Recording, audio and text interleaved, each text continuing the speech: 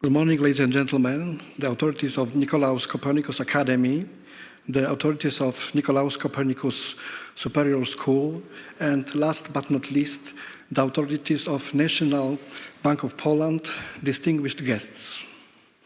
It's a real honor and privilege for me to moderate this two-day International Scientific Conference on Euro. It's a direct continuation of the conference held in September this year in Lublin, which was entitled, "Is Federalization of the European Union a Threat to Poland and Europe?" Today's session will focus on the question, Euro, its forthcoming and distant future. Our discussion will be divided into roundtables led by prominent experts on the topics discussed. The conference is streamed online and it's recorded. And now I'd like to kindly ask Professor Krzysztof Górski, General Secretary of the Nicolaus Copernicus Academy, to open the conference. Thank you.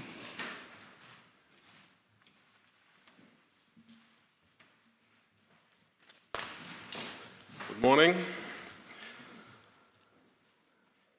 As stated, my name is Krzysztof Górski. I'm the Secretary General of the Copernicus Academy. That is one of the hosts of this meeting. So let me welcome you very warmly, despite the weather.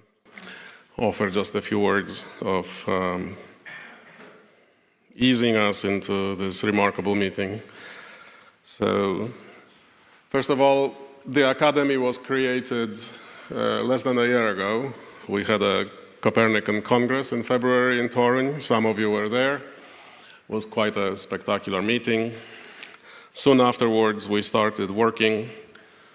In hindsight, it's clear that most of the time spent was actually invested in building Nicolaus Copernicus Superior School, which now opened its doors to students in 4 out of 5 colleges that it will be operating.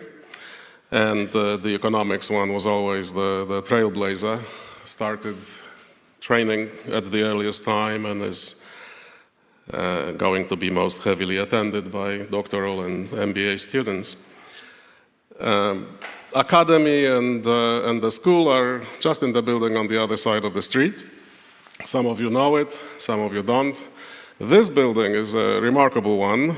Again, as some of you know, used to be the agricultural bank, I believe, before the war. What's remarkable about it was a subject of great interest to me. I'm not from Warsaw originally, so I don't have it deep in my veins, but as most of you know, Warsaw was quite heavily devastated during the war. However, this street on this side was spared a lot of that, and specifically this building was actually not destroyed during the war. So quite a few buildings on this side, if you care to look when you walk out, mostly had damage on the top levels and had some reconstruction of the top floors and roofs, but most of the beautiful interiors, as you see here, I'm sure were renovated, but largely are probably original. So it's a remarkable place to host the meeting.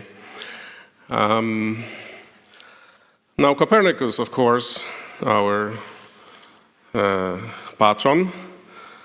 I'm not qualified. I'm an astronomer by training, so in some sense, most direct connection to Copernicus, but of course I'm aware at some trivial level with his achievements in economics, so I can only say the title of this conference is almost remarkably linked to the essence of his writing about coinage at the time, relevant to him, and in the academy, in the school, we want to take his name as inspiration, treat these institutions as living monuments to him. We hope we will carry that forward. It's a big call. Poland is an interesting country in a sense that a great name like Copernicus is omnipresent. You see it almost everywhere, trivialized in hotel names, cookies, and this sort of thing, and movie theaters and whatever. So, some scientific institutions as well, of course. We try to go by the highest calling related to him. I think that a lot of us will be dedicated to this task very strongly. So I hope your conference will contribute to that. I wish you excellent proceedings here. We have a phenomenal lineup of esteemed guests and speakers. It's almost overwhelming to see so many wonderful people in one room. Shouldn't be deceived by relatively small size of the room. This is streamed as was stated before, so I'm sure you have online audience that's quite considerable. And I'm extremely happy we could have invited and hosted you, and I wish you all the best for the next 2 days. Welcome. Thank you, and I will now invite Professor Kitely to offer remarks from Professor Glapiński.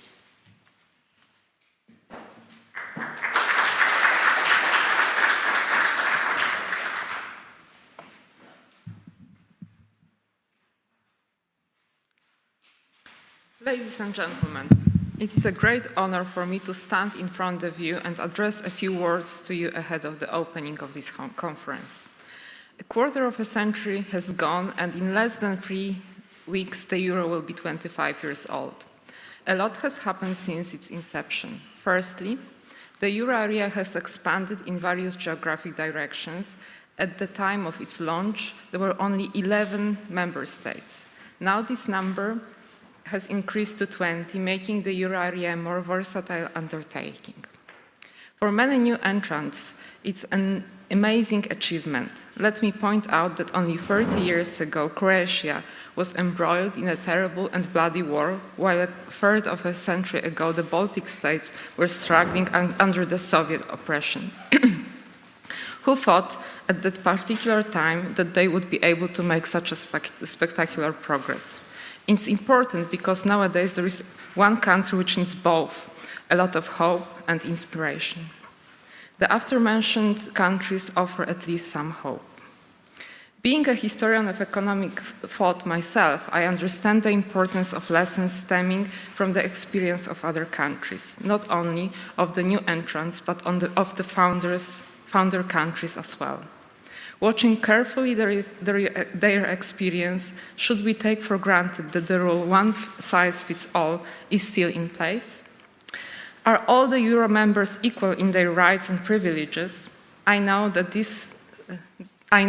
that sounds sensitive, and that is why I appreciate the presence of distinguished Professor Harold James from Princeton University, who will lead the first panel related to the history of the last 25 years.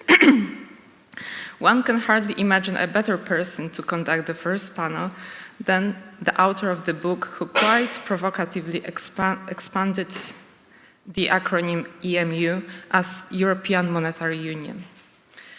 And at the same time, described it in extreme detail, the process leading to the creation of the EMU. Indeed, if you look at some peculiarities of the monetary policies pursued in the last 25 years, perhaps we should really talk about the European Monetary Union, not the Economic and Monetary Union. Who knows? Maybe this panel may serve Harold as a source of inspiration for writing yet another book, refashioning the way monetary history is perceived. I would also like to use the opportunity to express my gratitude to the participants of the first panel representing different nations: Spain, Slovakia, Estonia, and Germany. Now let me move beyond the issue of euro expansion. After all, the last 25 years have not been uniquely a story of expansion. We have been hit by several crises, starting with the great financial crisis, then the sovereign crisis, ending with the pandemic crisis. Due to these trying circumstances, there has been a switch in the way that monetary policies are conducted. 20 years ago, buying government assets on a massive scale seemed to be a process confined to Japan only. The eruption of the great financial crisis in 2008 changed all, albeit in a gradual manner. Even only 10 years ago, buying bonds in the secondary market was perceived as verging on economic sacrilege. Now it is perceived as a new normal, and no one, with a few notable exceptions, spares it a second thought. It is worth emphasizing that the purchase of assets has not been confined to euro area only. The same caveat is true with respect to all the side effects of these policies too. Problems related to large balance sheets and reserve remuneration are subject to lively discussions as much in the euro area as they are here. This is why it is my great honor to greet Paul de Graaf and all the participants on this panel. I'm sure your debate will be listened to with a great deal of attention, not only by people gathered in these premises. We are all looking forward to hearing from you, and personally, I would be very happy if my bank were to be perceived as an important contributor to the ongoing European debate on these issues. Before I move to the next panel, I would like to thank the ECB, the Bundesbank, the Banque de France, and the Banque d'Italia for sending their distinguished panelists. The issues I have mentioned so far range from ever-rising number of countries falling back on unconventional monetary policies to the recent entrance into the euro area, enlarging the group of its members. So, to a certain extent, it's all about members. Hence, I need to pose a following question. Is there a safety in numbers resulting from the aforementioned expansions? I assume that it will be one of the issues to be discussed here. Nevertheless, I dare to say beforehand that there is no such safety. When it comes to Poland, it is important to learn the lessons offered by the new entrants. We try to scrutinize their experience without forgetting that the size of an economy matters. After all, their entire cumulative GDP does not surpass Poland's GDP. I do not mean to boast about our macroeconomic figures, but as someone said many years ago, larger economies face larger challenges. In case of things going wrong, they face larger problems, and tackling them requires far more time. This is why we need to preserve prudence and avoid taking any decisions in a rush. Appreciating the wisdom of nominal convergence, as set by the Maastricht criteria, perhaps far more attention should be focused on the real convergence. Perhaps it's the high time to revisit the so-called Greening's theory and using some of its legacy to pose yet another question. Should nominal convergence be preceded by real convergence? These are the issues to be discussed by the participants on the third panel, headed by Jiří Rusnok. As a former prime minister and the governor of the CNB, he can tell us a lot regarding the art of blending economics and politics. It is not a popular combination, but as Kenneth Clark once said, only a fool can expect separating politics from economics entirely. Let me thank the remaining participants coming from Romania, Hungary, Czech Republic, and the IMF. The conclusions of these panels are of true interest to me, and I'm looking forward to see it get going. Let me finish my speech on a slightly personal note. Many Europeans may have a common currency in their pockets. They may enjoy undeniable benefits stemming from economic integration, but all these factors do not prevent us from posing quite an uncomfortable question. Do we identify as Europeans? Did the emergence of the euro make us somehow more European? Aren't we Europeans only when it suits us? Don't we otherwise immediately fall back on our nationalities? If so, is there any chance to master European solidarity? I do not lose my hope in this respect. Let me recall that our distinguished speakers did not hesitate for a moment to join our efforts to support Ukraine. The same is true for the majority of central banks present in the panel. Speaking about solidarity, there is also hardly a more symbolic place to mention European solidarity than Poland. The cradle of the solidarity movement, a movement which in the end helped to shape a new map of Europe, and without which we would not have the euro area in the form that we are so familiar with. I wish you a truly interesting and above all constructive exchange of views and declare the conference open. Thank you very much for your attention.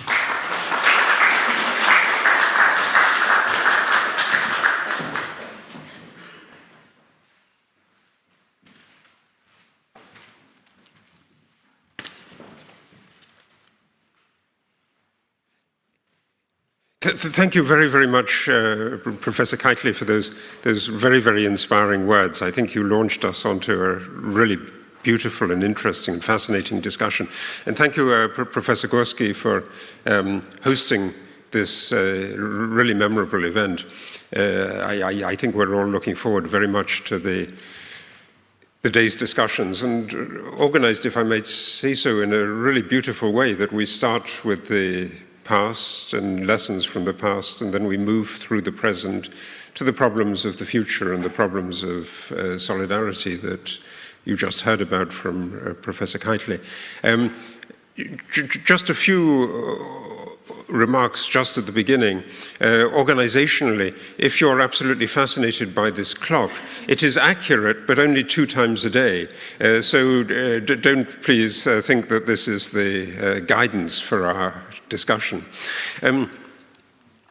More importantly, we're here really to think about the anniversary of the euro. You heard it's just about to be, with the turn of the year, 25 years old.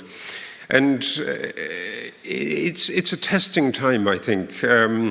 If you look back at the history of central banks and new monetary systems, they really very, very often got into difficulties sometime between 15 and 25 years out. So 15 years is a really difficult time to go through. The predecessor of the Narodowy Bank Polski was the Bank Polski, founded in 1924, and its 15th anniversary was the moment of the German invasion.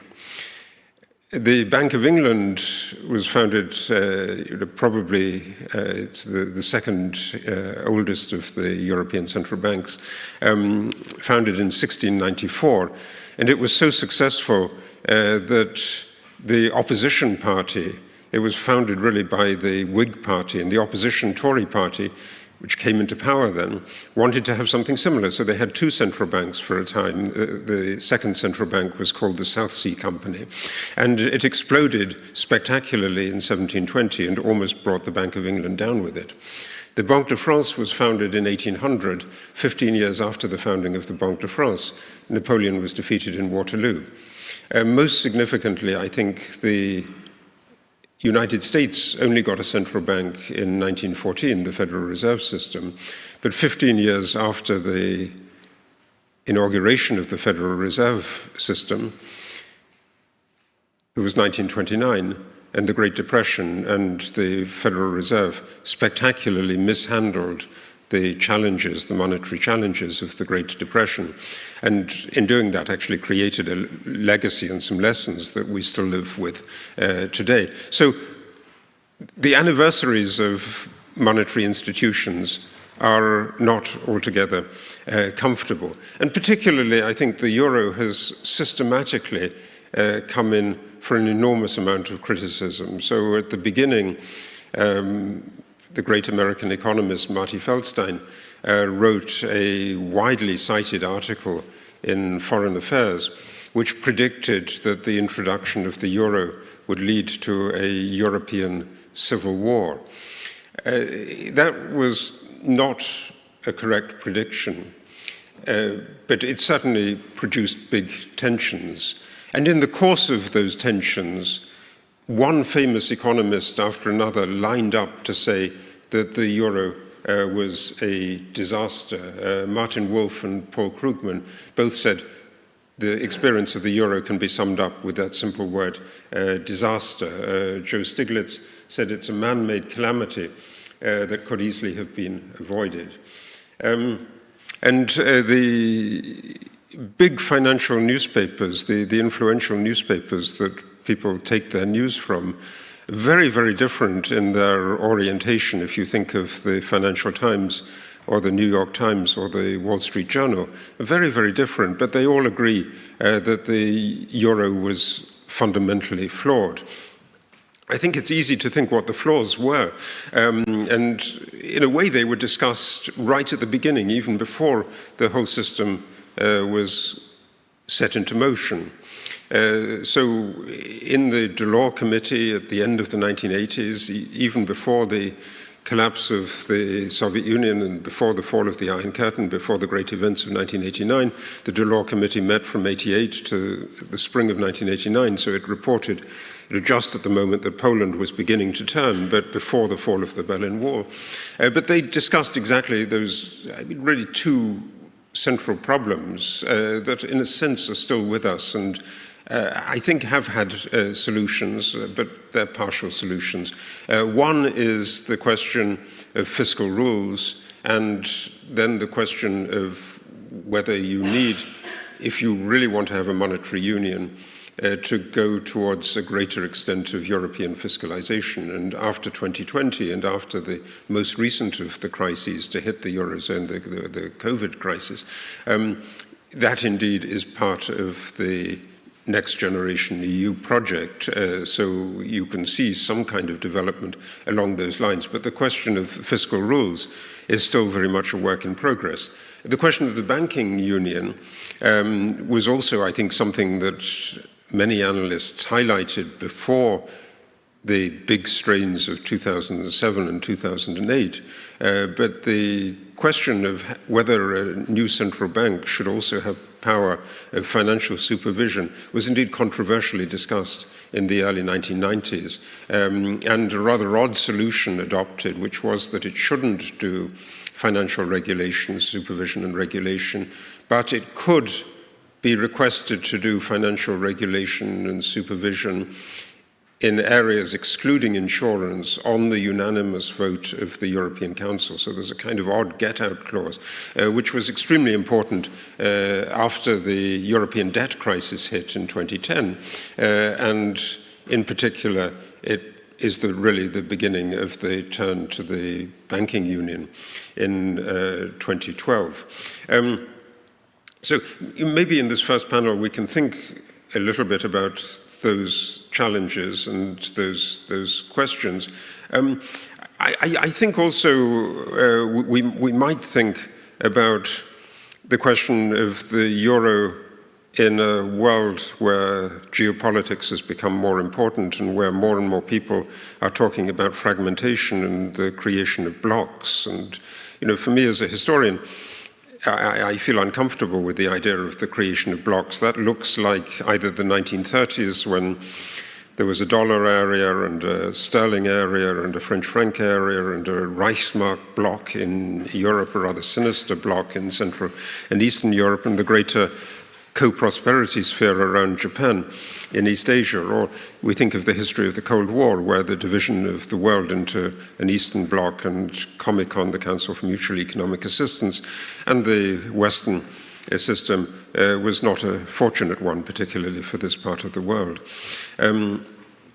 So blocs are uncomfortable, but is it the case that in this world of geopolitics, you need to think more of alternative currencies and alternatives to a dollar-based system?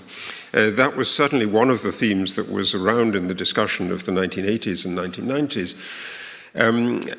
The dollar is astonishingly long-lived as the center of the international financial system.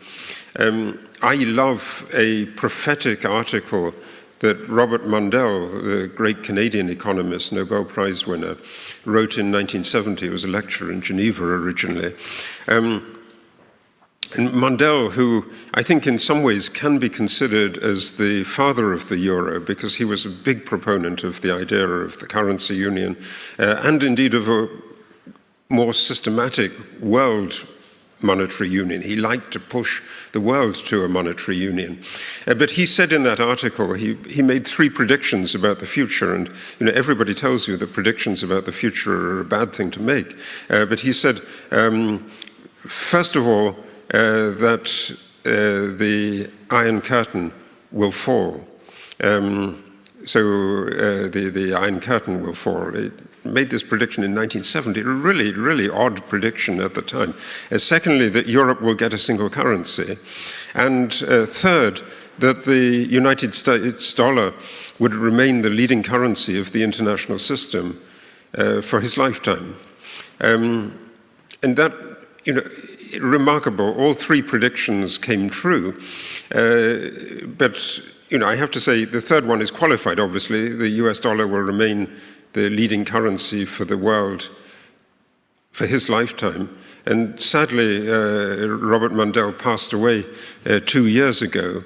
And we are indeed in this world where more and more countries are thinking about the alternatives to the dollar. Maybe that's a theme more for this afternoon than for this session. But for this session, thinking about the legacies, thinking about the problems of the euro, thinking about the way in which we've overcome them, I would like to invite onto the stage the panelists. And onto Zoom, I think we already have Klaus Machuk from the ECB. But Ika Barraza from the Ministry of Economy in Spain, Rainer Martin, Executive Director from the Slovak National Bank, Peter Lukmil from SD Bank, Head of the Monetary Policy Division of the Economy, and Klaus on Zoom. I think we will see Klaus in a moment, but please, if you would come up on stage, this would be great.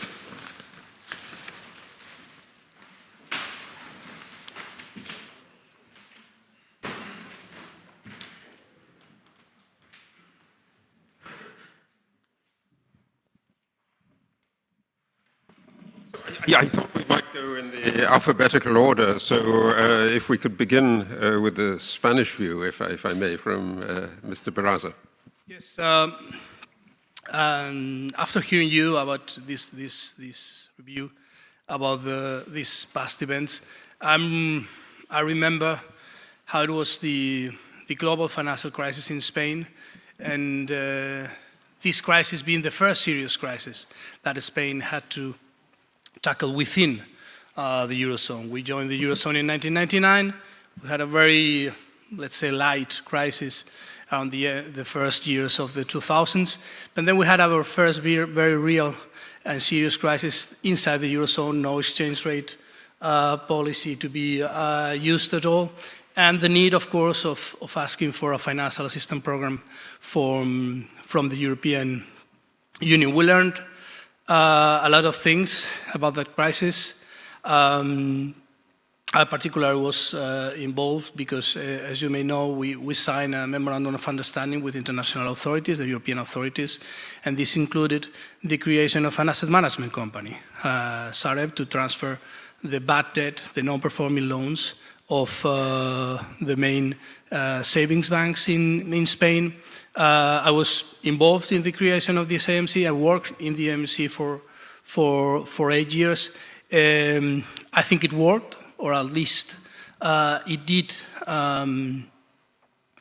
make the risk for financial stability to disappear in just 1 or 2 years. Of course, not all the state aid implicit in that transfer is going to be recovered in the end. This company still exists till 2027. It's not a perfect solution, but what I see is that inside the European Union, even though the crisis was relatively long, we have gotten out of it with a healthier financial system and a healthier economy. If I compare it to the previous very serious crisis we had in 1992-93, when we had to leave the European monetary system, when we devaluated the peseta then by more than 50%, this inaugurated an era of very high inflation and low growth that really did nothing for the Spanish economy of the time. This time,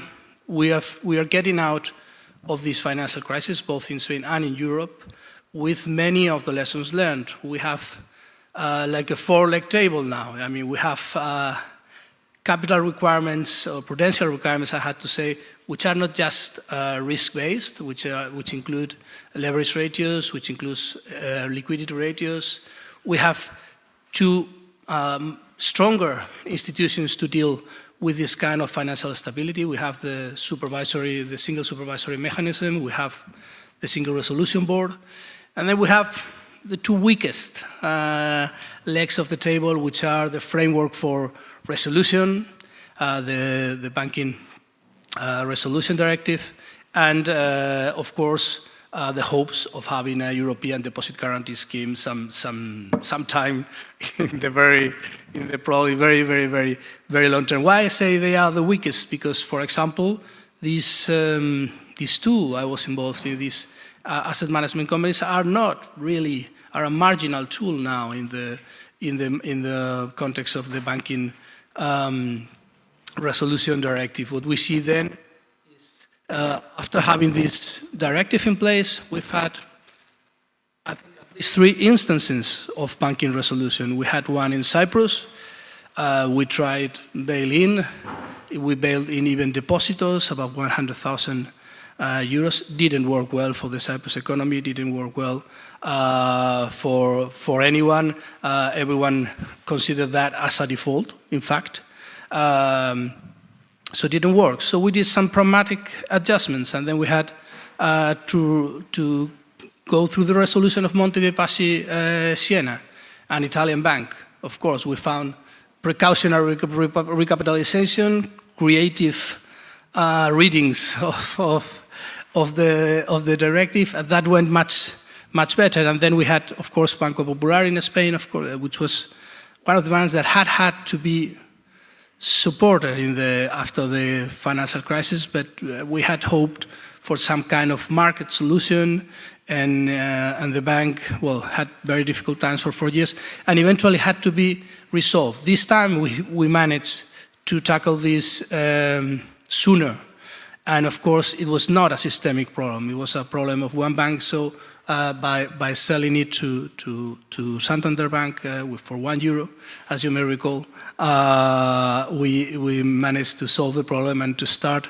banking operations again the next Monday. I mean, this was done mostly, of course not the discussions, but the execution during a weekend.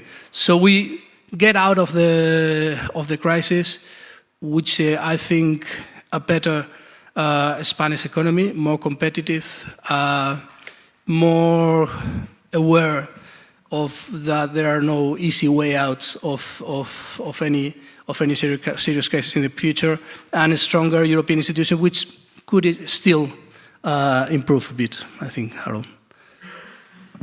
Thank you so much. Could we now turn to Peter and to Mr. Lukmiel? Could you give us the perspective from Estonia, or maybe more generally from Northern Europe, from the Baltic region? Yes, indeed. Thank you. Let me say that there are several elements of small country who enters the euro, especially during the crisis, by the way. It's quite interesting times, because all the time when you are preparing for euro, you have received most of the benefits in advance. I mean, since 2004, when we joined EU and NATO, a lot of inflow of capital came to our countries, and even interest rates, including mortgage rates, went lowest than now. And obviously there was a quite significant asset price boom. But having said so, until we joined euro, most of the benefits have been already received. So how do you market anything which is just seems like exchange of banknotes, especially when it comes at the times when euro is not having perhaps the strongest years? I would say that the acceptance of euro was, despite all of it, quite good. So basically Estonia and also other Baltics, they ranked very high in terms of Eurobarometer service. What does it mean? What Europe means for you? And not surprisingly, it was mostly euro. We had the demonstrations, I think, twice around the bank building against euro. On both occasions, one was before, and of course the people were with Titanic ship, and how do you join the sinking ship?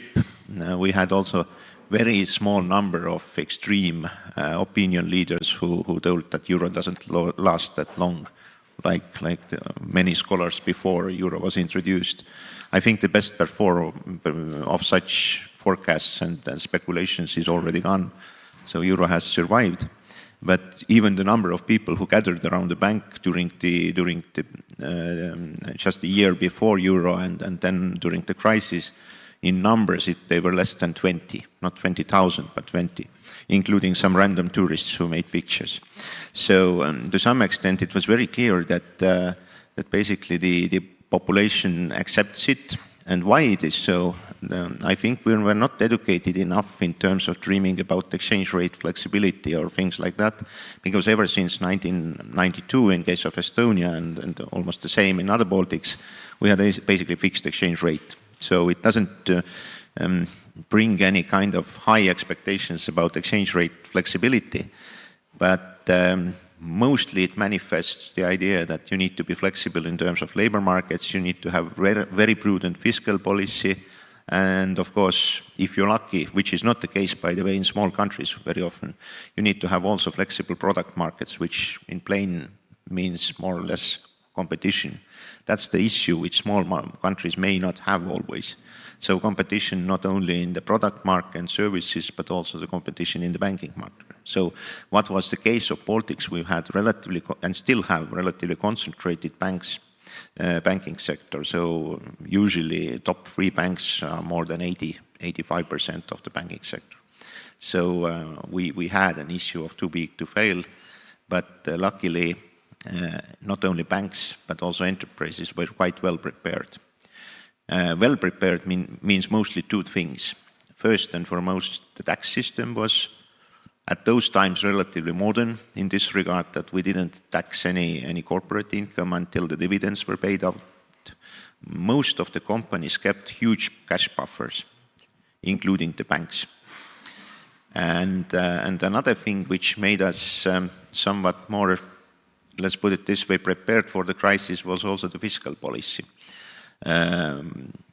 Especially Estonia, to the smaller extent other Baltics, they had some buffers also in the fiscal system. Mostly, I would say in Estonia, we were at this time no any kind of complicated fiscal rules. We had just a very simple and easy rule. You need to accept budget with 0 balance, which means that if you're lucky, then there is a surplus. But because of uncertainty, you never know it until it's too late to spend it. And if there is a disaster, then obviously we inevitably have a deficit. But mostly because of this economic boom of 2004, when all the Baltics joined Euro, and an inflow of capital, among many bad things like asset price inflation and construction boom, it also created a relatively significant tax revenue, which was in some cases accumulated. In case of Estonia, we had government buffers basically around 10% of GDP when we entered the crisis of 2008. And it helps, especially if you have unemployment like 20% and economic fall cumulatively beyond 15% within 1.5 years. So in this regard, the preparation was good, no any kind of very high expectations of exchange rate flexibility, and a couple of crises before, which Western countries may not have had. So I would say that we had a crisis every 10 years in Baltics. The most significant one was obviously in late 1980s, which was the transition from planned economy to market economy. Then 10 years after, almost precisely in our case, 1998, it was a year after the Asian crisis, we call it Russian crisis. A quarter of our exports went to Russia, and all of a sudden the market collapsed. And of course, unemployment went again to 20%. And if you look at the calendar, then 2008 came precisely 10 years after. So this time it was just a global crisis. And to some extent, it means that private sector didn't have any high expectations towards the country. Any kind of state aid was unknown in Baltics. We didn't have it. We introduced unemployment insurance for the first time, I think, a year before global financial crisis. And all of a sudden people thought that it's unheard of that you receive unemployment benefits, which indeed can be relatively significant and compared to your previous salary, for example. So there was no any kind of expectations of generous government or anything like that. We have never had it before. And therefore, I think this private sector preparation was quite good. But in addition, we also perhaps had also some previous experience with crises, which of course are bad for economy, but to some extent they work as drills for the next crisis. And having said so, when the euro came, of course, things were very difficult. in terms of public relations. All populists were basically celebrating the failure of euro and all those different issues around. But I think still the overall sentiment was supporting it for one and single reasons, which I just want to highlight for last thing.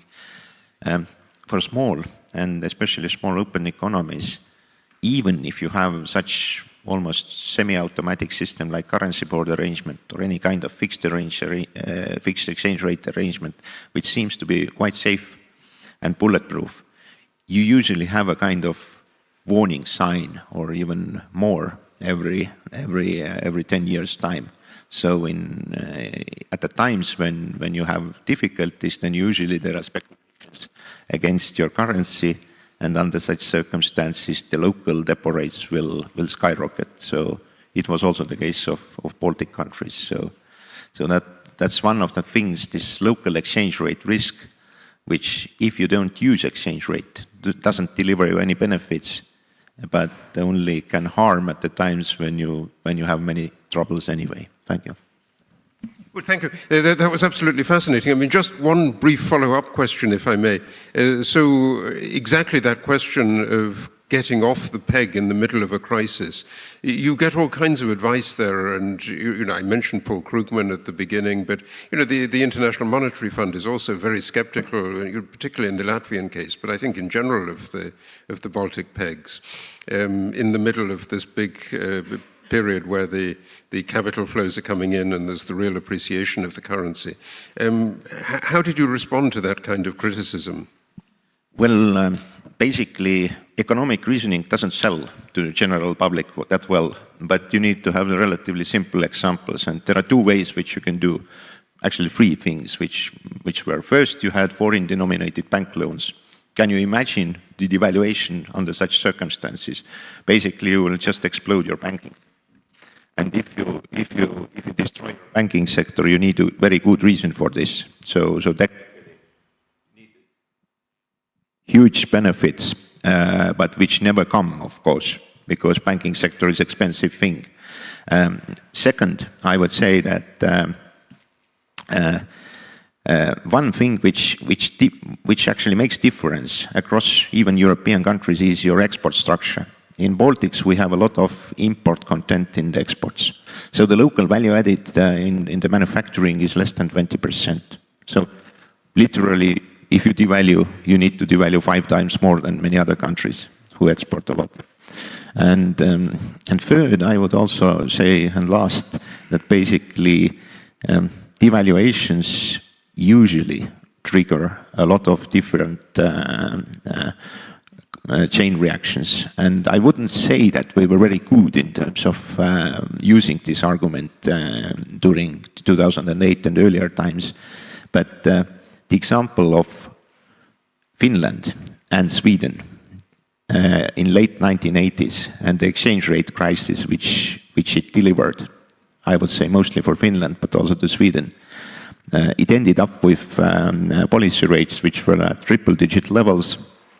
And especially I remember in Sweden it was 500% policy rate for very limited time. And basically the very, very short version of this crisis was that basically Finland lost Soviet Union as a market, export market, and then thought that why don't we devalue our currency, Finnish marka, to steal some markets from Swedish. And Swedish followed with devaluation, and so it ended up with quite badly, I would say. Thank you so much. Now, if we could turn to you, Rainer, Mr. Martin, please. Okay, thank you very much for James, and thank you very much for the invitation for the organizers to this event. I think it's a very interesting topic. I'm very happy to talk about the experience of Slovakia. So I will start with a little bit of context, and then I'll say a few words on the impact that the euro had on growth, public debt financing, and on inflation. So first of all, starting with the context, that was quite a bit different, obviously, than in Estonia and the other Baltic countries, because in the decade before euro adoption, there was very strong growth, like in the Baltics, but also exchange rate appreciation, and quite a lot of it. So even during the period when Slovakia was already in ERM2, we had 3 revaluations of the central rate. And the last one was actually at the very point in time when Slovakia then entered the euro area. So obviously, at that point in time, the main worry that the ECB had, and I know that because I was working at the ECB at the time, so I was on the other side when this all happened, was that there would be a substantial acceleration of inflation once the country adopts the euro. And this nominal exchange rate adjustment mechanism would no longer be active. Now, of course, you all know that this happened in 2008 in the summer. A few months afterwards, something quite important happened in the world economy. So things changed completely, right? And this bout in inflation that was a little bit feared, that obviously never happened because of the global financial crisis and then also a string of other crises that happened later on. So that's the context, and I think one has to be aware of that context. The other important thing, and that's a domestic issue, is that after the country adopted the euro, there were no longer really any large-scale structural reforms. So there was a bit of structural reform fatigue setting in Slovakia, and I think that had an impact then on the real convergence path of the country. But let me go back then to the euro and on growth. Well, obviously, it's quite hard methodologically to single out the impact of the single currency on growth, but we tried to do that a few months ago, so after 10 years of the euro experience. So we're using a sort of what's called synthetic control method with alternative growth path. And what we found at the time was that the impact of euro membership alone, controlling for all the other elements, was around 0.2 percentage points per year plus. So that was the growth benefit. Now, you can say, is that a lot? Is that little? I don't know. It's hard to say. It's certainly not negative. But it is what is true is that the expectations before adopting the euro were somewhat higher. There was an ex-ante study, and there the hope was for 0.4 to 1 percentage point per year. So it's a bit less than that. But again, without the euro, the slowdown of the convergence process that we have observed would have been even more pronounced. I mean, this is at least what I would take from that. And the second point is that we're also looking at public debt financing. Here we have a more recent study following a similar approach. So we're trying to control for other factors like the fiscal stance. And what we find here is that the euro area membership results in savings of about 1 percentage point on the interest rate compared to other countries. So we are basically paying less, controlling for other parts. And of course, that is checked against the experience of other countries in the region. Last point, inflation.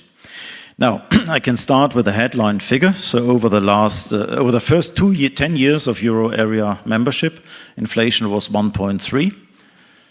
The 10 years before, it was 6.1.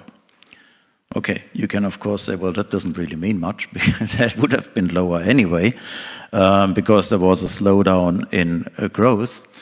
But we also looked at that, trying again to control for other factors that play a role. And here the estimate of the study is that the downward impact compared to an independent monetary policy in Slovakia is around minus 1.3% HICP in average over the period. So then another issue that was often discussed, I think in all the countries, probably also in Estonia when the euro was introduced, is the changeover effect. That's a very touchy topic because most people are very worried when the euro is adopted. Now that was of course also assessed ex post, and that was quite low, I think around 0.4 percentage point, a one-off effect. And this is pretty much in line with the experience of all the other countries that have adopted the euro during the period. So it's always a big concern. It hasn't really been confirmed that this is substantial. Now about the recent bout of inflation, Well, the performance of Slovakia over the last couple of years was not very good compared to other euro area countries. So we had, for some period of time, the highest rate of inflation inside the euro area.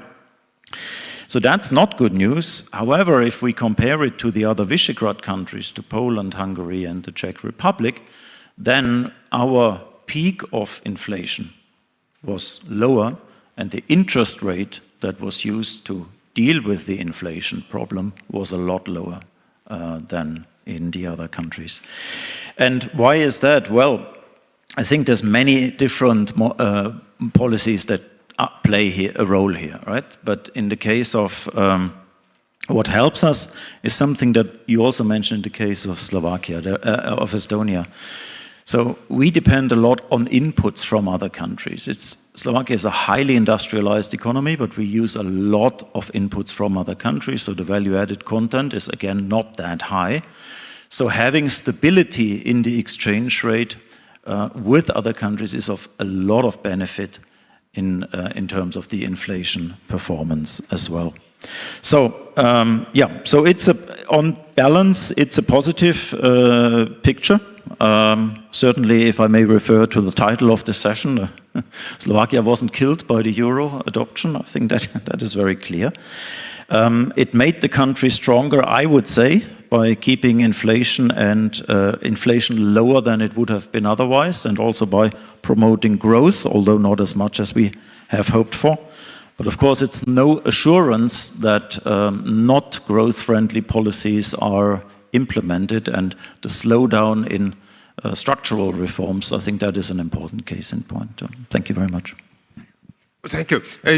Just one quick follow-up question also. Do you have some comment on the stability of the banking system, and in particular, is the foreign ownership of banking an important issue for Slovakia? I mean, we could have the same question, obviously, for other countries as well. I think that's a very important issue because the Slovak banking system, like in most parts of the region, is foreign dominated. This is very clear. I think it has been quite robust over the last 10, 15 years. It's now very well capitalized. It has a lot of liquidity. And during the global financial crisis, of course, there was a lot of concern whether foreign ownership would actually create problems, right? Whether the foreign banks would withdraw. But that did not happen. There were policy measures taken. I can recall the Vienna Initiative, for example, that was very helpful. So this is quite stable, I would say. But I would also like to very much echo Ike's point on the banking union. I think that is a major step forward, and that is something that also helps us now a lot compared to what we had in the past. Wonderful, thank you. Now maybe we could turn to the Zoom. We've been able to see Klaus Masuk on the screen for a long time. I hope he's been able to hear the discussion that we've been having. Klaus, over to you. Thank you. Wonderful. I could hear everything very well, and I like to thank for the invitation and apologize that I cannot be with you in the room today. My presentation, of course, reflects my own views, not those of the ECB or my institution. Can you see the slides I have here? Not yet, but I think somebody's working on it. Let me see. I will share. Yes, we can see them now. Wonderful. Perfect. Thank you. I go to the first slide, and that I guess summarizes well what has been said by you, Harold, and the other participants.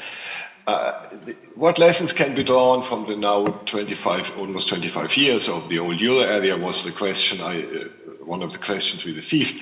And I think the first and foremost is that the EU and the euro area are wonderful achievements. I mean, we can have a lot of criticisms, and I personally also see some weak points, but all in all, it has been a tremendous achievement, a tremendous step forward in the direction of integration of the EU countries and also in the direction of solidarity. But importantly, to preserve these achievements, there's a lot needed, a lot of work, both by the European institutions and member states to make the functioning of EU and especially monetary union we are talking about today more resilient, more smooth. And here I think my perspective, and it aligns a bit with what I heard now from Rainer, from Peter, from you on structural policies, on overall setting of institutions. I think first and foremost, to be successful inside monetary union, you need to have sound and good national institutions. And Peter mentioned flexibility of labor markets and product markets, competition and so on. And there are many. And you need to have sound fiscal policies and sound structural policies. And we have a blog on this, which you can look up, which was published a few weeks ago. And what is the role in that for European institutions? I think in the longer run, European institutions need to be designed and improved such that they provide very good incentives for national policymakers in the member states to ensure that their economies are functioning in line with the conditions and the constraints given by monetary union. You mentioned and colleagues mentioned no longer there is an exchange rate available that has advantages, big advantages, but of course it has also one downside. I think, wasn't it Peter who mentioned it, that you don't get any more the warning signals you normally get when something goes in the wrong direction and the exchange rate starts to deviate, or you get pressures on your downside pressures on your exchange rate.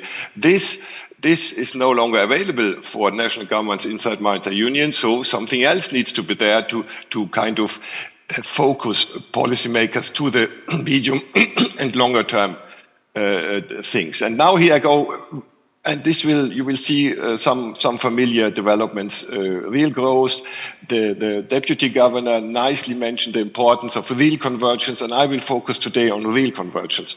And quality of institutions, government debt are the three big kind of indicators I will look at. And here you have the first chart, which shows how the EU member states over the last 25 years or a bit more, 27 years between 95, this was a few years before monetary union started, and now have been catching up. And you can see on the horizontal line, you can see the starting position. On the right side are the countries which started 95, which had 95 relatively high GDP per capita, relatively productive economies. And on the left side, you see the East and Southeast European countries that joined later the EU. This 95 was just a few years after the Iron Curtain came down. So they started with much lower GDP per capita. And now you see the catching up on the vertical axis. And there was a strong catching up over these 27 years. All the Baltics, Slovakia, Romania, Bulgaria. So all the countries performed well in terms of catching up towards the other more advanced economy in terms of productivity. So you see this line, this negative sloped line, the average is 2.4. This means the countries are growing faster by roughly 2.4%. They're growing by roughly 2.4 percentage point faster than the others. But now look at and this is something we have to think about in terms of institution and incentives. The early joiners of the euro area, so you call them old euro area, we see here in red dots. So these are the 11 countries that joined in 1999 and then Greece 2 years later. They did not catch up. So this line, the red line, is more or less flat. So there are a number of countries which are well below this catching up line, which you have seen. And the big question is, what can be done about this? Are the incentives for national policymakers to improve institutions? Rainer spoke about the lack of structural reforms in recent years in Slovakia. Are the incentives strong enough? And what could Europe do that these incentives are strengthened? And here you see similar developments. I don't want to go through it. Here we compare the last 27 years with the best performers in the EU. You can see these are the countries, Denmark, Netherlands, Austria, Sweden, and Belgium. These are 100, and you see all countries. Germany started with 100, now it's 95. Italy started almost with 100. It was very productive GDP per capita, but declined significantly. But also France, also Spain, all the countries, all the larger countries declined relative to 27 years ago, a few years before the euro area started. So what is the reason for this? And here you see a similar picture, but now I add with dotted lines or with dashed lines the countries mainly from the east to the southeast of the EU. The dotted lines are those which joined later, like the Baltics, and the dashed lines are those which did not yet join, like Romania, Poland, and you see here Poland in green, nicely catching up to the others, almost being there. To those countries which had not caught up and who were in the euro area. So again, the question is, why is this the case, this divergence, in this heterogeneity in catching up?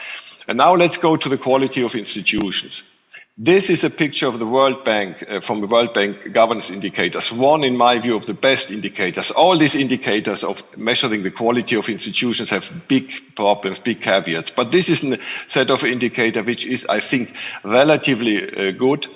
And you can see a huge heterogeneity across EU member states. The red dot is the green diamond, the situation in 98, the red diamond, the situation in 2012, and the bar is the latest indicator. But you see here countries are going up and going down in terms of the quality of the institutions, but there's not much catching up, and that you can see here.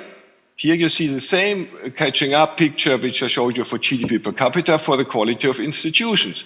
Again, here on the left upper side, we have the usual suspects, the Baltics, also Romania, Croatia and Bulgaria, improving the quality of their institutions. Bulgaria not, but the others improving the quality of institutions relative to where they were 24 years ago.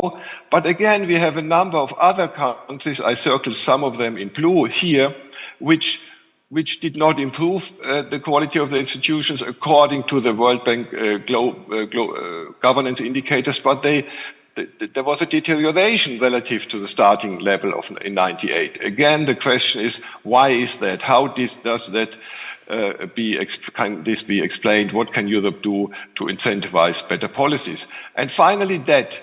And this is a bit a sobering chart. Now you see the debt level in 2013 on the horizontal line, and 10 years later in 2023, estimated by the Commission, on the vertical axis. Now you see the 60% reference value, and interestingly, many countries are around or below the 60% reference value. It's not that this reference value was totally ignored, whether it was by chance or by deliberate design. Many countries behaved quite well in terms of debt to GDP inside or close to the 60% debt reference value. We had problems here, and I picked 2013 because that was the high, that was shortly that was where the sovereign debt crisis, the doom loop risks were at its highest. These countries here, the four program countries, I say the four EU IMF program countries, had very high debt and had all programs. That is why they are the EU IMF program countries. And you can see all of them, the program countries, by now in the last 10 years made progress, especially Ireland,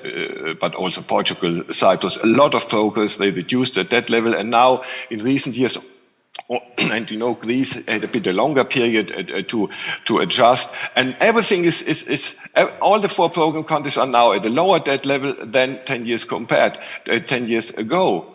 But now you have the three of the four largest euro area economies, Italy, Spain, and France, and they did not only they further deteriorate, they further increased their debt to GDP levels. These countries did not use the time between after Mario Draghi's whatever it takes and the OMT, which rescued the euro and which reduced the spreads and yields. But this time, these 8 years after the Mario Draghi's introduction of the OMT, it was not really used to lower debt levels. And you can see it here, where I show the 5 largest EU countries.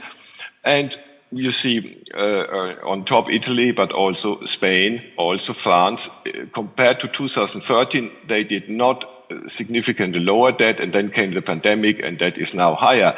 Whereas the other 2 countries, Germany had some moderate decline in debt, and again, Poland all the time was at 60%. So why is there this big difference between the large euro area, some large euro area countries, and the others? Here I have, I will not go into that, not to spend too much time.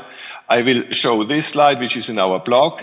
Again, on the horizontal axis, you have public debt, and on the vertical axis, you have the exposure of the national banking systems to their domestic sovereign. And this is the nexus, the bank sovereign nexus. This is something which also needs to be addressed. And here you see again, some countries having bigger exposure than others. And this is my last slide. This is for looking forward. I mean, we don't look forward in this session, so I don't need to go into details here. Just let me conclude that with my first, as I said in my first slide, I go up again, that the euro and the euro area and the EU are wonderful institutions.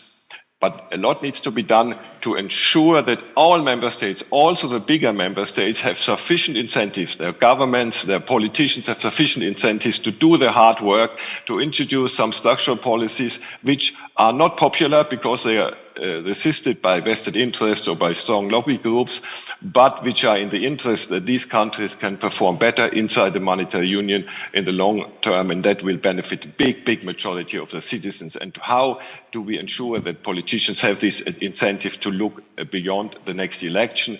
That is a key issue for the governance and the institution of the EU and the euro area. Thank you. Well, thank you very much, Klaus. I thought that was an absolutely fascinating presentation, and your different charts really spoke to each other, so that there's a kind of link of themes that go from one chart to another. If I might add a follow-up question for you as well. So on many of the charts, the real outliers in the Eurozone are Greece and Portugal. I'm sorry, Greece and Italy. Portugal is a bit better.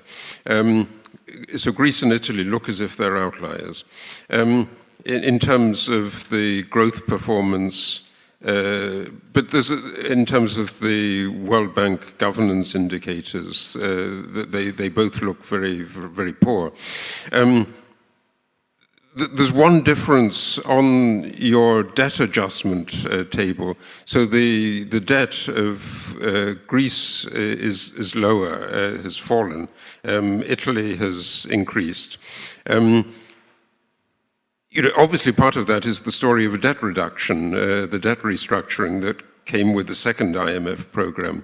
And in general, I mean, I also had a question on this. So one of the contrasts between Greece and Italy is that Greece had the programs, had 2 programs. Italy, there was a debate about a program in 2011, but it never had one. What's your view in retrospect of the impact that an IMF a Troika program, because it's not just the IMF, it's obviously with the European Commission and it's with the ECB, had on the quality of institutions, on the improvement of economic performance. I mean, clearly on the debt issue, it's a good thing, but you might say that Italy's debt is just too big to be restructured, and it's got a problem in terms of dealing with that. But I would just really appreciate your opinion on the contribution of the programs to the improvement of institutions and then the improvement of longer-term economic prospects. Yeah, that's a wonderful and extremely important question. Let me say that my answer on this particular question you may take with a grain of salt, because, as you know, Harold, I was deeply involved in these programs. I was part of the Troika setting, leading the ECB delegations in Greece and in Ireland. I was for some time in Portugal. I was already there when the Latvian program started to be discussed. So I have, and Latvia at the time, of course, outside the euro area. So this is the caveat everybody should take into account. I think, I mean, these programs, of course, there was a lot of debate. EU, IMF comes, and there is, of course, some pressure on the government to adjust to reforms, to reduce the deficit in order to be eligible to receive the say, loans from the member states, or later from the ESM. I think our experience is that a lot has been done. I mean, not everything which was planned or which was desired was achieved in the short term. But in all these, I would say the 4 countries, I'm not including Spain here because Spain had a rather limited, narrow program focusing on the financial sector, whereas all the other 4, which you see here in blue dot, they had a fully fledged program with structural reforms, with fiscal adjustment. It was much more detailed than in Spain. And these 4 countries, I think, in the long run benefited. And it's a long run story. You can see now, and that is really fascinating, that these countries have now, all the 4 countries have significantly lower debt now than they had in 2019. Now means 2022. So in spite of the pandemic, in spite of the energy shock, the country somehow had a good policy that avoided that the debt would much increase in spite of these shocks. Whereas the other big countries, including Germany, but also the other which are here shown in blue, they increased their debt levels during the last 3-4 years. So that I think these countries who went through, it's a bit like Peter said, this very difficult situation with a program, in the case of Greece, with a sovereign debt restructuring in early 2012. That was very tough, of course, for the citizens of these countries, also for the administration. It's a very difficult period, but I think they learned some lessons out of that.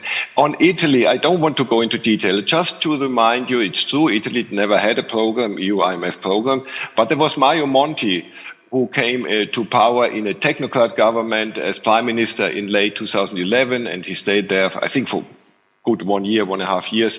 And he, especially initially on the beginning, he introduced quite some major structural reforms and improvements in the pension system and many things. So Mario Monti as prime minister in his short period did quite a lot. Of course, like it always happens also after the programs in the program countries, some of the reforms are later taken back or partly watered down. That has often been observed. But let me make a final remark on your interesting question, a bit more to what you said before, the link between the different things. We did with some colleagues a paper on the link between institutions, public debt, and growth, and it turns really out that there is a strong correlation. Countries with high public debt and relatively weak institutions have subsequently, in the next 10-15 years, a relatively weak catching up or relatively weak GDP per capita growth.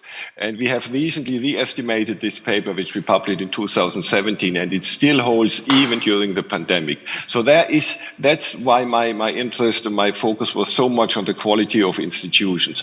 If you don't get this right, especially if you have high debt, you as a country, you will struggle. So I think that is all the more important that the institutions, and one is the fiscal rules, which are now under discussion, but there are many other institutional settings for the euro area which matter, and that we always have a view, how do these institutions incentivize or support national governments to do the improvements in the structural policies and institutions. Thank you. Well, thank you. That was really fascinating, and agree completely about Mario Monti and the remarkable effort that Mario Monti's government made to introduce reforms in Italy. And Mario Monti was obviously one of the people who really held out against having an IMF program, because he said, we really need to do it ourselves. We can show that we have the strength to do it ourselves. And a few months ago, the Prime Minister of your country, Ica, Pedro Sanchez, said, we're fed up with conditionality. We don't want to have things imposed from the outside. We don't like, the phrase that Mr. Sanchez had was the men in suits. We don't want the men in suits coming in. We need to determine that ourselves. How far do you think that is a plausible alternative in terms of getting this quality of reform? A difficult question. No, when Klaus was speaking about creating the right incentives for government to be fiscally responsible in the long term, I was also reminded of what my Estonian colleague said, is that at the very first time when Spain managed to reduce its debt to GDP ratio, or at least to run some surpluses and keep this debt ratio in control, was when we hoped to join the European Union. And part of the reason is that, as my colleague was saying, we were already enjoying the advantages of joining the European Union before joining the European Union. So that made, of course, the transit, the path, much easier.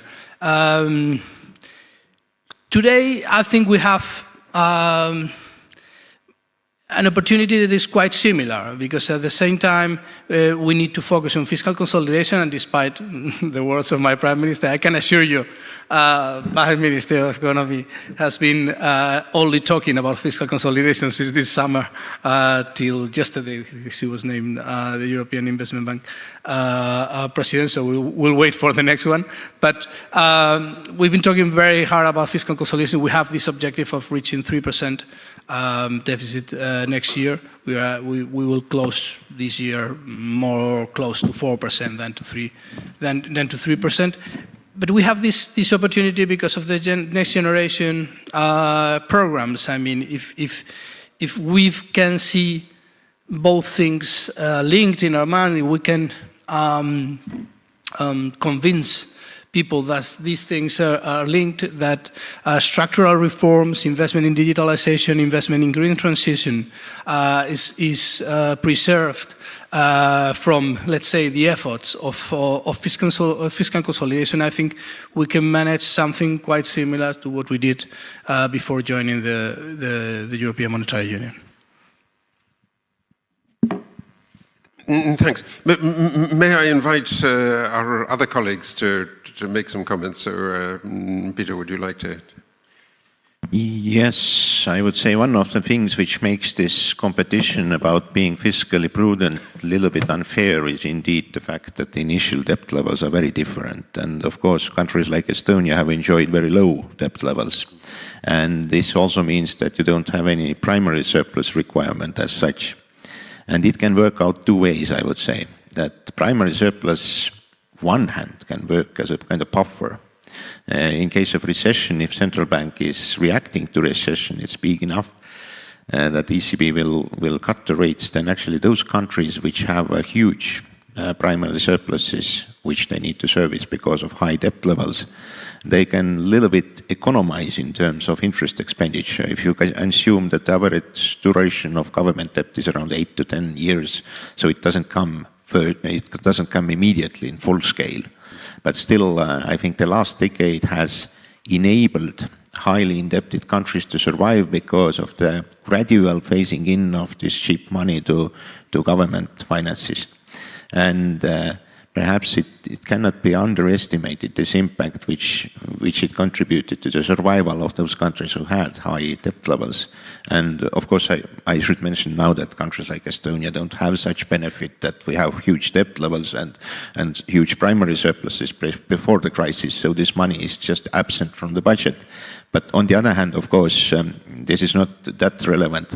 But on the other hand, one could say that if you start with very low initial debt level, then you can actually even afford numerically nominal deficits, which gradual nominal GDP growth will stabilize the debt level. So it is around perhaps 0.5 percentage point in case of Estonia. If the inflation was, of course, as high as it was last year, it can be even higher.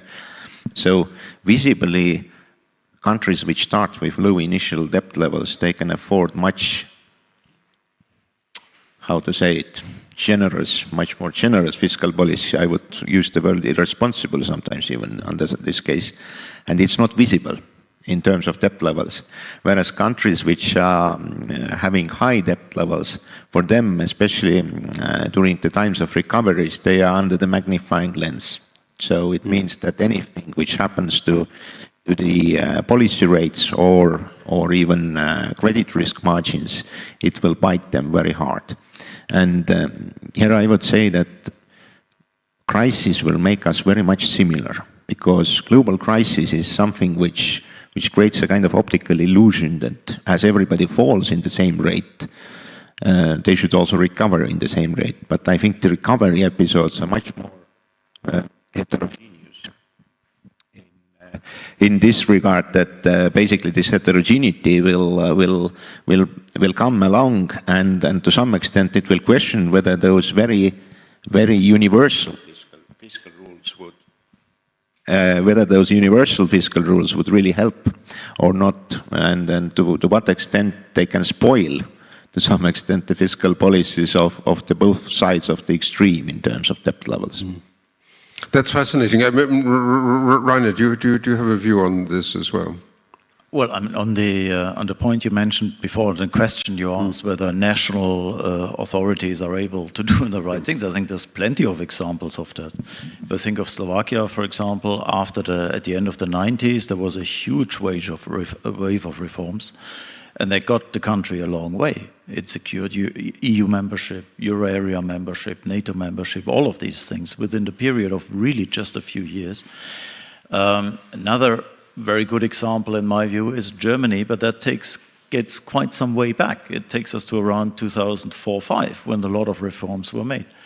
And what you typically observe is a bit of a fatigue setting in after some stage, right? When many achievements were done, often they come at a cost, of course. Transition costs are not insignificant. And then you usually have a bit of a fatigue, a reversal setting in. The most important point is that this does not then become too entrenched. It doesn't go on for too long. Now, how can you avoid that? I think it's difficult. There's no magic potion, I think, that can secure that. Certainly, good advice helps in this regard. But I think, yes, it is possible. And just maybe one additional comment to what Klaus said about the program countries. So I was also involved at the time in Spain and in Cyprus. And those two countries, I think they did quite well, and they managed quite well within the programs and through the programs. And I think the reason for that was that there was a lot of buy-in also. I think there was a clear understanding in the countries that really something needed to be done. And that, I think, was not the case in all the countries, which is probably an explanation why also the duration it took and the outcome afterwards differed to some extent. Well, what you say really raises the question: are we, with the aftermath of not only COVID but also the Ukraine war, in such a situation where there's a realization that some kind of really fundamental reform is important even in the big countries? And so if you think of, we've been talking a little bit on the edges about Germany and France, and clearly those are the two countries that from the outside everybody is looking at in terms of the preparation for reform. And it's a little bit hard to see where that is going. I mean, I think probably easier actually in the case of France, but Germany has a complicated coalition. It's had the ruling of the Constitutional Court. It's the question of the fiscal space is immensely controversial. Some of the Eurozone themes are coming back to bite it. I think many people were amused when they saw the reference by the former minister in the Syriza government from 2015, Pangiotis Lafarakis, that he said, what Greece was advised to do in the crisis, Germany should now do. They should sell a couple of islands, so sell a couple of islands in the North Sea. I mean, obviously not serious, but it is serious, the question of how Germany and France can manage the process of reform. I can only say that, of course, in Germany, I'm following the discussion quite closely, and maybe Klaus has some views on this too. My personal feeling, but it's really just a feeling, is that there's a sort of, we're approaching a kind of a culmination. I think there is a realization that what is happening now is probably not sustainable, and that something needs to change. But there's still a lot of soul searching, at least that's the feeling I have, as to where this is exactly going. And probably in other countries it's the same. Also in Slovakia, by the way. So we had elections recently, and the outcome was not a government that is likely to, make very far-reaching reforms. But this was not an uncontroversial outcome at all. And of course, things may have also gone the other way. So again, within the society, economically minded people, I think there is clearly a realization that things need to be changed again or need to be moved forward. And it's probably the same in other countries of the Euro area and EU as well. So thanks. Can we turn to you, Klaus, again? Yeah, I just wanted to, yes, thanks a lot. I agree with Rainer on Germany. 20 years ago, roughly 20 years ago, there were major reforms, and since then, not much has happened in form of new kind of making the economy more flexible, learning the lessons, also the new challenges with China and so on. Why is that? One reason is that Germany, with these reforms 20 years ago, I think, locked in for quite some time a real undervaluation of its exchange rate. So the reforms were labor market reforms which pushed wages, unit labor costs down, which increased employment a lot. But unit labor costs relative to other Euro area countries were falling quite a lot. Competitiveness in terms of price and wage competitiveness improved so much that I think Germany was significantly undervalued after a few years after these reforms. And that was persistent, very persistent for a long period of time. And then, of course, complacency sets in because the export sector, the big export firms, in addition, they got support from going to China and so on. They had a good life because within the Euro area, you don't have exchange rate appreciation, which normally would have happened outside the Euro area when you are in such a very competitive position. And so what normally would have happened with an exchange rate did not happen in Germany. And of course, there was a downside to that as well. Not only that there was complacency too much in the German government, given the good performance of the export sector, the benefits of the export sector were not moved on to normal workers and citizens in the service sector as an appreciation would have done it. But there were also downside on other Euro area countries which were relative to Germany overvalued and which did not adjust and perhaps underperformed because of this situation. This I'm saying, coming back to my focus on institutions, this is one of the, with this wonderful Euro area and the great achievement we have made, Europe has made with the introduction of the Euro, this is one of the issues which are problematic because, as I said, as you said, the nominal exchange rate is no longer there, the signal of the nominal exchange rate is not there, and this sometimes makes possibly politicians too complacent. And I agree with you, Harold, moving away from Germany, that the large countries, the big four in the euro area, I would say, they are the need for them to reform and to improve the institutions in their countries is clear. And I really think that inside the euro area there is a different situation, that smaller, medium-sized countries, more open countries feel the pressure to do something to adjust more directly than possibly the larger economies. And that's again coming back to the question of what are the incentives. If a prime minister says we don't want the man in suits, black suits, wonderful. I mean, I don't want to have a situation which we had 12 years ago with the crisis and the troika again. But of course, that means national policies have to deliver and have to have the right incentives. Thank you. Thanks. Well, so we have a few minutes. I think we have a wonderful audience here in the room, and maybe we should take some questions from the audience, if we could. Yes, I see a hand at the back there. Do we have a microphone? Thank you. Yeah, thank you for an engaging discussion. My name is Nikhil Sangani. I'm from OMFIF, which is a think tank for central banking.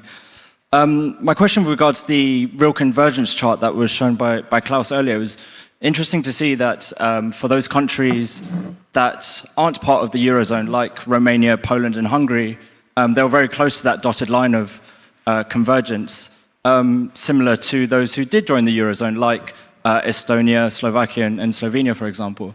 So I wondered, I mean, from a simplistic point of view, that maybe suggests that accession, joining the Euro basically had no impact on convergence, and actually maybe what matters more is accession to the European Union and the positive spillovers that might come from trade, or the impact of institutions, or maybe more flexible labour and product markets. I wonder what the view is on the panel of that it's accession to the European Union that has had a bigger impact on convergence than the single currency.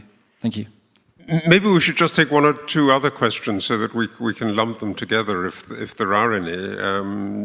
Anybody else want to join in on this discussion? Is there a hand at the back? Yeah, Pavel. Yes, National Bank of Poland. Just one question to Iker, because at the beginning of your speech you said that you survived the crisis.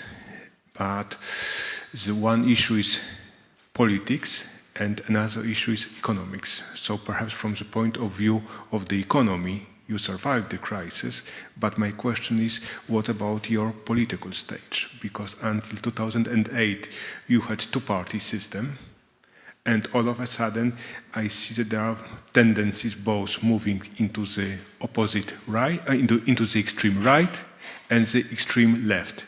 Is it merely a coincidence, or it has something to do with the price you pay for the crisis? Thank you very much.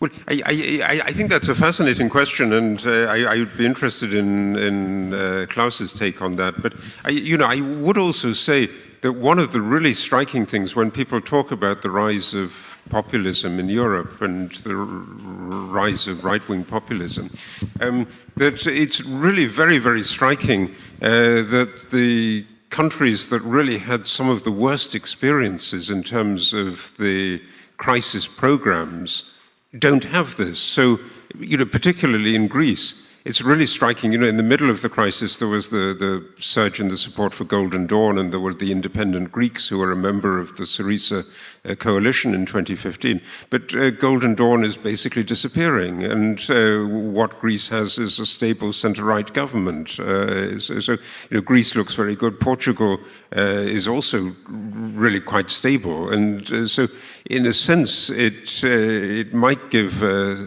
support to the view, again, maybe this is a small country phenomenon, that in small countries you have to be realistic, and small countries get a lot out of having the program politically, actually, and so the political benefits might be quite substantial.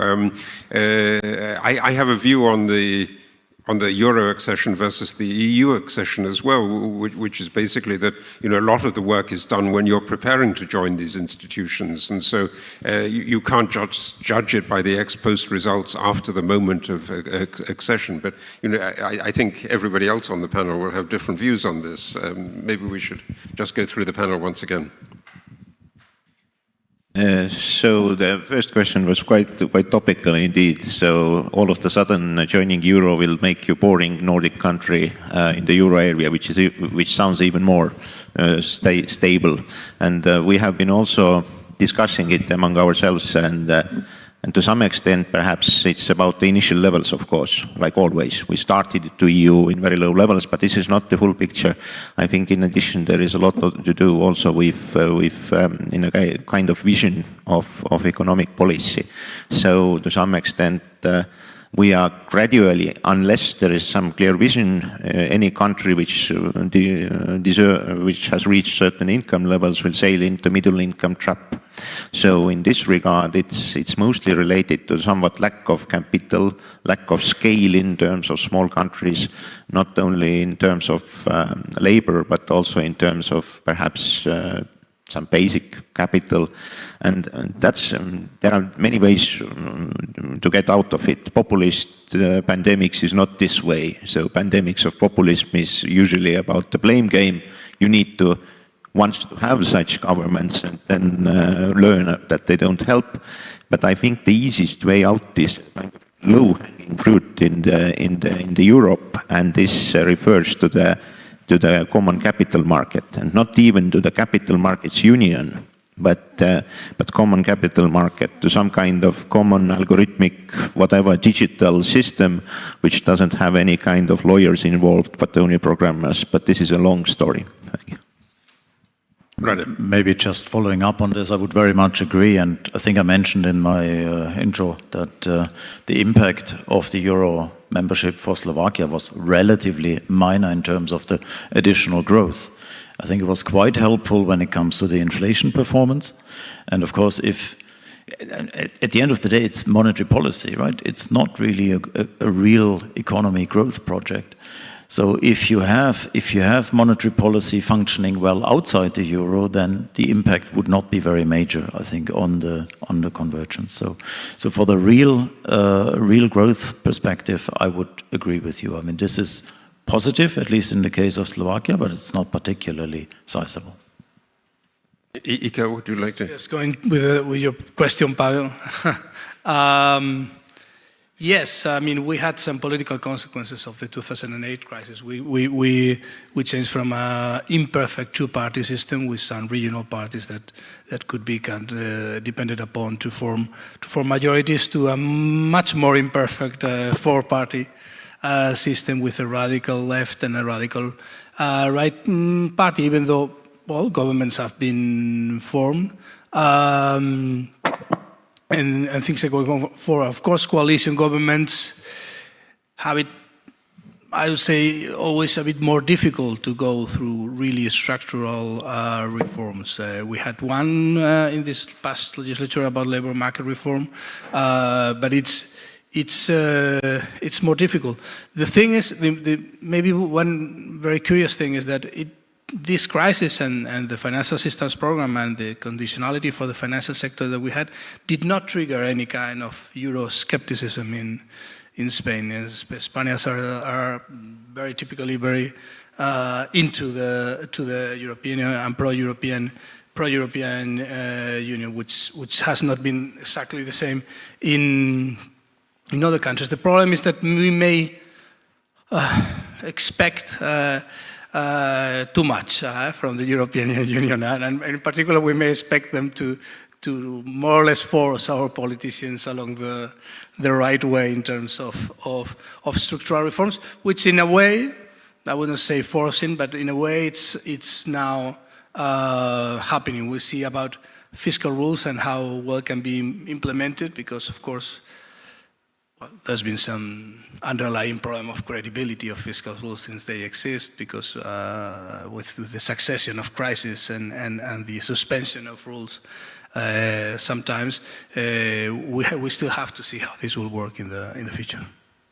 And Klaus, can we go to you on the screen? Yeah, wonderful. And thanks a lot for the great questions and also the good discussions just now. I cannot speak much on populism. I'm not an expert on this. I'm concerned about some of these populist parties in Germany, but I cannot speak much here. On the first question, I think I agree broadly with Peter and Rainer. The euro area is not primarily a real growth project. Real growth comes from the single market, and certainly we should extend Europe should extend the single market more into services. Real growth comes from innovation. There are many things which can boost real growth, and they are more under the EU umbrella than under the euro area. But still, if you are in the euro area and you are flexible, as Peter said before, and you adjust well, then you can grasp additional opportunity to grow.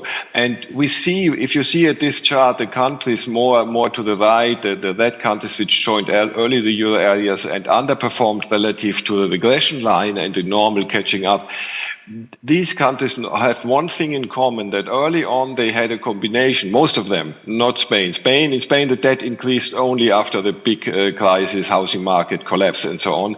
But most of them had high debt and relatively poor institutions, relatively weak institutions compared to the euro area average. And if these two things come together, weak institutions, lack of flexibility, relatively weak institutions as defined by the World Bank Governance Index, and a high debt level. This is a combination where performance is difficult, whether inside the euro area or outside. And so the focus has to be on how this a bit vicious circle can be broken, and it can only be broken, I think, that debt levels are gradually be brought lower and reforms improve institutions, and that's where as I said before, the euro area, the EU institutions should focus. Thank you.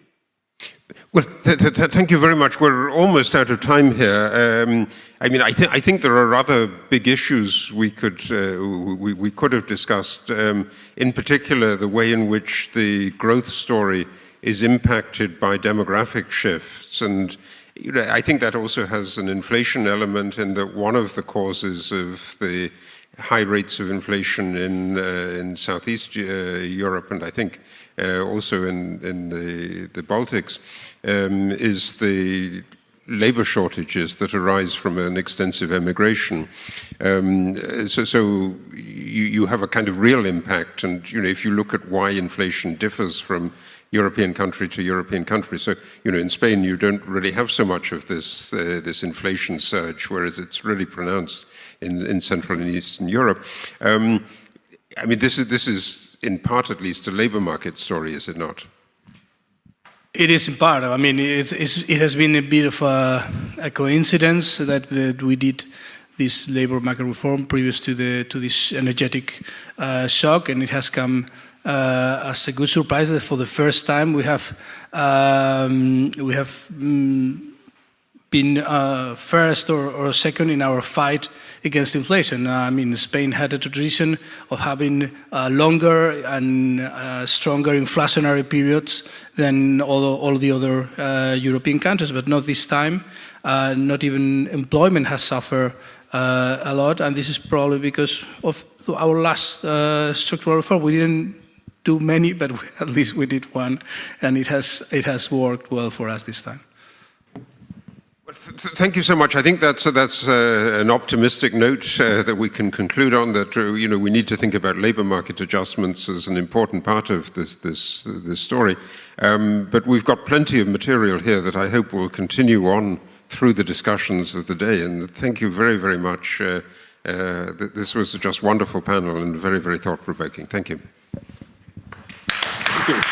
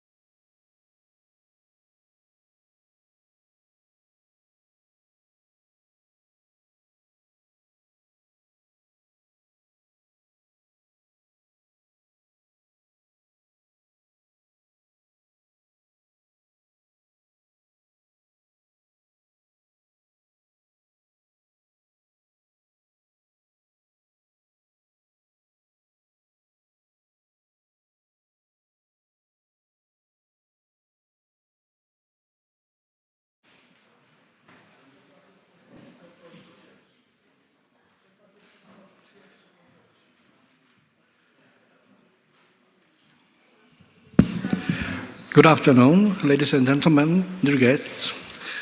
It's my privilege and honor to welcome you to the second part of our international conference organized by Nicolaus Copernicus Academy, Nicolaus Copernicus Superior School, and National Bank of Poland. The conference is entitled Euro, It's Forthcoming and Distant Future, and we are about to start the second session, which will be chaired by Professor Paul de Grauze from LEZ. Professor, the floor is yours.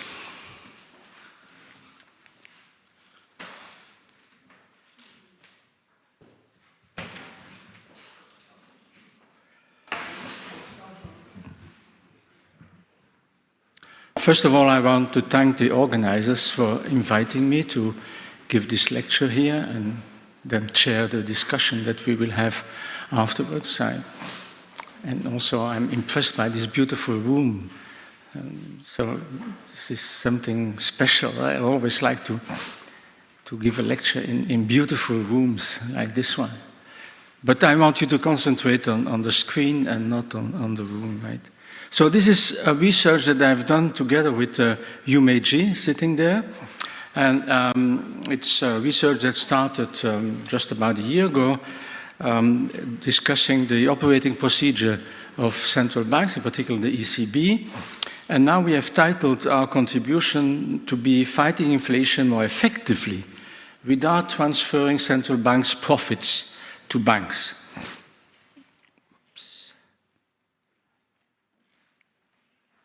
Okay. So by way of introduction, I would like you to present some data. And as you know, in order to fight inflation, central banks have started to raise interest rates. And their operating procedures today consists in increasing the rate of remuneration on the deposits the banks hold at the central bank. So these are the bank reserves. And this has been now raised during the last year and a half, since these bank reserves take massive proportions as a result of the past QE operations, where central banks were buying government bonds and in exchange crediting the accounts of commercial banks at the central bank. There was a massive supply of bank reserves. And this has led to a situation where central banks are now transferring massive amounts of money to commercial banks. And I give the data, I hope you can see that in the back of the ECB, the Federal Reserve, the Bank of England. The first column shows the bank reserves, the interest rate is the second column, and then the third column is the size of the transfers. And these are data of August, but they have not changed much since then. The size of the transfers to these commercial banks. And in the euro system, this now amounts to 146 billion euros, which is more than 1% of GDP. That is transferred by central banks to commercial banks. To give some perspective on the size of these transfers, remember that EU spending, yearly spending, is about 165 billion. Oh, that's a good idea. Thanks, yeah. 165 billion. Now, we observe that commercial banks get almost the same amount without any condition, without any political discussion having been conducted before. You know, the 165 billion spending by the EU, there's a huge amount of political discussion to set that number, right? And here, banks get manna from heaven, 146 billion. No discussion, no condition. Extraordinary result of anti-inflationary policies. And of course, this also has had the effect that central banks now make significant losses. I will show you a little later. Note that this was not the case in the 1970s and 1980s. You may think that's inevitable when you raise interest rates, central banks make losses. No. During the 70s, 80s, inflation also was fought by raising interest rate even more. Actually, central banks then made profits, but they didn't remunerate bank reserves. That was the key distinction. So here I show you the breakdown by country. I'm not going to go into much detail here. There is some heterogeneity. In some countries, the bank reserves are much bigger. Look at Luxembourg, for example. And there, the transfers are ridiculously high in Luxembourg. The transfer to banks are 9% of GDP. Can you imagine? But other countries, it's much lower. So there is some heterogeneity. So where does it come from? The origin of the problem. Now, you will excuse me that as a professor, I will do some academic analysis here with demand and supply. But all of you have enough economic knowledge to understand demand and supply, I presume. So here I show the demand and the supply of bank reserves. On the vertical axis, you have the interest rate. That is the money market interest rate, or the interbank rate, right? And there's a negative relationship between the interbank rate, the money market rate, and the demand for bank reserves. The higher is this interest rate, the lower is the demand for bank reserves. That's the downward sloping line. And then the supply line, I've put it far out to the right there. Why? Well, this has to do with the fact, as I mentioned earlier, that in the past, quantitative easing has produced a massive increase in bank reserves, right? Central banks were buying government bonds and in exchange crediting the account of all these commercial banks at the central bank. And as a result, there was huge disequilibrium in the market for bank reserves, where supply exceeds demand. So we call it a reserve abundance regime. That's a regime in which central banks have to operate. Now, note the problem. The equilibrium is somewhere in negative territory, right? You have to extend the demand curve and the supply curve, and then you will find a minus something, right? As a result, this is not possible, and therefore the x-axis is actually the lower bound for the interest rate. And it's not easy, in fact, it's impossible to raise the interest rate under those conditions, except if you remunerate the deposits, right? And that's the next graph. So this is the same figure that I show you, but now I indicate the green line. This is the interest rate paid by the central bank on the deposits, on the bank reserves. And that's this green line. And what have central banks done now in order to raise the interest rate? They have raised the deposit rate. And this green line now has become the lower bound. Right? No bank will be willing to lend in the interbank market at anything lower than the deposit rate that they can get at the central bank. Right? So that's the lower bound now in the market. But of course, you can see that the collateral damage of that approach is that the central bank has to transfer massive amounts of money to commercial banks. The issues that I want to analyze with you now are the following. First, I want to focus on a number of problems with this remuneration of bank reserves. Then I'm going to ask the question, is the transmission of monetary policy in the current remuneration regime effective? Right? I mean, does that lead to an effective fight against inflation?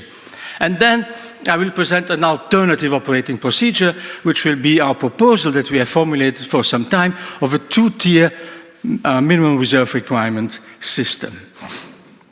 So let me just discuss a few problems that we have, that you may and I have tried to formulate.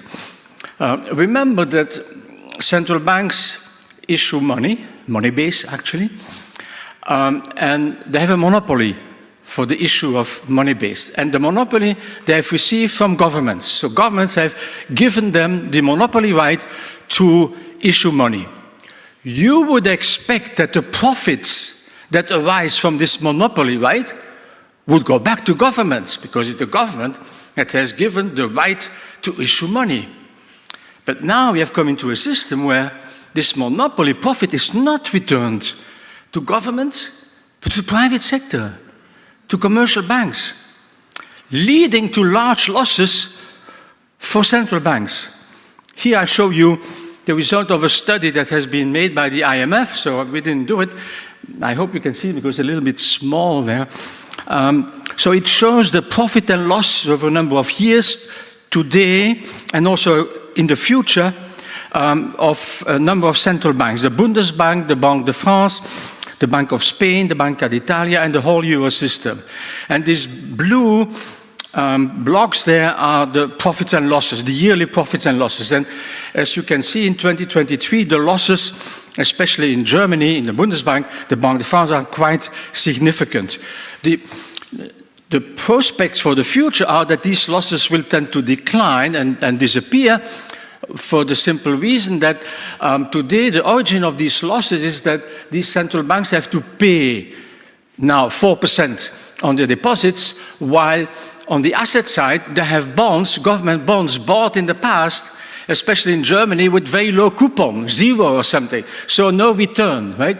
But these rates are now increasing so that over time these losses should tend to decline, right? We have also indicated the red line. This is the cumulative losses. And there you can see it will take a long time before these cumulative losses disappear, especially in Germany, where these cumulative losses are quite high and could endanger the equity position of the Bundesbank, right? Note, paradoxically, Italy doesn't make losses. So here we have the Bundesbank, large losses, Italy, no losses.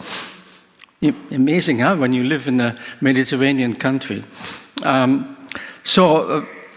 of the reasons why this has happened is that in Italy, the Banca d'Italia holds bonds of the Italian government with a high coupon, right? Because these have been issued at much higher interest rates in the past, and therefore, on the asset side, they have revenue, while the Bundesbank has very little revenue on the asset side, right? So that's the main reason why we have this difference.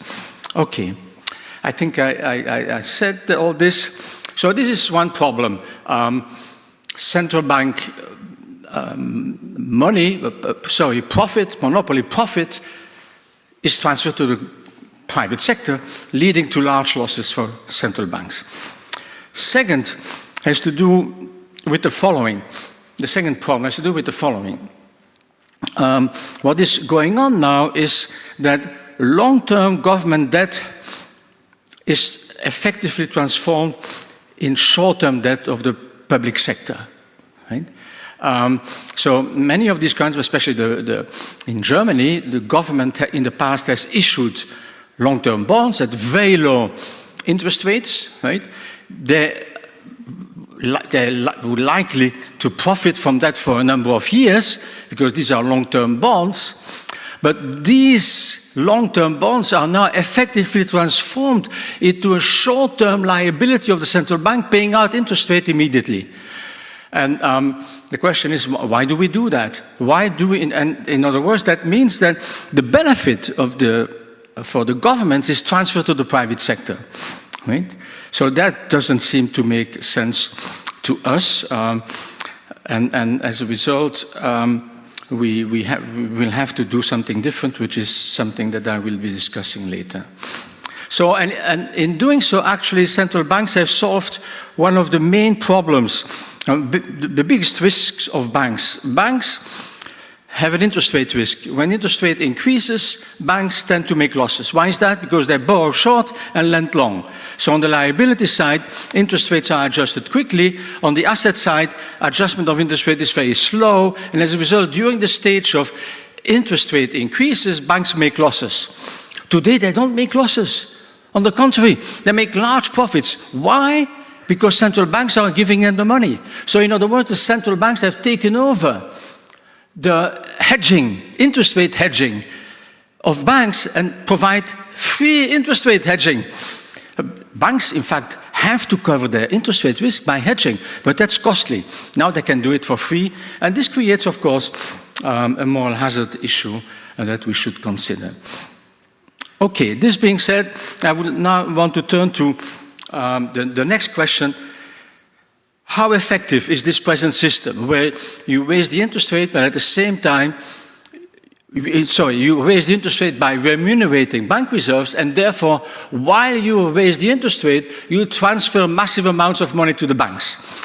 Does that improve the effectiveness of monetary policy? We are going to argue and show some evidence that it is not. It makes monetary policy less effective in fighting inflation. Where does it come from? It comes from what we call the equity channel of bank lending. And this goes as follows.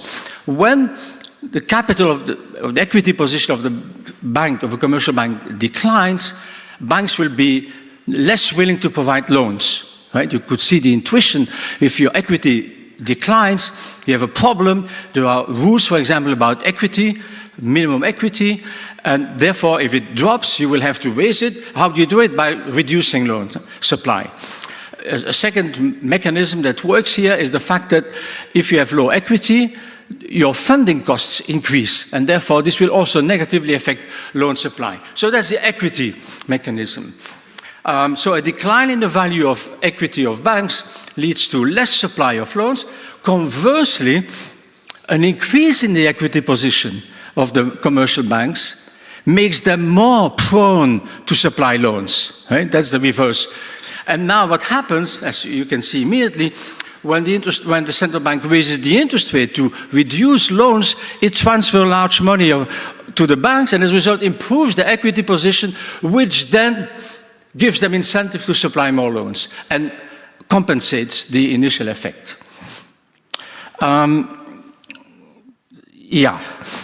So we tried to test this. This is an econometric equation. I will just briefly tell you what it is about.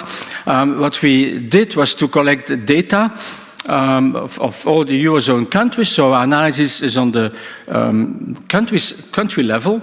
Monthly observations of the growth rate of loans. This is the YIT in the equation. And then we explain that by a number of variables. One is the reserve position in the previous period. Right?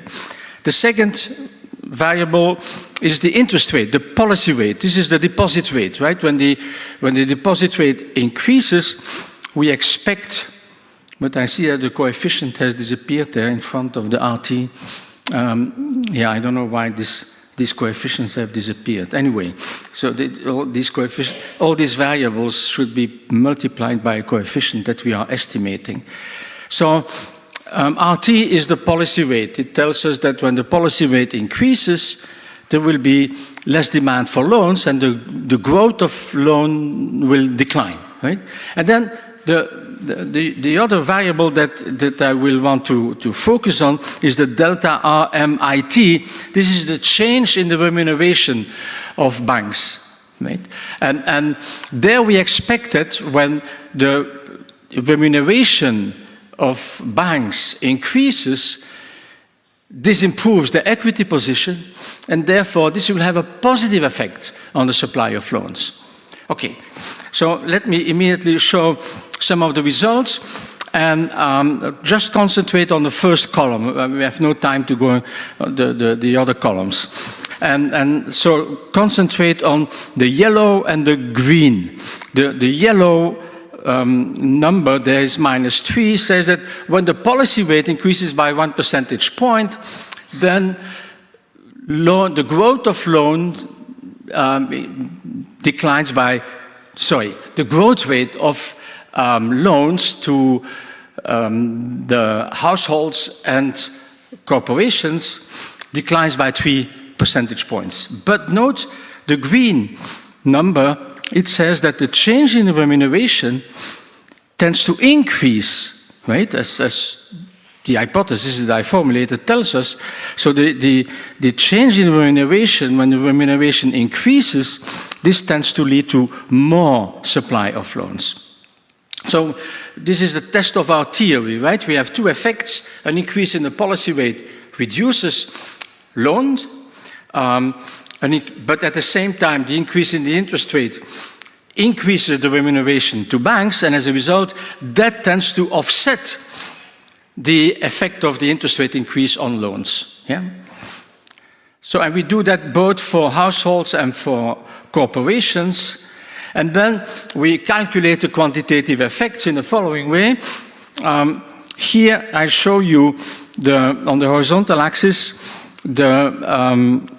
so first on the vertical axis, I show you the percentage distribution of all these effects. The vertical line is the effect of an increase in the policy rate. So this is the results for non-financial corporations, and an increase in the policy rate reduces loans by about 1.5%. That's the vertical line. And then we compute the total effect where we subtract the equity effect that is positive, and then you find the distribution of these effects in all these countries, and you can see that it is weakened, it is less intense. So the increase in the interest rate has a less pronounced effect on the loan supply because of this equity effect. But there is a distribution here, it's not the same in all countries, for the simple reason that these countries have different levels of bank reserves. Countries with a high level of bank reserves, they will be on the right-hand side, and there the effectiveness of fighting inflation by raising the interest rate is considerably lowered, right? So that is what we did for an analysis of the effectiveness of the current operating procedure. So in a nutshell, if you fight inflation the way we do now by raising the interest rate and at the same time transferring a lot of money to banks, this will make your anti-inflationary monetary policy less effective, right? Because of the equity effect that I explained to you. So we have to look for alternatives. What can we produce an alternative to this operating procedure? And there are essentially two possible alternatives. One is the most obvious one. You may say, well, remember my demand and supply. If you want to move to a different system, shift the supply curve back to the left so that it intersects the demand curve in the negatively sloped section, right? In other words, go back to a scarce reserve system. That would mean just central banks selling government bonds again. And you know, if you want to do it quickly, you would have to sell a few trillion bonds, euro bond, a few trillion value of bonds in the market. That would certainly have disruptive effects. And so, if anything, this is something you can only do gradually. In fact, some central banks have announced that they are going to do that, but they don't want to go all the way to a scarce reserve system. They want to stop at some point, and also it will take a lot of time. The ECB has not yet come out with a particular plan about what it wants to do there, but here also it has to be seen as something that will have to be gradual. In particular, for the Eurozone, there's a special problem, that is that if you do QT, that is selling bonds again, you can expect that the effects on the bond yields in the different markets will not be the same. In particular, the bond yield in the German government bond market will increase, but in the Italian bond market may increase even more. In other words, leading to an increase in the spreads, right? As has happened in the past. And that, of course, is a potential risk for the stability of the Eurozone. You don't want to do it too quickly. If you do it too quickly, you could actually trigger a new financial crisis, a new sovereign debt crisis, because it could lead to a very strong surge in the spreads. Here I show you what happened during the pandemic and more recently. This is the spreads of the 10-year government bonds in the Eurozone since the pandemic. So the spreads are defined as just the difference of a particular country yield on a 10-year government bond with the German yield on a 10-year bond, right? And as you can see, when the pandemic started, this is the first vertical line, the spread shot up. Lagarde said, maybe you remember, she said at that time, we are not, because people were saying, what's going on here? The spreads are increasing. Are we going back to a sovereign debt crisis? And Lagarde said, we are not in the business of controlling spreads. She quickly regretted it because the spread shot up even more. And then the ECB came out with the PPP. These acronyms of the ECB are incredible. Why they invent an acronym like PPP, right? Anyway, it was a program promising to buy the bonds of those countries that saw their spreads increase too much, right? They didn't formulate it as such. This was a much more diplomatic language, but I translate that to you, right? So that you understand the diplomatic language a little better. And that had the effect of reducing the spreads And then inflation surged. This is the second vertical line. And again, the spreads went up. Right? So here you can see the potential problem. Inflation fighting was done by raising the interest rate. But the effect of that was different. Long-term interest rates increased more, significantly more in Italy and Greece than in Germany, for example. And therefore, a program where you would massively sell government bonds to shift the supply curve to the left would be highly risky for the ECB, and that's why the ECB is not going to do that. If it does, it's going to be slow, which means that it will take a long time before this transfer of money to commercial banks comes to a standstill. And that's why we formulate an alternative, right? It's called a two-tier system. Now, go back to the previous graph. What we have done now here is the following. We assume that the central bank announces that a part of the bank reserves will now be blocked and not remunerated. So they become minimum reserve requirements, not remunerated. How much? Well, this is shown by the displacement of the demand curve. You tell the banks you have to hold it, a certain amount, and as a result, the demand curve shifts to the right, in a horizontal way. And you get a new equilibrium, and if you choose it in a way we do here, you still are in a situation of excess supply, so that the central bank can continue to do the same operating procedure by raising the deposit rate. The green line is the deposit rate that are paid out on excess reserves of the banks, right? But you reduce the size of the transfer by this two-tier system. So this is our proposal. The beauty, if I may say so, we invented this. The beauty of this is that central banks can continue to do what they did before. They don't have to change their operating procedure. They can still continue to raise and lower the deposit rate, but in doing this the way we propose, the size of the transfer to commercial banks will be reduced. Okay? So here we do some simulations of what the implications are. The first column are the total reserves in billions, and then different percentages of minimum reserves. And you can see that the higher the minimum reserves, of course, the more you can reduce the transfers, right? While at the same time maintaining, the last column shows the excess reserves that are still there, right? If you have, for example, a 10% minimum reserve requirements, that would reduce the transfers by 67 billion. At the same time, maintain excess reserve to the tune of 2 trillion, 2,138 billion. So these are just examples of what one can do. We are not saying you have to do this or that. These are the possibilities that exist, right? Central banks, please make your choice. As you know, the ECB has decided in July that the minimum reserves that now amount to 1% of deposits, right, will not be remunerated. So actually the ECB already applies our proposal of a two-tier system, but it's so minimal, right, that in our graph there, the demand curve just shifts a tiny little bit so that it has barely an impact on the transfers. So the present system has allowed reducing the transfer by 7 billion, right? So a long way to go. And the ECB could actually do it very easily now by just raising the minimum reserve requirements. It used to be 2%. It was lower during the financial crisis to 1%. It could bring it back tomorrow to 2%. And as a result, reduce the transfer a little bit, right? There are some problems with this.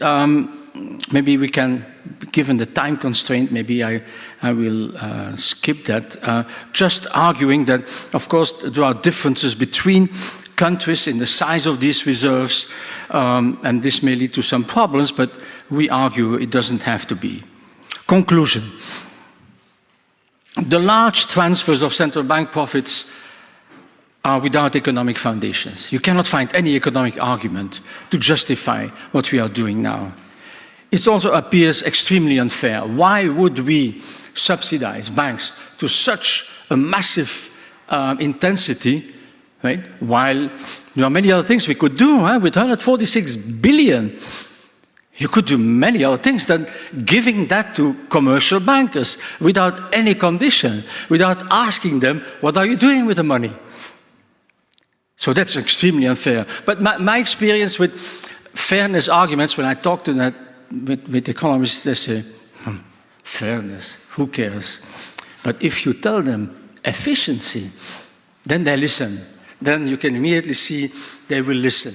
Well, we argue it's unfair, but at the same time, ineffective. It reduces the effectiveness of monetary policies in the fight against inflation. And therefore, we have to look for better solutions, right? We have to find some compromise here. And our two-tier system is such a solution. It makes it less unfair and increases the effectiveness of monetary policies. And there's today a window of opportunities to introduce such a system. Thank you for your attention. And I have just 8 seconds spare time. Thank you.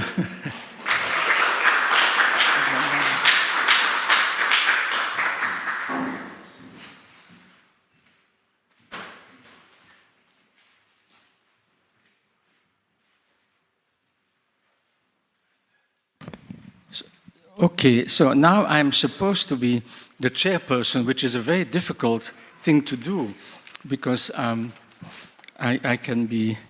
come up with some proposals, conclusions, and I will have to arbitrate about this if some disagreement arises. Now, I propose that we follow the following. Maybe I just follow the sequence as indicated in the program and ask Ulrich Binzeil, who is Director General at the ECB, to formulate his comments and his questions if he has any. Yeah, thank you. Thank you for the invitation to join this panel and for allowing me to intervene. And I prepared 3 types of remarks, some specifically on the paper of Paul de Grauwe and the presentation, some on operational frameworks in general, and even some on the role of central bank digital currency on the operational framework. But I will start with commenting on the paper which was just presented. And I must say I don't come to the same conclusion so easily, or I still need to be convinced. So I think if one makes such strong statements, one should first look at everything through the cycle. No, I mean we don't talk now about 1 year, but we had a through the cycle intervention with QE programs being implemented over a few years, leading to an exceptionally flat yield curve, and eventually being successful in terms of kicking us away again from the zero lower bound. And now, okay, we have a very particular central bank balance sheet and a special interest rate situation, which leads temporarily indeed to central bank losses. But I would say if one analyzes a problem, one needs to do a through the cycle analysis, looking at the whole period, the before and after liftoff, and not only look at the now. So, for example, I don't know if we can talk here about a subsidy of banks. So what is true, the banks are in a somewhat better position now again after years of a very flat yield curve, because they have again a more normal spread between average sight deposit rates and average remuneration rate of their assets.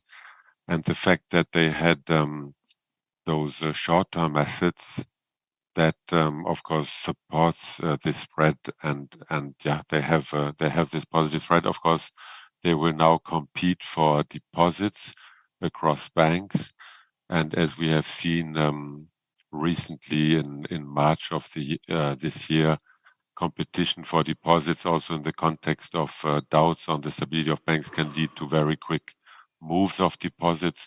But okay, still banks on average did not have to aggressively adjust their deposit rates. So the question is, why is there a lack of competition?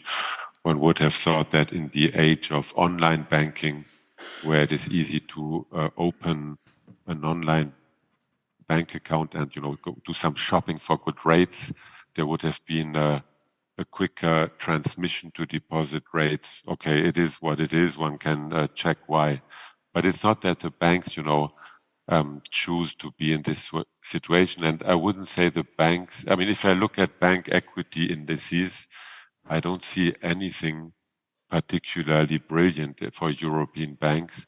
I see a bank. Equity prices are below, longer term average. They recovered a bit, of course, from the 2020 levels, but I don't see anything which tells me they are exceptionally happy in current economic circumstances, in the sense I could read it in equity prices. And if one would do such a comprehensive analysis of the financial flows, the income flows, the wealth flows associated with quantitative easing and its aftermath, my intuition would be that quantitative easing, getting interest rates, real interest rates negative, substantially negative for a few years, was very attractive for debtors, no? For debtors in general, and as governments are big debtors, governments profited financially from QE, from the negative real rates. So if I look through the cycle, my guess would be that they now, of course, have to face lower central bank profits for a while.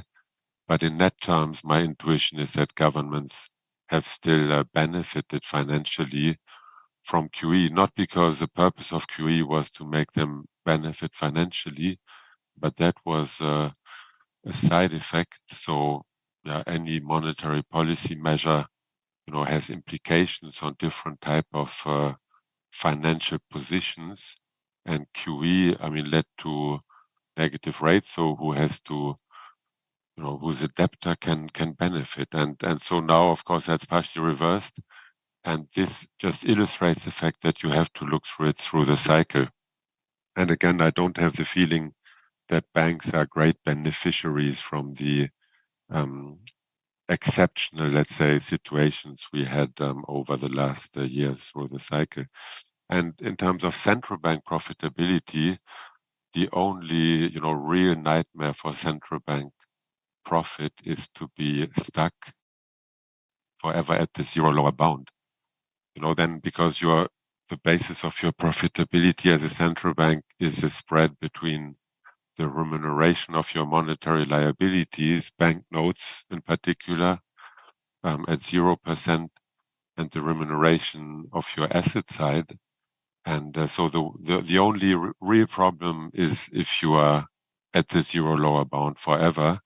And from this perspective, the successful, let's say, normalization of inflation expectations, of interest rates, is a return to normality, and to a positive normality for central banks as well. And there are some bad years to come, but that is not in the long, again, through the cycle. I think we are better off now than we were 2 years ago, 3 years ago, where the lift off from the zero lower bound was less clear, So I would see so things a bit differently, and the fact that that our current approach would also be inefficient, ineffective, because we would strengthen bank equity. First, I don't think that bank equity in Europe is particularly brilliant. Again, just looking at equity prices, where they are now relative to where they were 10 years ago. And second, I believe this equity transmission channel is a bit asymmetric now. I mean, if banks have poor equity, then they have to shrink their balance sheet. But if they have good equity or very good equity, should not boost their lending decisions particularly. So I would say the equity channel, I would more see it as being unduly constrained, meaning deleveraging or not. But I don't think really that we now have a transmission problem because banks are so incredibly equity rich and profitable in Europe. I think they are not. So, conclusion, I would say, yeah, monetary policy and the framework should be driven by monetary policy considerations, not by profitability issues, and therefore, I would say, yeah, now raising minimum reserves for the sake of redistributing funds from the banks to the central bank is, for me, intuitively not something that I find very appealing. Also, one more thought about through the cycle, QE, and you will remember there was not only QE, there was also the targeted longer-term refinancing operations, which were very favorable to banks.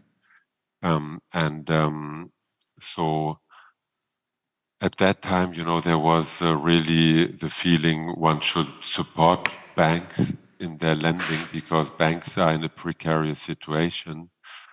And through the cycle, if banks would anticipate that as a consequence to QE, in the aftermath of a successful QE, they would be subject to a special tax in the form of large unremunerated reserve requirements, the anticipation of that through the cycle, rational expectations, would also maybe not be positive in the context of a crisis situation where you are at the zero lower bound.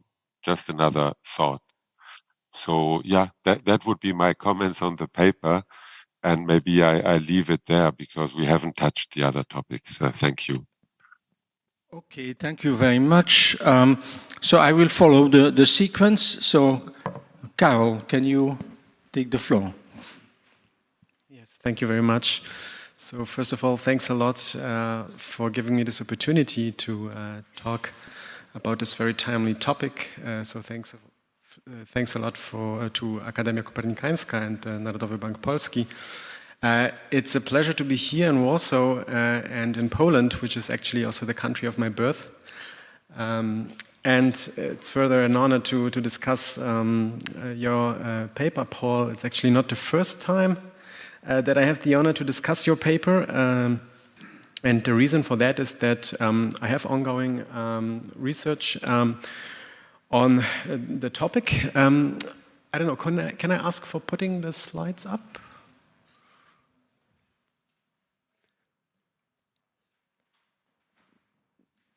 So the title of my research project is Excess Reserves and Monetary Policy Tightening. So this is joint work with Daniel Fricke and Stefan Greppmeier, who are two colleagues of mine from the Bundesbank. And if I get the slides, then I can start by motivating our research question. And by the way, my remarks will be based on this research project. Oh, something is changing. Okay.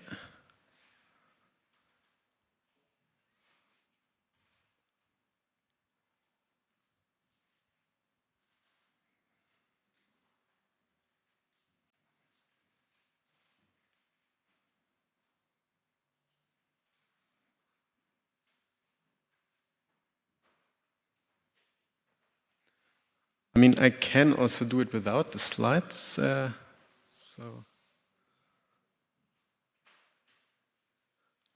let's wait a couple of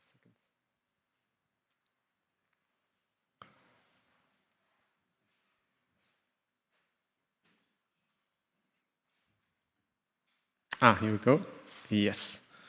So one slide further, please.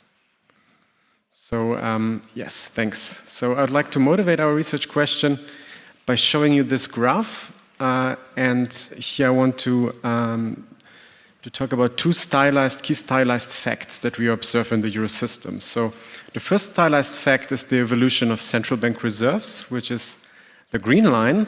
And you can see that central bank reserves in the Euro system have risen throughout the years because of the various quantitative easing projects and measures that we implemented. And to put things into perspective, so at the year end of 2022, reserves stood at more than 4 trillion euros, and this accounted for 12% of the balance sheet of the European banking system. And the second stylized fact that I want to show you with this graph is the evolution of the deposit facility rate. So this is the rate that banks obtain when depositing excess reserves with their national central banks. And as you can see, this rate was negative up until July 22, meaning that banks actually had to pay a fee when depositing reserves with their national central bank. And then, starting in the mid of last year, we started to raise interest rates, meaning that banks now obtain interest on those reserves. And this leads to an unprecedented situation that we have never witnessed before in the Euro system, right? So we are actually raising interest rates to fight inflation, so we actually want banks to slow down on their credit supply. But at the same time, we are creating for some banks, for those that have a lot of reserves, potentially an incentive to increase their credit supply as compared to those low reserve banks.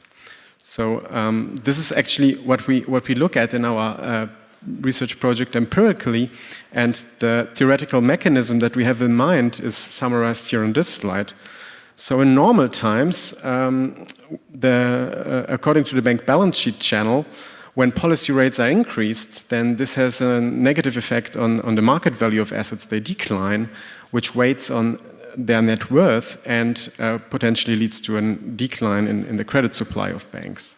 Now, however, this rating cycle, as we see it with large reserve, is different because when policy rate is increased, this leads to a market value decline of non-reserve assets.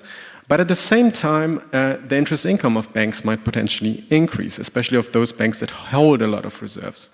This might affect their net worth and might also lead to more credit supply of those banks as compared to those banks with low reserves. And what we do in our paper is to test for that theoretical predictions empirically. And we exploit a very novel data set, which is called ANA Credit, and it contains all loans by all Euro area banks on a loan level to non-financial corporations whenever the loan amount exceeds 25,000 euros. So it's a very rich granular data set that allows us for a very advanced identification, I would say. Our sample runs from January 22 until February 23. And we have 483 banks in our sample, covering 71% of total assets in the Euro system. We have more than 3 million non-financial corporations and more than 43 million bank firm level observations. And just one equation, so the equation I put here is our main research equation where we regress the credit amount at the bank firm time level on this double interaction here. So RR is the reserve ratio of banks before the interest rate hike. And this DFR variable is a dummy, which takes on the value of 1 after the interest rates were increased. And what we are most interested in is this coefficient beta, which shows the difference in credit supply between those banks with a high and a low reserve ratio. And what is nice about this granular data set is that we can control for a bunch of things. Most importantly, we can control for credit demand, because what we want to look at is actually credit supply, right? When something is happening on the balance sheet of the banks, then this should translate into a credit supply reaction. So before I now go to our main regressions, which are those credit supply regressions, let me first of all talk about this net worth, right? When I talked about the theoretical considerations, the first kind of prerequisite for our results is that there is an effect on net worth. And what I show you here is the evolution of stock market returns of two groups of banks. The one group, which is the blue line, are those banks that have large reserve ratios, and the black line are those banks that have low reserve ratios. And you see that after the interest rate hike, those banks with a large reserve ratio face much larger in stock market returns than those banks with a low reserve ratio. Now, this is, of course, just a subsample, so those are the listed banks in our sample. But what we also do in our paper is to look even more directly on the net interest income, because this is the variable from the profit and loss account of the banks that will change. And what we find in the regression setup is that net interest income of those banks with large reserves increases, their profitability increases, and also the equity of those banks increases. So all relative to banks with a low reserve ratio. So we find evidence for an effect on net worth of those reserve-rich banks. And what we do then, having this results in mind, is to look at the credit supply. First of all, I want to show you this graph. Again, the division between banks with a large reserve ratio and low reserve ratio. So the red line shows the banks with a large reserve ratio. And what you see here is the evolution of the total credit volume of those two groups of banks. And you see that after the vertical line, so after the interest hiking cycle began, those banks with high reserve ratios have an increase in their total credit volume as opposed to banks with a low reserve ratio. So there's no econometrics here, it's just the evolution of the credit supply of those two groups. And what we then do is to run those regressions that I've showed you with a lot of robustness checks, and we actually confirm this finding. So what I also want to show you here is another piece of evidence, just for external validity reasons. So what is depicted here is the evolution of the credit standards from the bank lending survey. So this is self-reported information of banks about their credit supply standards. And again, I divide the sample into banks with large excess reserves ratios. So this is the red line, and banks with a low reserve ratio. This is the green or blue line. And according to all those three credit standards, those banks with larger reserve ratios face more mild increase in credit standards. So this is again evidence in favor of our findings. So let me conclude. Our main finding in our paper is that reserve-rich banks' credit supply is less sensitive to monetary policy tightening. We actually find, I don't have the time to show you that, but let me just mention it. We find that this credit supply effect is stronger for small and worse capitalized banks. So those are the banks that potentially face the largest frictions. And we find that this credit supply is directed towards smaller firms and firms with a higher credit quality. So no evidence for risk taking. And we also have indicative evidence that the transmission might be weakened based on this graph that I showed you that showed the credit evolution. So coming back to Paul, so there is an ongoing policy discussion of reserve remuneration. You have mentioned that in July the ECB has decided to not remunerate minimum reserves.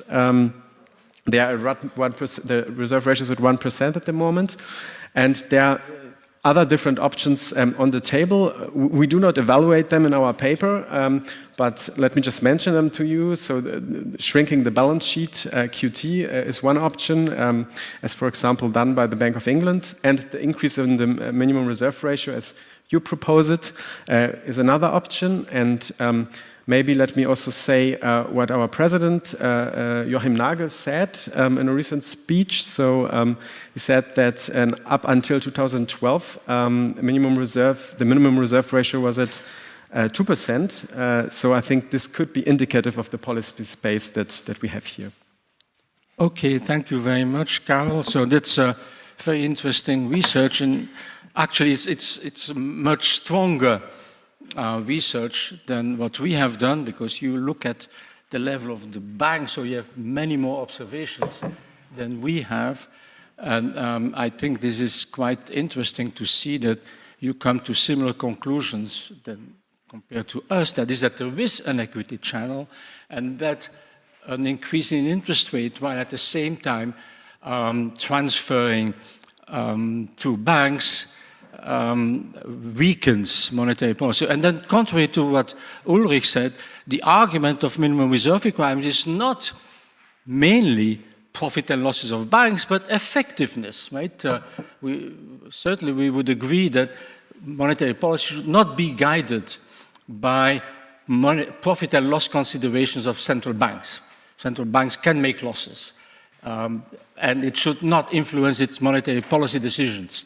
But here we show that the present operating procedure that is consisting of remunerating bank reserves weakens the transmission process. And that's why it has to be changed. And the continuous line that I hear from the ECB, that is that we don't want to do it because profit and losses that should not affect our decisions, is a very weak line, because actually the research shows that you can improve the effectiveness of monetary policies by reducing the rate of remuneration.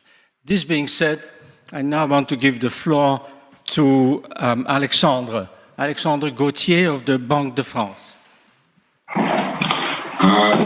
Thank you very much, and thank you for the invitation, and thank you for having this input from academics. I mean, we really need it from a central bank perspective. So just a short presentation. I'm a Deputy General Directorate in charge of operations and financial stability. And when mentioning operation, it includes a monetary policy implementation. So maybe one or two comments, and I won't be too long, because I want also to give room to Joya and also to questions. I mean, I think what is important when considering a central bank action is not to wear, let's put it like that, a private bank glasses or private bank readings. I mean, a central bank is not a profitable or aiming at making profit institutions. And it is very, very important to have that into consideration. Going to your graphs, maybe it's a question of scales, but we do not have exactly the same figure. And to us, the profits we had in the past due to the negative rates are rather comparable to the losses we will face in the future. But I mean, we could elaborate further when going through more detailed data. Now, my second point is to say that regarding the action by central banks, to me, it has been fantastically efficient in terms of fighting against inflation, either in the euro area or in the US. And I mean, it means that probably now, even if monetary policy is not an accurate science or an exact science, I mean, it seems that we have in our toolbox some tools in capacity to reduce inflation and to have it back to the target of 2%. I know that, Charles, you do not totally agree with this target, but nevertheless, from our perspective, we definitely consider that the action by central banks was really very, very efficient. And of course, this is not really the end of the story. We have to monitor closely. But when you look at the decrease in inflation, to me, it's really impressive. Now, having taken that into consideration, there is another dimension that now we take or we focus on from a central bank perspective, is the question of financial stability. And here, I just want to stop that even if you, I have seen your graph regarding profit and loss, okay, but from a financial stability perspective, definitely within the euro area, we have a sound financial sector, sound banks, and this is something which has a value which is very, very high and probably very difficult to calibrate. But I mean, you know, to make a comparison, you can say you spend so much money in security, but you do not have attacks. Or you spend so much money in the medical sector, but you do not have so many people in hospitals. But it is because you have spent this money in prevention, in making sure that the financial system is sound,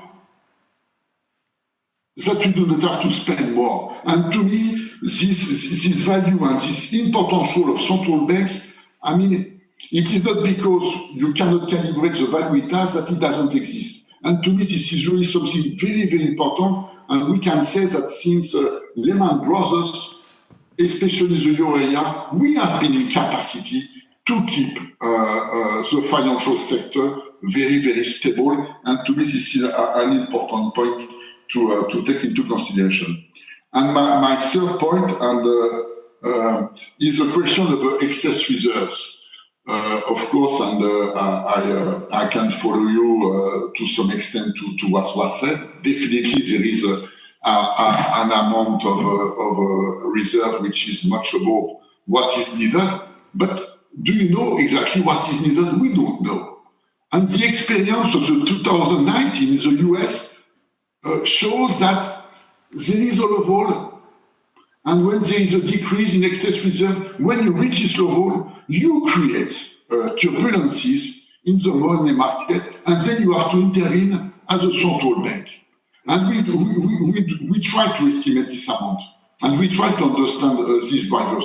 But it is in our role as a central bank and as a financial stability protector to make sure that there is an amount of excess reserve in the market which is above this, let's say, minimum requested by the market. And this minimum requested by the market, it is very, very difficult to let's say, to understand this amount. It is probably much lower than 4,500, probably much above 1,000, I don't know. Now we try to understand these drivers, and it is not an easy exercise.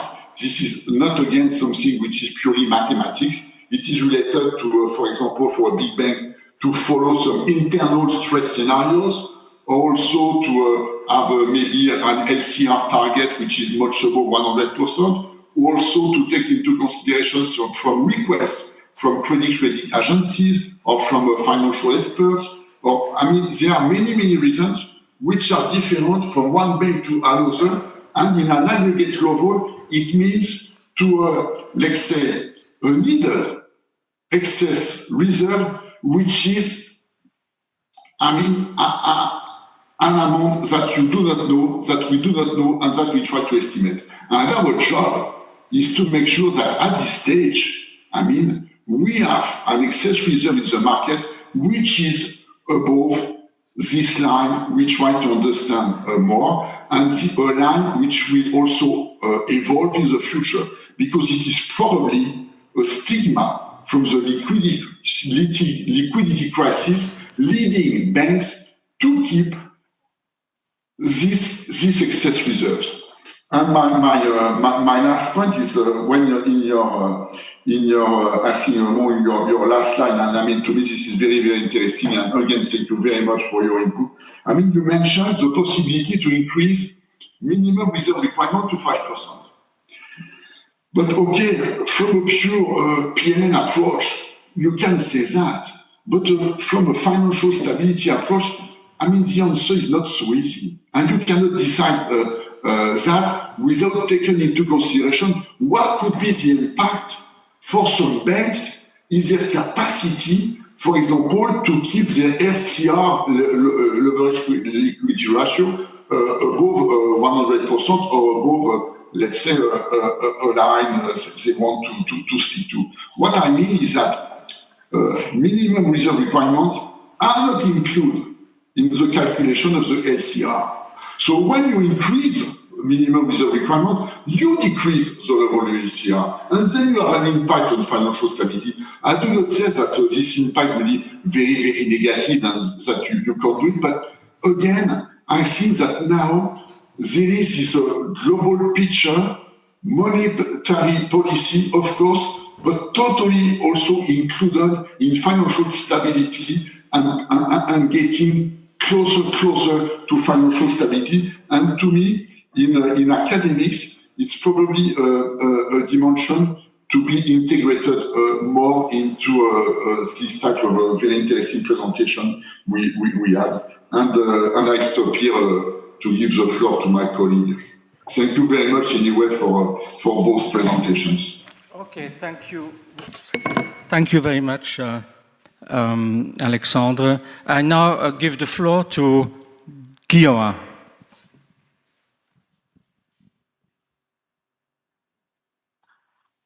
Hi there, my name is Gioia Cellai and I'm the head of market operations at Banca d'Italia. And it's hard to speak loud because so much has already been said. But my remarks are pretty much in line with what Alexandre and Ulrich said. And namely the fact that, of course, this is a very relevant issue. It is a transition issue. It's related to a very peculiar situation we are experiencing now after so many years of crisis, and it's followed by crisis and a super abundant supply of liquidity. And you have to look at things through the cycle and at the profits that central banks made in the past years and that have to be compared with the losses that some of them are experiencing right now. And having said this, I would like to focus a bit more on the issue of distribution and uneven distribution and heterogeneity that Professor de Groof pointed to. This is actually a very relevant issue because we have to recall that the euro system is a unique monetary area. It's the only monetary area in the world that is multi-jurisdiction. And so heterogeneity, which is a feature that you may also find in the United States, because you see the heterogeneity across banks with different business models, with different sizes, but in Europe, it is more. So whenever we try to run simulations on what could happen if the minimum reserve requirement were raised and not remunerated, they showed us huge heterogeneity because liquidity is very unevenly distributed across the euro system. And there are jurisdictions where it is stockpiled and jurisdictions where it is not stockpiled at all. And by raising the MRR requirements significantly, you would create deficits in jurisdiction or across clusters of banks. That, I mean, you could say, well, but the market should redistribute liquidity, correct? But structural changes have occurred on the money market, and the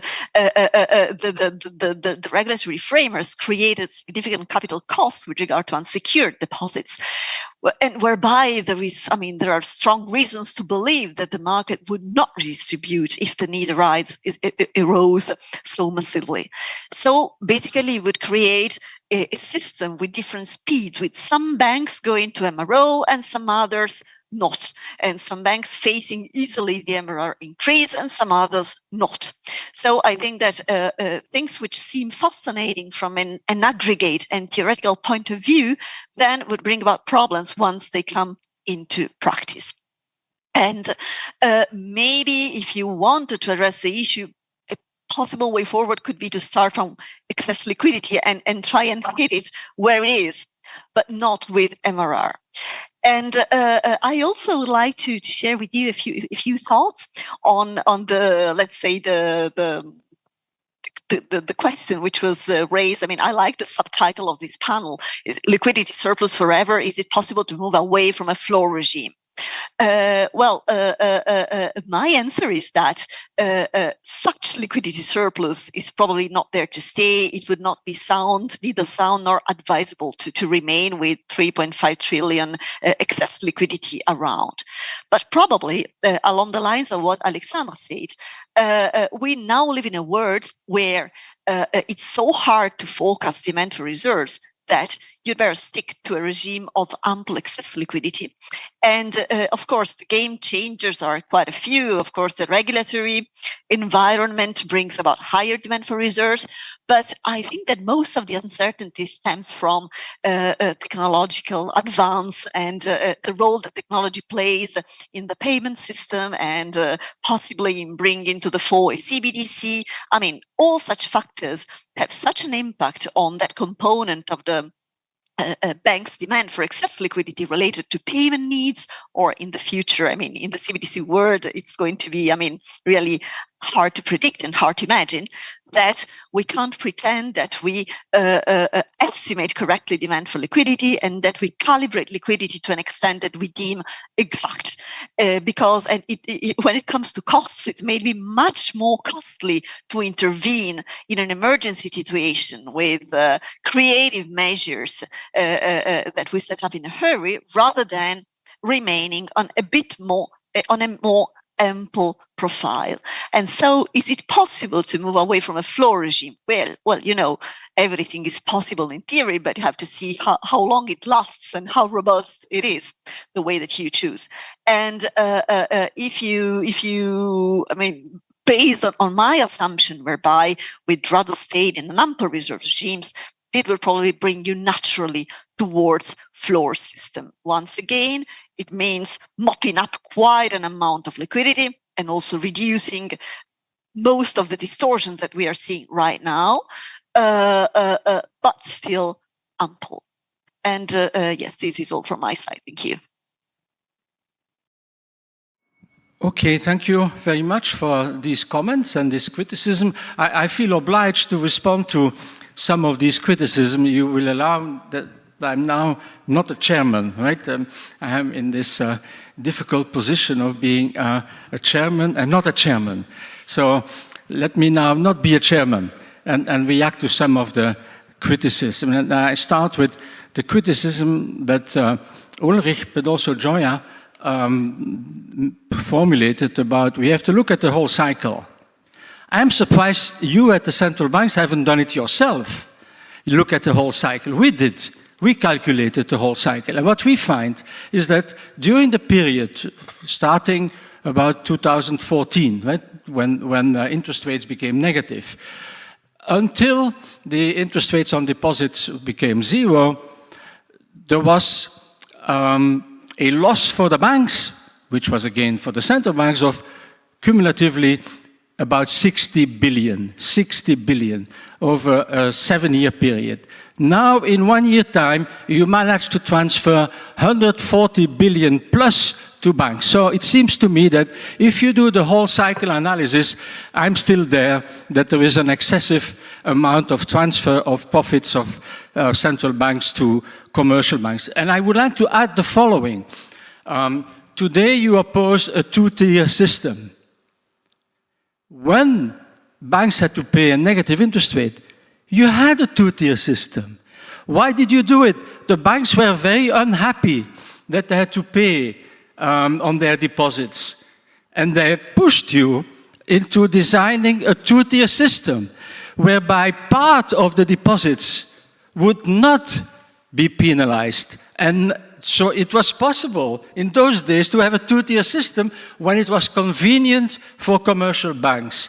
Now that it is not convenient for commercial banks, suddenly a two-tier system is not possible anymore. You have to explain me why that is the case.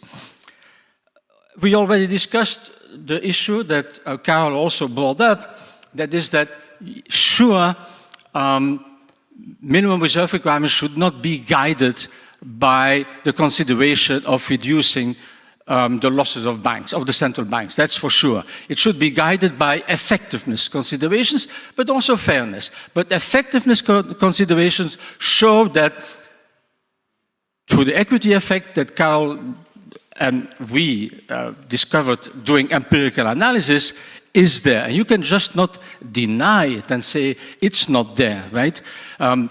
Banks are now in a position that they make record profits, right? Record profits in a cycle where they should actually make losses. Because we know that when banks are confronted with higher interest rates, they tend to make losses or their profits decline because they borrow short and lend long. This has now been eliminated thanks to these transfers. And I'm really very surprised how you, as representative of central banks, continue to be the spokesman of commercial banks and seem to say that, well, the profitability of banks is holy and we should not touch this. I've heard an extraordinary argument of Alexander, that is that minimum reserve requirements endangers financial stability. Minimum reserve requirements are a tool to increase financial stability. If you raise minimum reserve requirements today, right, you have a lever in the future. When something occurs, you can lower minimum reserve requirements like you did during the financial crisis to stabilize the financial system. I find that really extraordinary to say that the use of minimum reserve requirements would reduce financial stability. I just don't understand this. I mean, this traditionally minimum reserve requirements have been created to stabilize a financial system. And finally, on heterogeneity, that is apparently especially a problem in Italy. Yes, there is heterogeneity, but let me say one thing about heterogeneity. When you use one interest rate, this also has very heterogeneous effects, right? Because banks are different, institutions are different. Do we say, because there are heterogeneous effects, we will not use the interest rate to conduct monetary policy? No, we don't do that. But second point I want to say, we actually calculated for Italy, and we find out that if you have minimum reserve requirements that are lower than 10%, in Italy, banks would have enough excess reserves to avoid being into scarcity. I say below 10%. So we have never made a proposal of how much it should be, but it seems to me that if you were to impose a 5% minimum reserve requirements, there would be no problem for Italy. And finally, even if you tell me there will still be a problem, this has a very simple solution. You could, instead of having minimum reserve requirements based as a percent of deposit, an asset-based minimum reserve requirement, where you would say to banks, you hold, for example, Italian bank holds 100 of bank reserves, half of it will now be blocked and will not be remunerated. And no Italian bank would have a problem. So we can easily solve this problem of heterogeneity by designing an asset-based minimum reserve requirement. Thank you. Now I'm chairman again. So please, you can respond if you like to do that. Ulrich. Yeah, just very briefly, thanks, Paul. Let's leave the fairness through the cycle effects aside for a moment, but just on the effectiveness, I mean, we don't have a credit boom at the moment. It's not that we are concerned. I mean, neither was inflation driven by a credit boom, nor do we have now an issue to fix in terms of credit growth. I think credit growth numbers are really on the low side, if anything. So, showing also that banks who have higher excess liquidity would have provided more loans than those who have lower excess liquidity. I mean, it can have different causalities also, this relationship. It may also be true and have the causality you assume to some extent. But anyway, we don't have to fight a credit boom. If we would have to do, okay, maybe that would be a possible argument. But I think we are not on that side. We are more on the side of, I think if one extrapolates the current trends in credit growth, we can have a shrinkage of credit in nominal terms very soon. So I don't understand, therefore, this effectiveness argument either. But okay, there's a lot to discuss, and I won't now, come back to the other arguments. But thanks for the discussion. Yeah, maybe Carol, you want to say something, because there is some dispute about the equity effect, whether that really exists. I can say a couple of more words. Is it working? Yeah. Okay. Sorry. So thanks a lot. I do not disagree to what has been said. So, regarding, for example, the argument of financial stability and the regulatory ratios, we are not calling or evaluating the policy proposals in our paper. What we are looking at is monetary policy transmission, and whether in the cross-section there's a difference between banks with high reserves and low reserves. And we find this difference, and we find indicative evidence for aggregate effects. But we are not evaluating different proposals, and my intuition would be that a moderate increase in the minimum reserve requirement, for example, as our president has said, it was 2% before 2012, that it would not have those distortions that are often talked about also by the banking industry, right? I mean, it's true that minimum reserves are not eligible for the LCR, for the liquidity coverage ratio, because they are not high-quality liquid assets. And therefore, there might be distortions when we increase it even further. But I think a moderate increase is something that the system could bear. Also, when looking, and we have done some descriptive analysis, again, descriptive, so it has to be taken with caution, but looking at different countries, and I agree that excess liquidity is unequally distributed among the Eurozone. But I think that this moderate increase would be something that would not create so much distortions regarding the liquidity coverage ratio. But I see the point that that we do not have a credit boom at the moment, and that inflation is probably not driven entirely by credit. So I cannot disagree with that. But yeah, we detect that the transmission mechanism has changed somehow, and we show that the cross-sectional result. And yes, so I'll leave it at that. Okay, good. Yeah, thanks, Alexandre. Yes, thank you. Just very briefly, maybe 2 points. I mean, as a general principle, I think that now in studies, it is very important not to underestimate the financial stability argument. And to me, for the future, this is something to be taken into consideration. I understand that it is difficult because it's difficult to calibrate, but it is a key issue.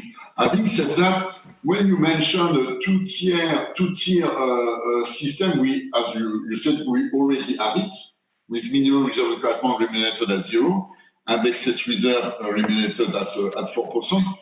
The reality is that just imagine that we create a new tier, I mean, in an excess reserve regime. I mean, and you say, for example, above, I don't know, X billion, then the rate will decrease to 2 or 3%. I mean, in an excess reserve regime, I mean, the money market rate will be determined by the the marginal excess reserve remuneration rate. So, I mean, I think we can do better than we do in this regime. And going back again, and I will stop here in the reserve requirement, I agree with you that theoretically speaking, it is a buffer, of course, but there is a world as we would like to see it and the world as it is. The reality is that if you are a bank and if you have an LCR at 100%, it's not enough. We can say it shouldn't be like that, but it's like that. And then when you, or if you intend to increase the level of minimum reserve requirement to 2, 3, or 5, or 10%, I mean, you have to take that into consideration on the possible impact on some banks, which will consider at, let's say, under LCR or whatever. So this is again the question of financial stability issue, which to me is a bit underestimated in your presentation. And I stop here. Thank you very much. Okay, Joya? Yeah, if I may, on the calculation regarding the uneven distribution, maybe, I don't know if one reason, because we run such calculations repeatedly over time, and maybe one reason just explain the difference between ours and yours could be, I don't know, either the timing, because of course performing the calculations before June 2023 and the big delta maturing on June 28 and afterwards made a difference. And of course, going forward, TLTROs mature more and more, and they do have an impact on Italy.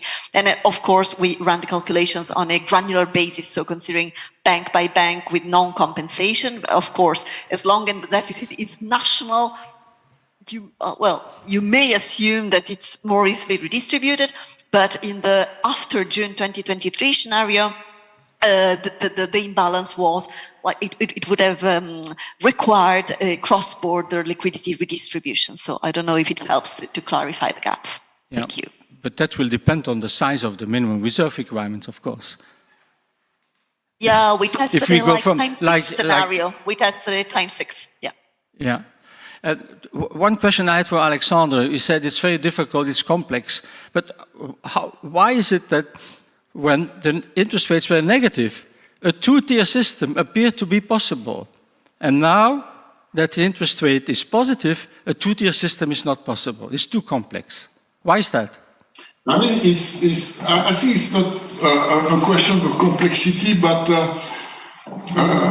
I mean, it's a question that if you have a two-tier system, I put apart the minimum reserve requirement. But if we say, for example, for a bank up to 3 billion or whatever, you have a given rate, and then a lower rate for the excess reserve, as you have this excess reserve in the market, then the money market rate will tend to this, let's say, marginal deposit facility rate or two-tier rates. So I mean, but that's it's just a question, of supply and demand. So since we are in an excess reserve regime, then money market rate is close to the deposit facility rate. That's fine, but in our calculation, if you have a minimum reserve requirement of, say, 5%, you still have more than 2 trillion excess reserves that will be remunerated. And as you say correctly, this is the last excess reserve remuneration that will guide the money market rate. So I don't really see the problem there. I mean, of course, if you would go to, I don't know, 10 or 15%, then the excess reserves may shrink so much that you have a problem, but not for reasonable minimum reserve requirements. Nobody talks about 15% minimum reserve requirement. We talk about, Carol asked, maybe we could go from 1 to 2%, and you say, oh, wait a minute, that will lead to big problems because excess reserves will not be big enough. Come on. There will still be 3 trillion if you have 2% minimum reserve requirements. So you can maintain the same operating procedure. Nothing has to change with the operating procedure. Don't tell us that this will change your operating procedure. I mean, I welcome that now you do not mention 5%, but you are already back to 2%. So it's probably that now you take into consideration the financial stability issue. But be aware that we work on this type of issue, and I mean, it's not so simple. And please don't ignore the financial stability issue. And as Joya has mentioned, we are also in a transition. So moving to a regime to a new regime, and currently we are working on the operational framework. Okay, thank you very much. We have some time for questions from the audience. Yes, please.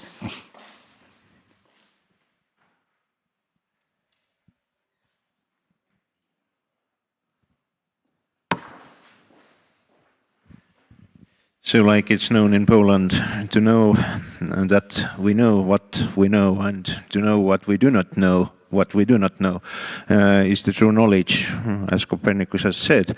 So what we know by now is that many of the fears which we had during the normalization when we planned were unjustified from the hindsight. Obviously, it's not the reason not to consider them.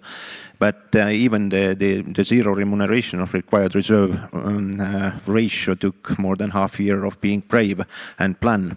But what we do know is the fact that there is one additional channel of heterogeneity which we didn't know in advance. And this is the taxation of this net interest revenue, which is very uneven across the governments.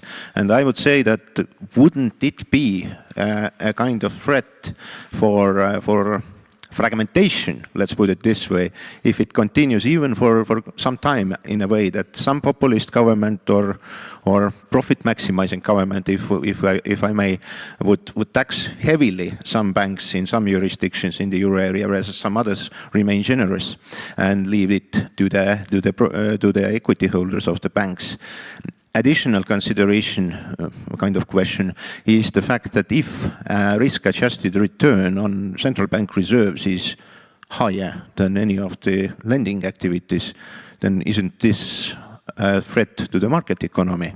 So to some extent, obviously, it will also create a false image of our monetary policy's efficiency, because basically we are only measuring private credit, whereas we should include also credit to the central bank in terms of deposits to the business, and then this transmission doesn't look that bright at all. So lastly, a question should be also added. Isn't the crisis already over that started 15 years ago? Should we now be a little bit on the normal mode, not in the ultimate fear that money markets are so terrible things that they should never be active again? I saw that there was one more question. This will be then. Are you okay? Two more questions then. Yeah.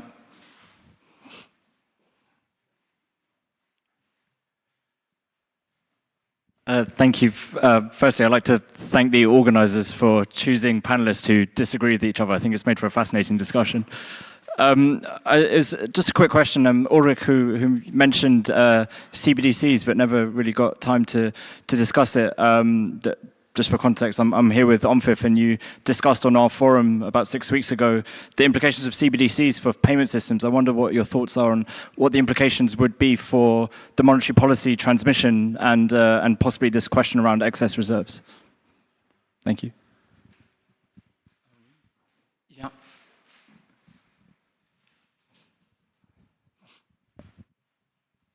Paul, a couple of remarks. Only 2 hours ago, I told you, just prior to the start of this session, that I am actually afraid to talk to you, because an ordinary human being should not talk to someone who enjoys divine status. Your book helped me to accomplish my PhD. That is why you will always enjoy, in my eyes, a divine status. And I am really very grateful that you accepted our invitation. But during this session, I had an impression, please treat it half jerk, half seriously, if I were given you boxing gloves, so you would be very happy to punch our participants of this panel. So this is my sad duty to stand and defend the central bankers, me including myself, but above all the representatives of these distinguished panels. First of all, we have here the only female representative, so special thanks to the Bank of Italia, Gioia. I really appreciate your presence. But right now, one very provocative question. Aren't you aware that perhaps central bankers are haunted by the memories of what happened to the Fed in late summer of 2019? They were raising the interest rates quite smoothly, and they were declining their balance sheets, but all of a sudden they surpassed a certain threshold, and as a result of this, the interest rates somewhere in September 2019 skyrocketed. So perhaps all that money we are giving to central banks, and euro area is not an exception, the same happens here in Poland. We also offer a lot of money every Friday during our open market operation, is sort of an insurance we need to pay in order to avoid what happened in the United States in September 2019. Thank you. Okay, maybe I start immediately with this comment here, because it is something that I hear quite often, especially from banks, right? Banks tend to use that argument quite often, and I will caricature it a little bit. They will say, don't touch us, because terrible things will happen to you if you touch us, right? And we have, of course, I do realize that there is a problem of financial and banking stability in a free market system. That has been a perennial problem, that inherent endemic instability. But we have tools to deal with it. And does that imply that we transfer huge amounts of money? And I've given you the size of it. These are really ridiculously high amounts of money that we transfer to commercial banks, and do all this in the name of financial stability. To me, that doesn't make sense. We have instruments to make sure that banks are stable. Equity ratio is one, right? I do believe that the capital ratios today are way too low. They still are way too low. Banks now, they promise return on equity of 10 or more %. How can you possibly guarantee investors 10% or more on equity while the economy is growing at 1 or 2%? Where are all these projects that guarantee a rate of return yearly of 10% or more? They do not exist except if you take a lot of risk. And banks have too much leverage. They still have too much leverage. So that's where I would work. I would tell banks, the capital ratios you have today are still way too low. They probably should double. And of course, banks would not be able then to promise investors rates of return of 10% or more. If they have a capital ratio of 20%, for example, well, this would be just lower. But happily so, banks would be less risky. That's why I would work, right? Instead of giving subsidies, massive subsidies to banks. I've heard the arguments here also from representatives of the central banks. We have to do that as a kind of guarantee to maintain financial stability. We have other instruments to do that. And we cannot sell that to the public and say, oh, we have to give billions and billions to banks to maintain financial stability. What? There are so many other things one can do, right? And we have the instruments to do it differently. So that's how I would like to respond to you, Pavel, but I do appreciate your comment, and as you can see, I like a boxing match, right? I like to, to debate and to make points, so that's my character, right? Yeah, there was another argument earlier that, if I understand it correctly, that is that these minimum reserve requirements could lead to banks settling elders, right? And to evade. Is that right? What I understood, this was the first comment, right? Yeah, this is certainly something that we should be aware of. This is a possibility, right? Bankers will, of course, look at the most profitable, and why not? I mean, that's capitalism, right? Profit maximization, there's nothing wrong with that. And how can we deal with it? Well, one way, of course, is to make sure that we do the supervision on a consolidated basis, right? Not just a bank that moves its deposit base to London and continues to do business then in the Eurozone. We should certainly make sure that we consolidate the balance sheet of the subsidiary in London with the balance sheet of the head offices somewhere else in the Eurozone. That's the first thing what we should do. But even if that appears to be difficult, then again, I would return to the proposal that I made earlier, that is an asset-based reserve requirement, not based on a % of deposits, because you can actually take out the deposits. For example, a bank in Frankfurt, a Deutsche Bank in Frankfurt, could tell its client, listen, your deposit is now in our branch in London, and in doing so, the Deutsche Bank can reduce its minimum reserve requirements and as a result make more profits on its bank reserves. But we should at least consolidate the balance sheets of Deutsche Bank, London, Frankfurt and elsewhere. But if that remains difficult, then I would say let's turn to an asset-based system, right? Where we say, Deutsche Bank, you hold, I don't know, again, 100 of bank reserves at the Bundesbank. Well, let's say 20%, 30% of that will be fixed, unremunerated, and then Deutsche Bank can move whatever it wants. It will have to pay that, right? I mean, it will not be remunerated on that part of its bank reserve. So there are ways out. If you want to do it, you can do it. So I'm often confronted with people saying, yes, it's right, it's a good idea, but practically it's too difficult because you will have evasion and what have you.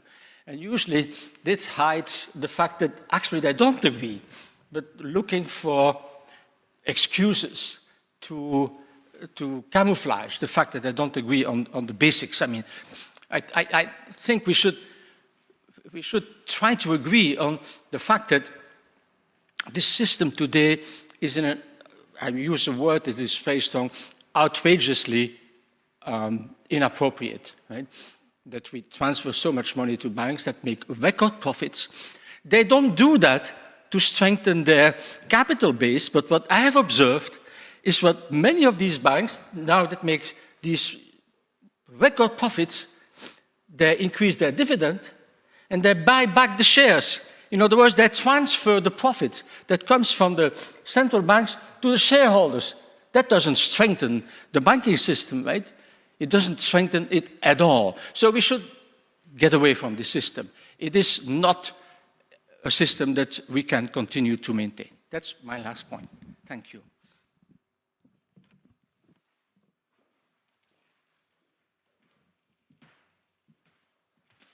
Thank you very much, Professor, for the stimulating and vivid discussion, not only as a chairman, but still. Thank you very much for your participation in this part of this conference. We'll be back in a second. Thank you.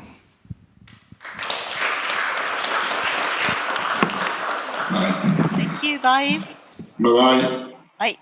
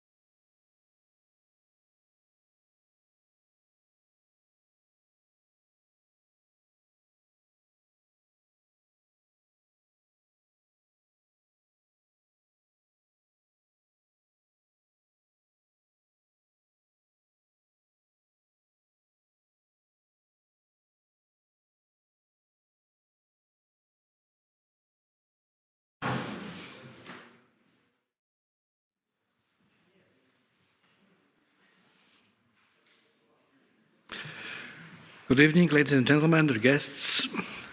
It's high time to finish this conference today, but before we do that, there's a couple of papers and presentations. And the last session today will be chaired by Mr. Jiří Rusinok, who will also deliver his opening lecture. Professor, the floor is yours.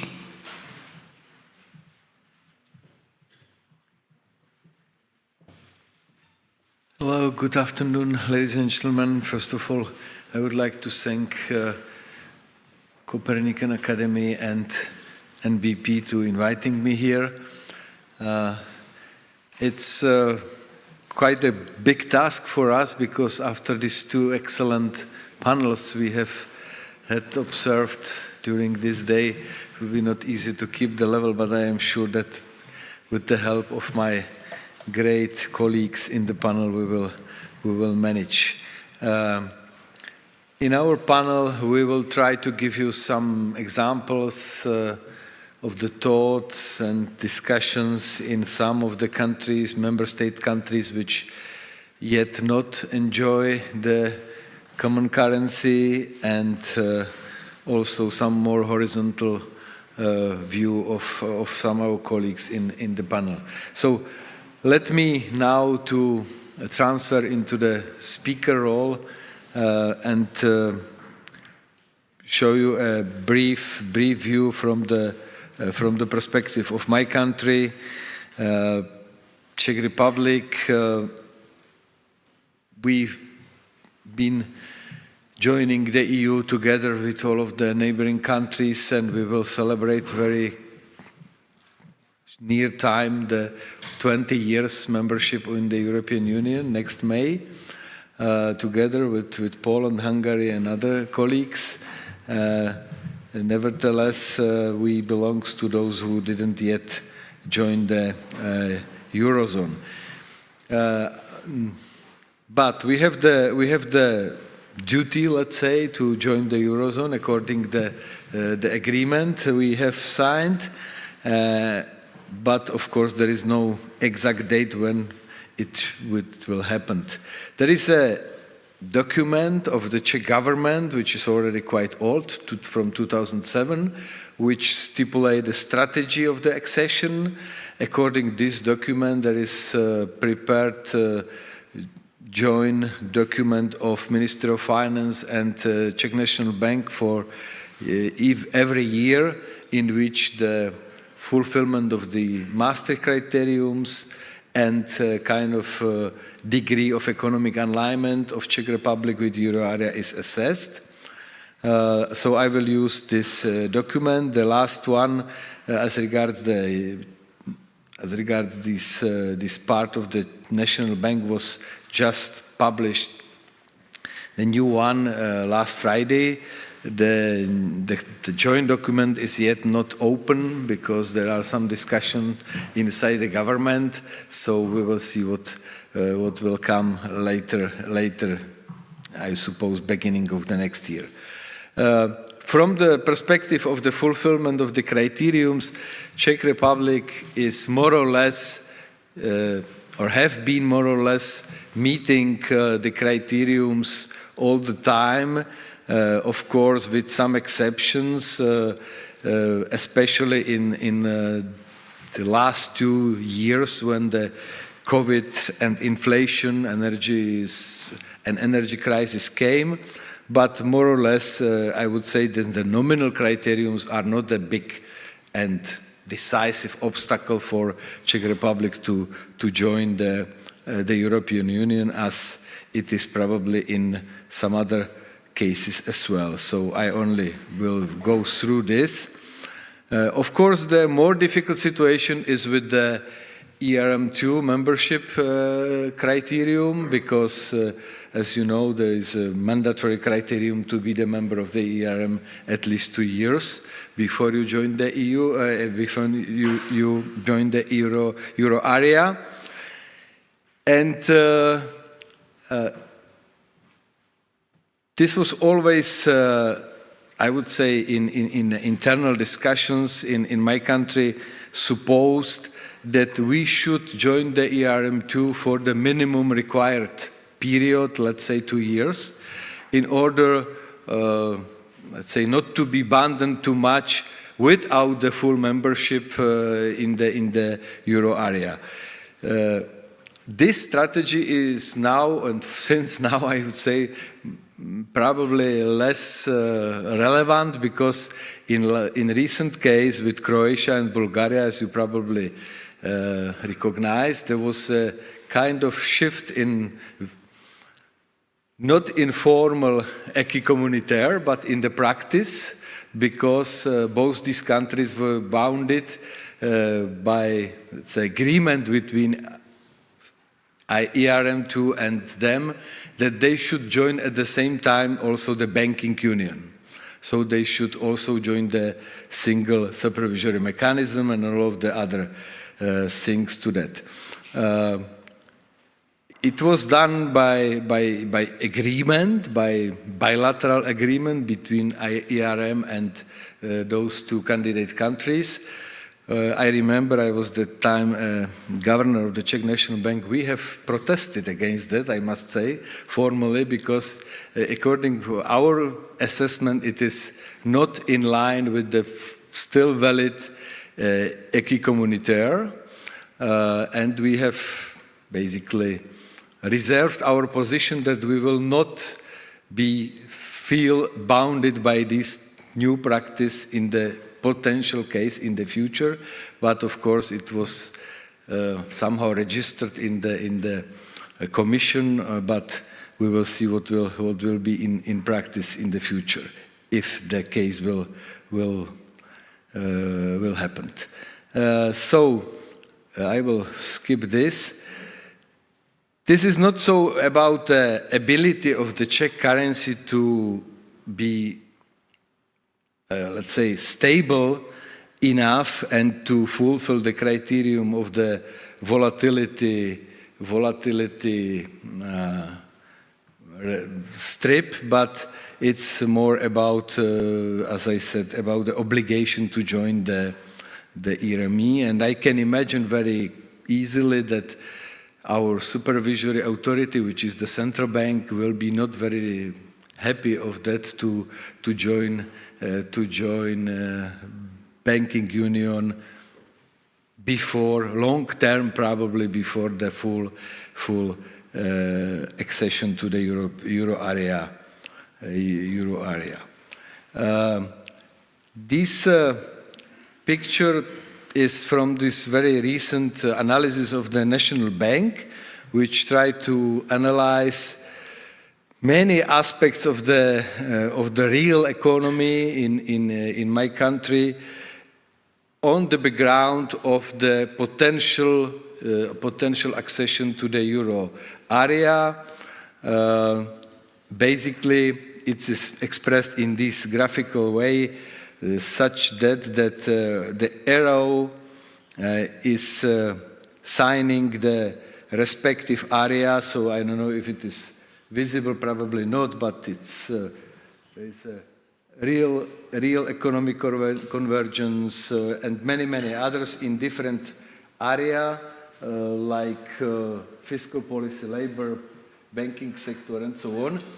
And the background, the color background, shows that according to this theoretical assessment, if there is a potential risk for this area, if we will join the euro or not, or if it is, let's say, ambiguous. So those who are with the red colors are potentially risky to conduct this policy after losing their own currency. Those who are green should be positively assessed by or positively impacted by this. Those who are gray are, let's say, ambiguous. The direction of the arrows shows how it developed since the last assessment, since the last year. So you see that there is no many red colors in that overview. I can assure you that this is much less red colored than it was a few years ago. And also the direction of the arrows are mostly or neutral or positive.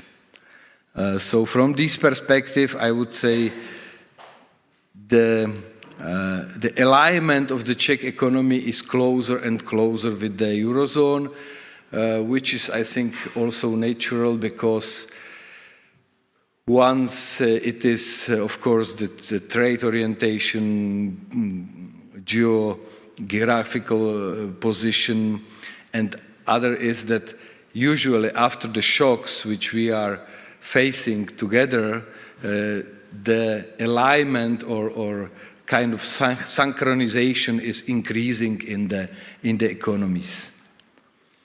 Of course, there was already said a lot about the, let's say, some, I would say, design flows of a euro area. So I would not go very much into the detail. That's what we can discuss maybe also through the panel later on. So I will move further. Nevertheless, of course, we have already been also confronted by some difficulties to fulfill the fiscal, let's say, conditions for keeping the monetary union running properly. It's also nothing especially new or unknown for you.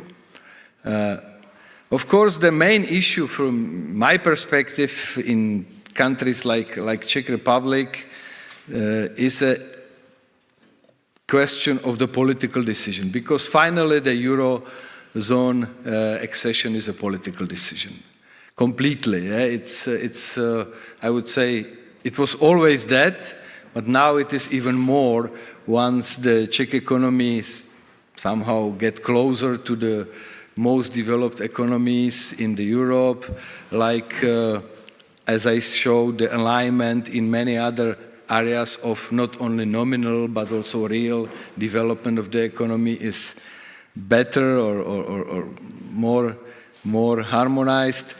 The decision is about the politics. Of course, in this respect, the public opinion is very important. But from the public opinion, we have been known that Czechs are quite, let's say, resistant and skeptical to any change generally.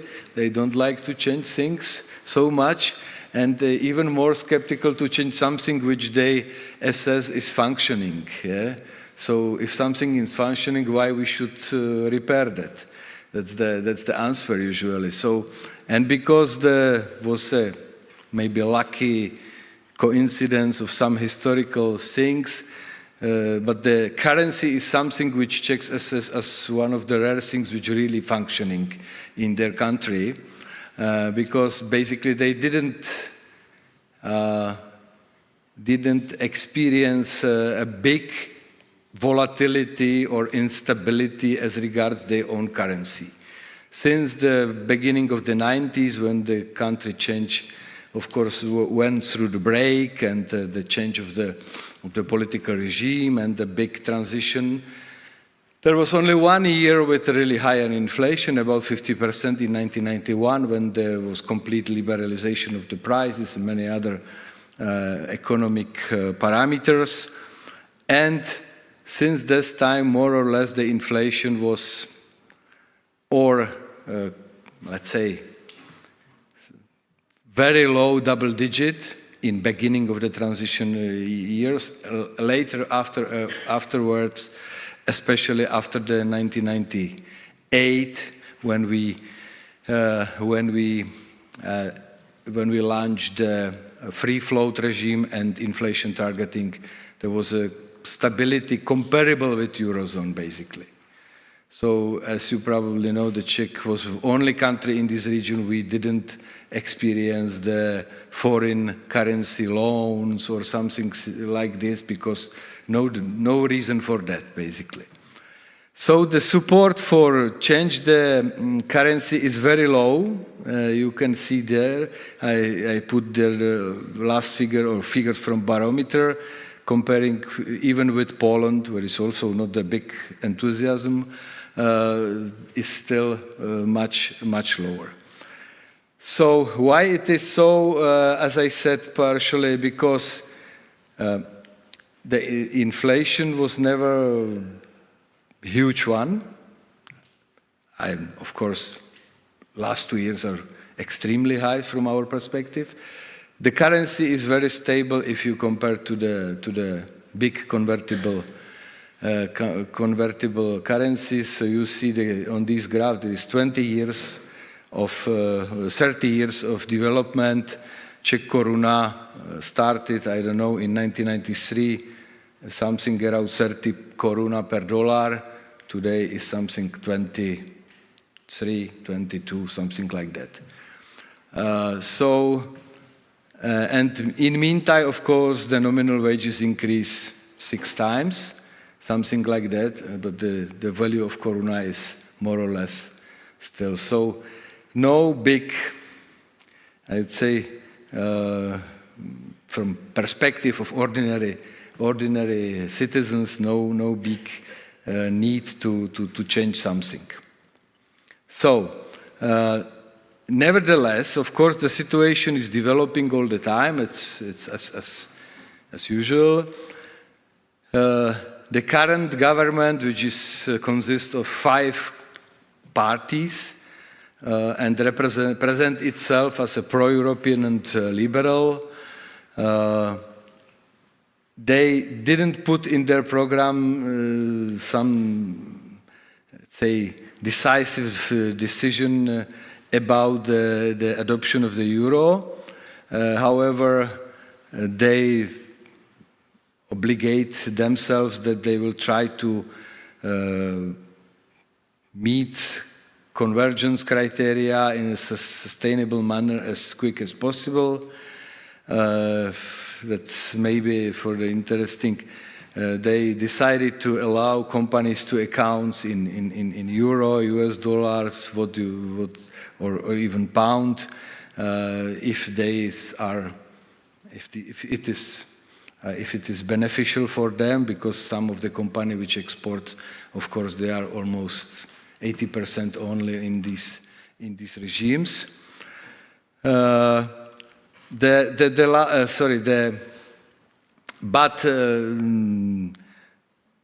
question is what will happen further. My expectation, because the biggest party of the coalition, the let's say right wing, formally, ODS is rather very reluctant still, despite some changes also amongst their representatives. It seems to me that government will now decide about any potential future steps. And what is even more important from this perspective, there is quite a strong opposition which could come to the power after the next election in 2025, and this opposition, which is representing mainly by the movement of the billionaire Andrej Babiš, which is rather populist-oriented and even more populist, nationalist, another party. They both are very much against the joining Eurozone. So also from this perspective, it seems to me that the probability that something will change in the political scene in this respect is relatively very low. Okay, so I will finish. The Eurozone is not perfect, of course. Everything human being is not perfect, but it's a reality. So far, it succeeded, we can say, but definitely there is still a lot to do prepare the Eurozone, in my opinion, for the next challenges which will definitely come, because as we have experienced already, Eurozone worked mainly perfect in the good weather. Once the bad weather came, it was much more difficult. So far we managed together, but of course for the next time I think Eurozone must to be much more resilient and better prepared for all of these challenges. At the same time, it's a dynamic system, so of course those countries who are not yet in the member, we are basically shooting on the moving target. This is nicely represented by this new obligation to join the banking union before you join the Eurozone, for instance. Of course, there are new requirements regarding European mechanism, stability mechanism. There are other new things which were not in place when we joined the EU in 2004, of course. So it's a dynamic system. The Czech economy is, in my opinion, from merit point of view, basically ready. And from my point of view, we can manage functioning well both inside and also outside of the European Union. It's really much more not about the currency. Currency is only the condition for your potential prosperity, necessary condition, but the necessary condition for that is also proper economic policy, fiscal, labor, and so on, structural, and so on. My guess is that some pressures, internal in our case and external also, to join the euro will gradually increase in this part of Europe. Okay, so thank you very much, and I would like to transfer my role. Invite my colleagues, please, guys, come here.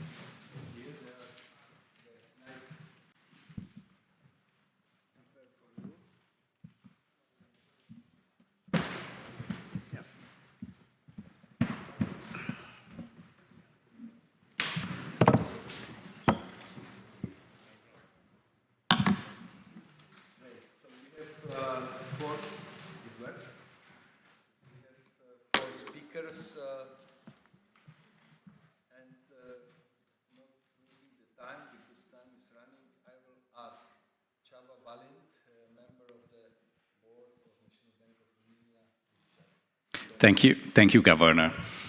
Mr. Rusnok. I also have a presentation, a few slides, if you could put on the screen. Please, if you can slide, move on the screen.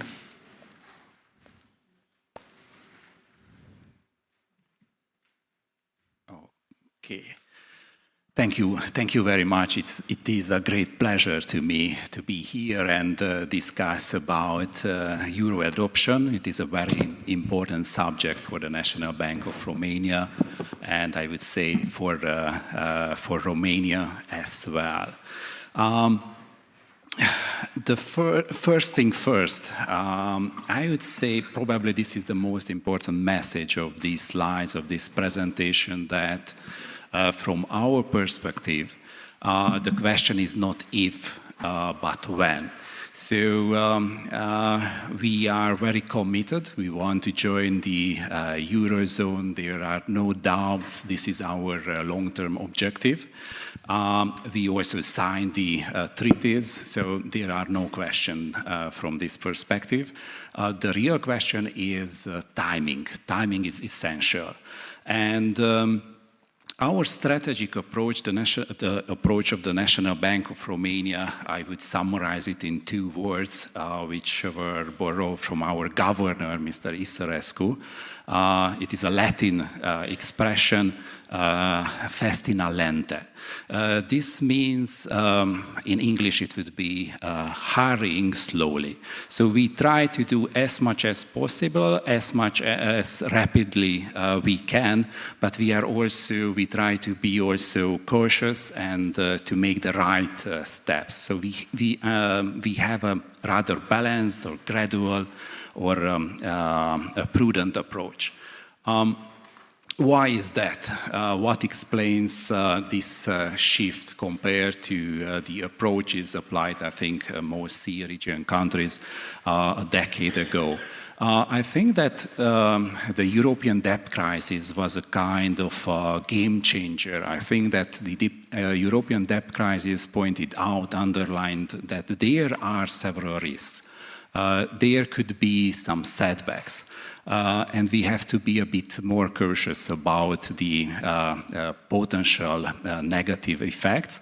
And there is also another observation regarding the convergence process. So we can see, or at least there are some countries which showed a somewhat slower convergence after the euro adoption.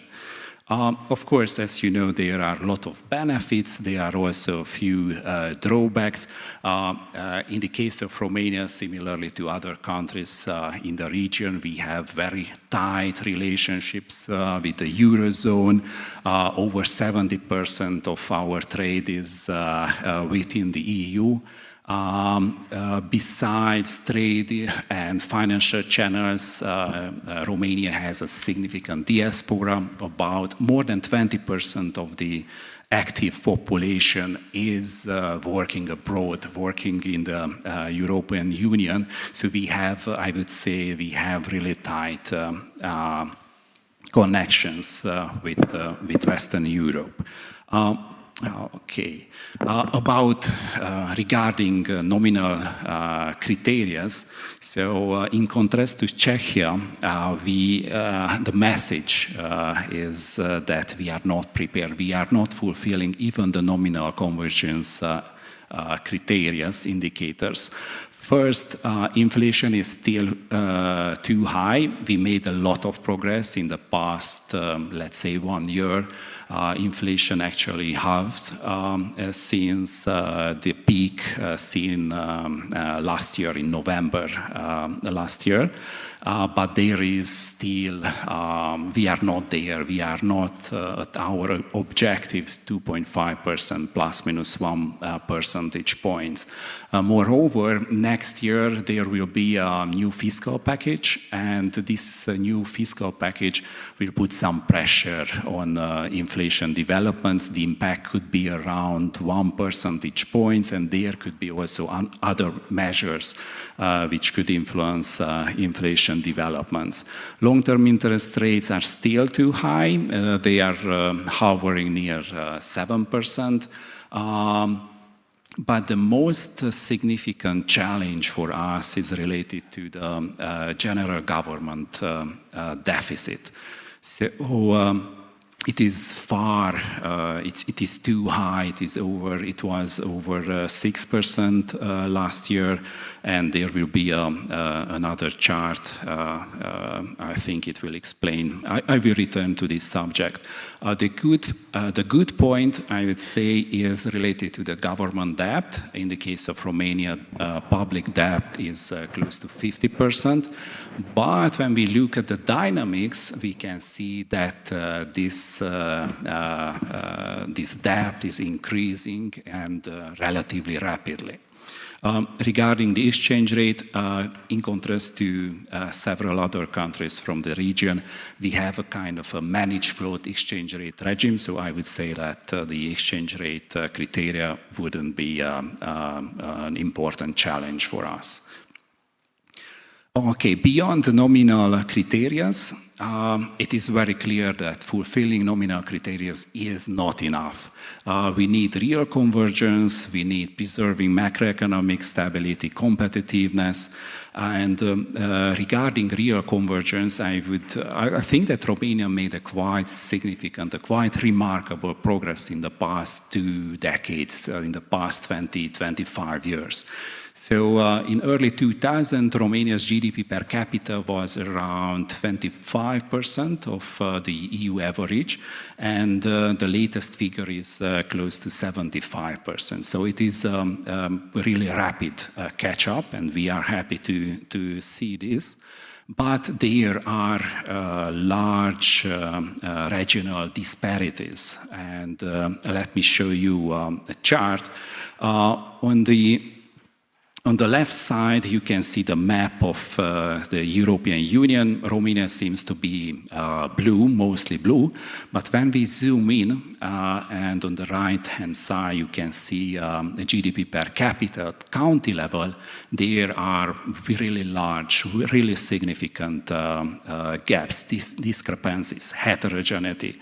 For example, in the case of Bucharest, the capital city GDP per capita is far above 150. It is almost close to 200% of the EU average. Of course, the statistics are a bit pushed up because there are multinationals headquartered in Bucharest. But anyway, Bucharest would be ready to enter the Eurozone, I think, tomorrow morning. And there are also several other large cities, large economic centers in our country, which seem to be prepared for the Euro accession. I think that size, when we are speaking about Euro adoption, size of the economy is important, matters. And in the past, let's say, past decade, past 10 years, there were at least compared to the Romania's economy, there were rather small economy or smaller economies which joined the Euro. And for a relatively small economy, I think it is much easier to fulfill, to adapt. A small economy could be more flexible. So in our case, maybe the large cities, the large economic poles are ready, but what we are doing with the other half of the economy. So there could be some additional risk. I think it is more difficult for a country like Romania. There are also several structural preconditions, and let me tell you, underline only one: infrastructure. At this moment, we do not have one single motorway which passes through the Carpathian Mountains. And it also contributes to this heterogeneity in GDP per capita figures when we look at county level. So we need some infrastructure development. We have to improve labor productivity and so on. And there is another, in Romania, there is a thinking about the euro. That it could be a kind of an ultimate goal for Romania, and I'm happy that Romanians really wish to enter the Eurozone. But it is also important to understand that the Euro adoption is a very important step, a very important milestone, but not the ultimate goal. So we have to perform well even after the accession. Okay, monetary and fiscal policy, or rather monetary and fiscal responsibilities. And from our side, from the central bank, I think we are ready. So we know what to do. We are waiting only for the green light. And this green light should come from the political side, as it was already said. It is a political decision. A very strong, decisive political move, and this political decision requires also a profound commitment. And by commitment, I would mean discipline. Discipline is required. I prepared also a comparative analysis how the Romanian situation compared to other EU countries when we look at the government budget balance and the current account balance. So I took an average, a 7-year average between 2016 to 2022, and it is clear that Romania, we are not in the best segment. On average, government budget deficit was at 5%, and the current account balance deficit, the current account deficit was also very close to 5%. So we have to make some changes. We have to reduce these indicators. Procyclicality. In most cases, fiscal policy was procyclical. So in good times, the government, the political parties tended to approve additional stimulus measures, and that put on us more pressure. We try to find a right balance, and I think that at this moment, giving up the control over the interest rates as well as the currency, so it would be too early. Okay. Another issue, it is related to the pandemic. The pandemic and its effect on the economy, on the government financial situation, it was a setback for us.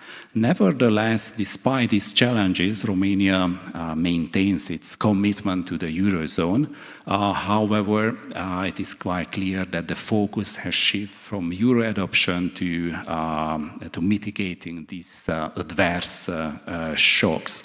So I would say that we lost, due to the pandemic and higher government budget deficit, we lost maybe 3, 4, or even 5 years. On this chart, you can see the evolution of the budget balance together with the current account balance. And in 2020, the budget balance, the deficit skyrocketed. But we had also problems, as I said earlier as well. Even in 2019, the government budget deficit was around 4%. This was one of the highest in the EU community. So what we are doing, we are observing, we trying to draw insights, to learn from other countries' successes. I would say that even speaking with people on the street, I would say that Romanians still believe in the European dream. So the Euro and the European project for us is something positive, and it is much more than economics. So we think that this European project really contributed to the peace and development in our region. About public perception, let me show you a few charts. On the left-hand side, you can see a survey, probably you know already. Romanians, we are in favor of the Euro adoption. Roughly 70% of the population supports the Euro adoption. And moreover, we want it as soon as possible, or at least 45% of the population said that they would like to have, they would like a Euro adoption as soon as possible. And there are also two pie charts which suggest that we actually in Romania we are used to the Euro. In the case of houses deposit, roughly 1/3 of the deposits are denominated in euro. In case of non-financial corporations, this share is a bit lower, around 1/5, 20%. And if you ask a Romanian about real estate prices or prices of cars or even telephone charges are related to the euro. So even for me, it would be difficult to, if you say 1 million, this apartment costs price is 1 million, I have to make a shift and to calculate how much is this sum in euros. So it is something, of course, when we speak about everyday products, it's a bit different story. But I would say that compared to Czechia, Hungary, Poland, we are a bit more used to the euro. Okay, so a summary, summing it up, we are strongly dedicated for the European project, for the euro. Our approach is festina lente, or with other words, we could also say that the adoption of the euro requires marathons mindset. So we have to be steady, we have to make enduring. So it is an enduring approach. It's a hard approach. We don't want to rush. And of course, we are a bit cautious, first of all, owing to the high government budget deficit and due to the territorial, geographical or discrepancies in development. So now it would be premature. A premature transition to the euro is undesirable, clearly.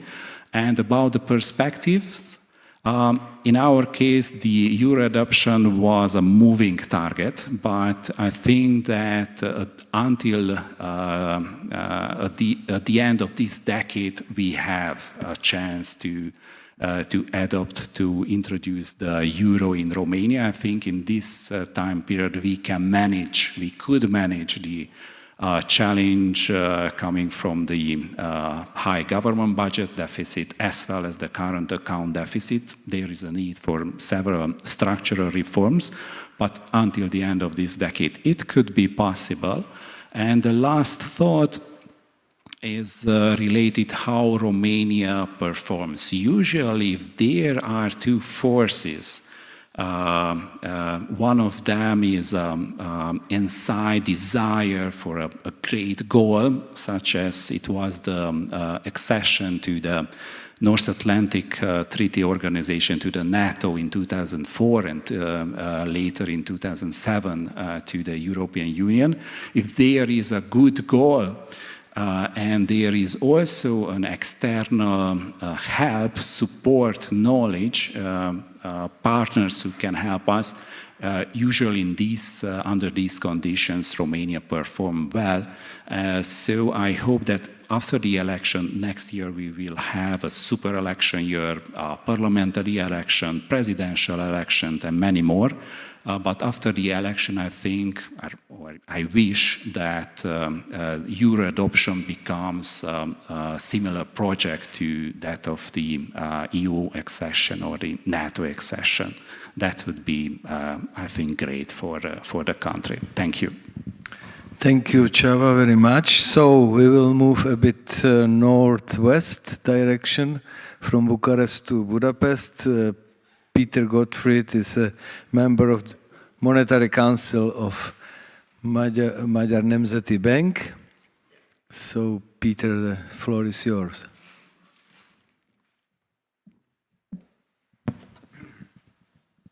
Thank you, Chairman, and I also thank the organizers for offering me the possibility to be here and contribute to this discussion. But I am to say might become boring because this is a third in the row of non-Eurozone member states presentation, and many of the considerations are similar in our case.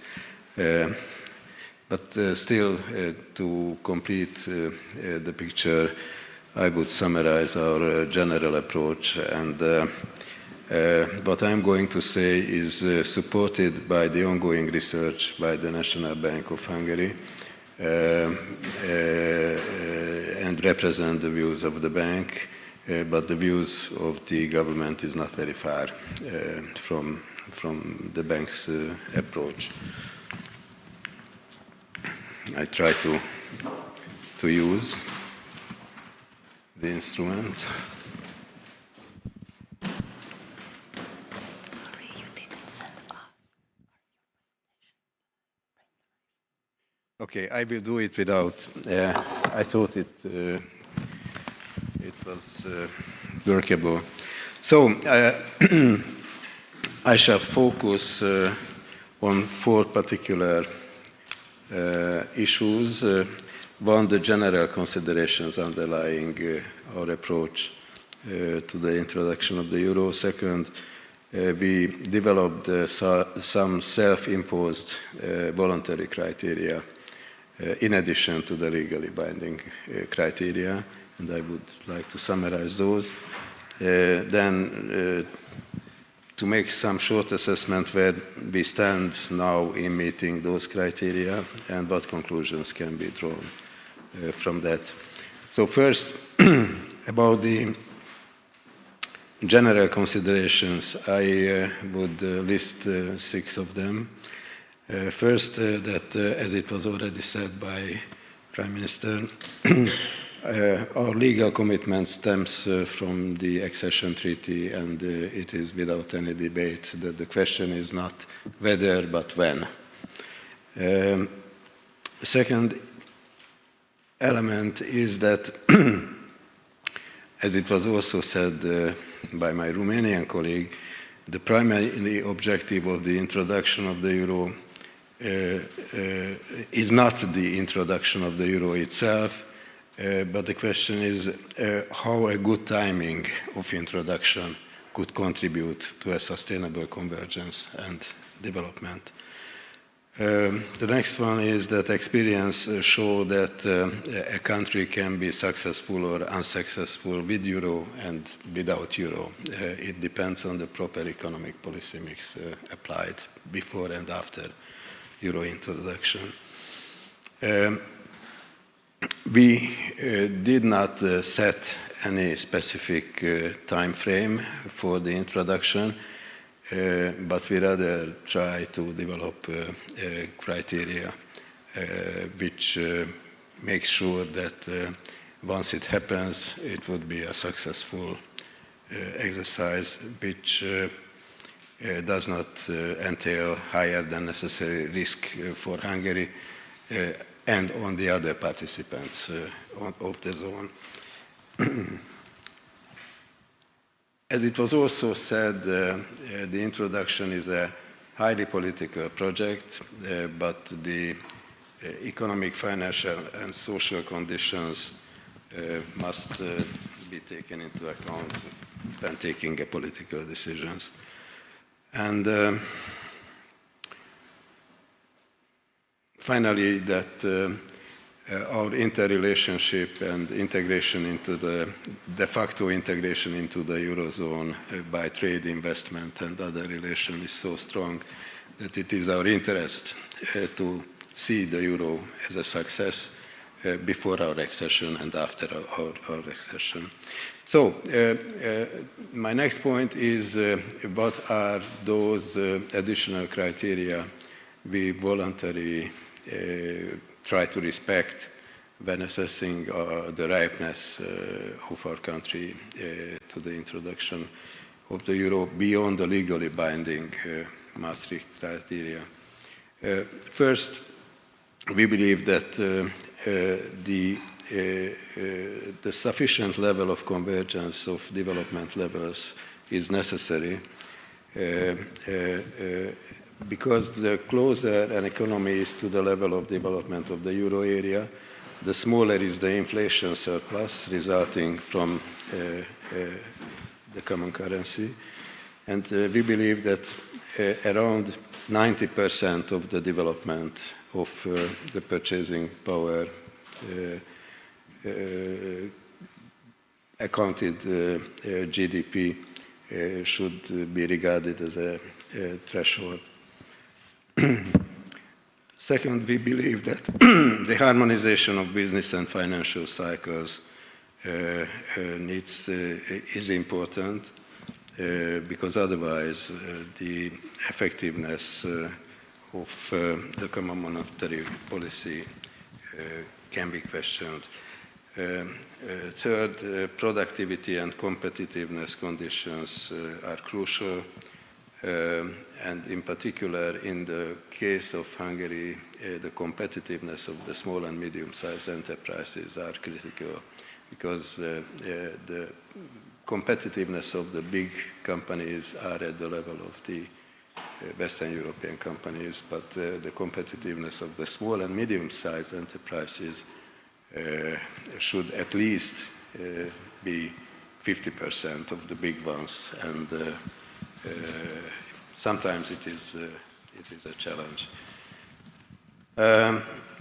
We also believe that the labor market should be assessed, and it should be close to full employment, and that the financial sector should reach a stage of stability and competitiveness at the time of introducing of the euro.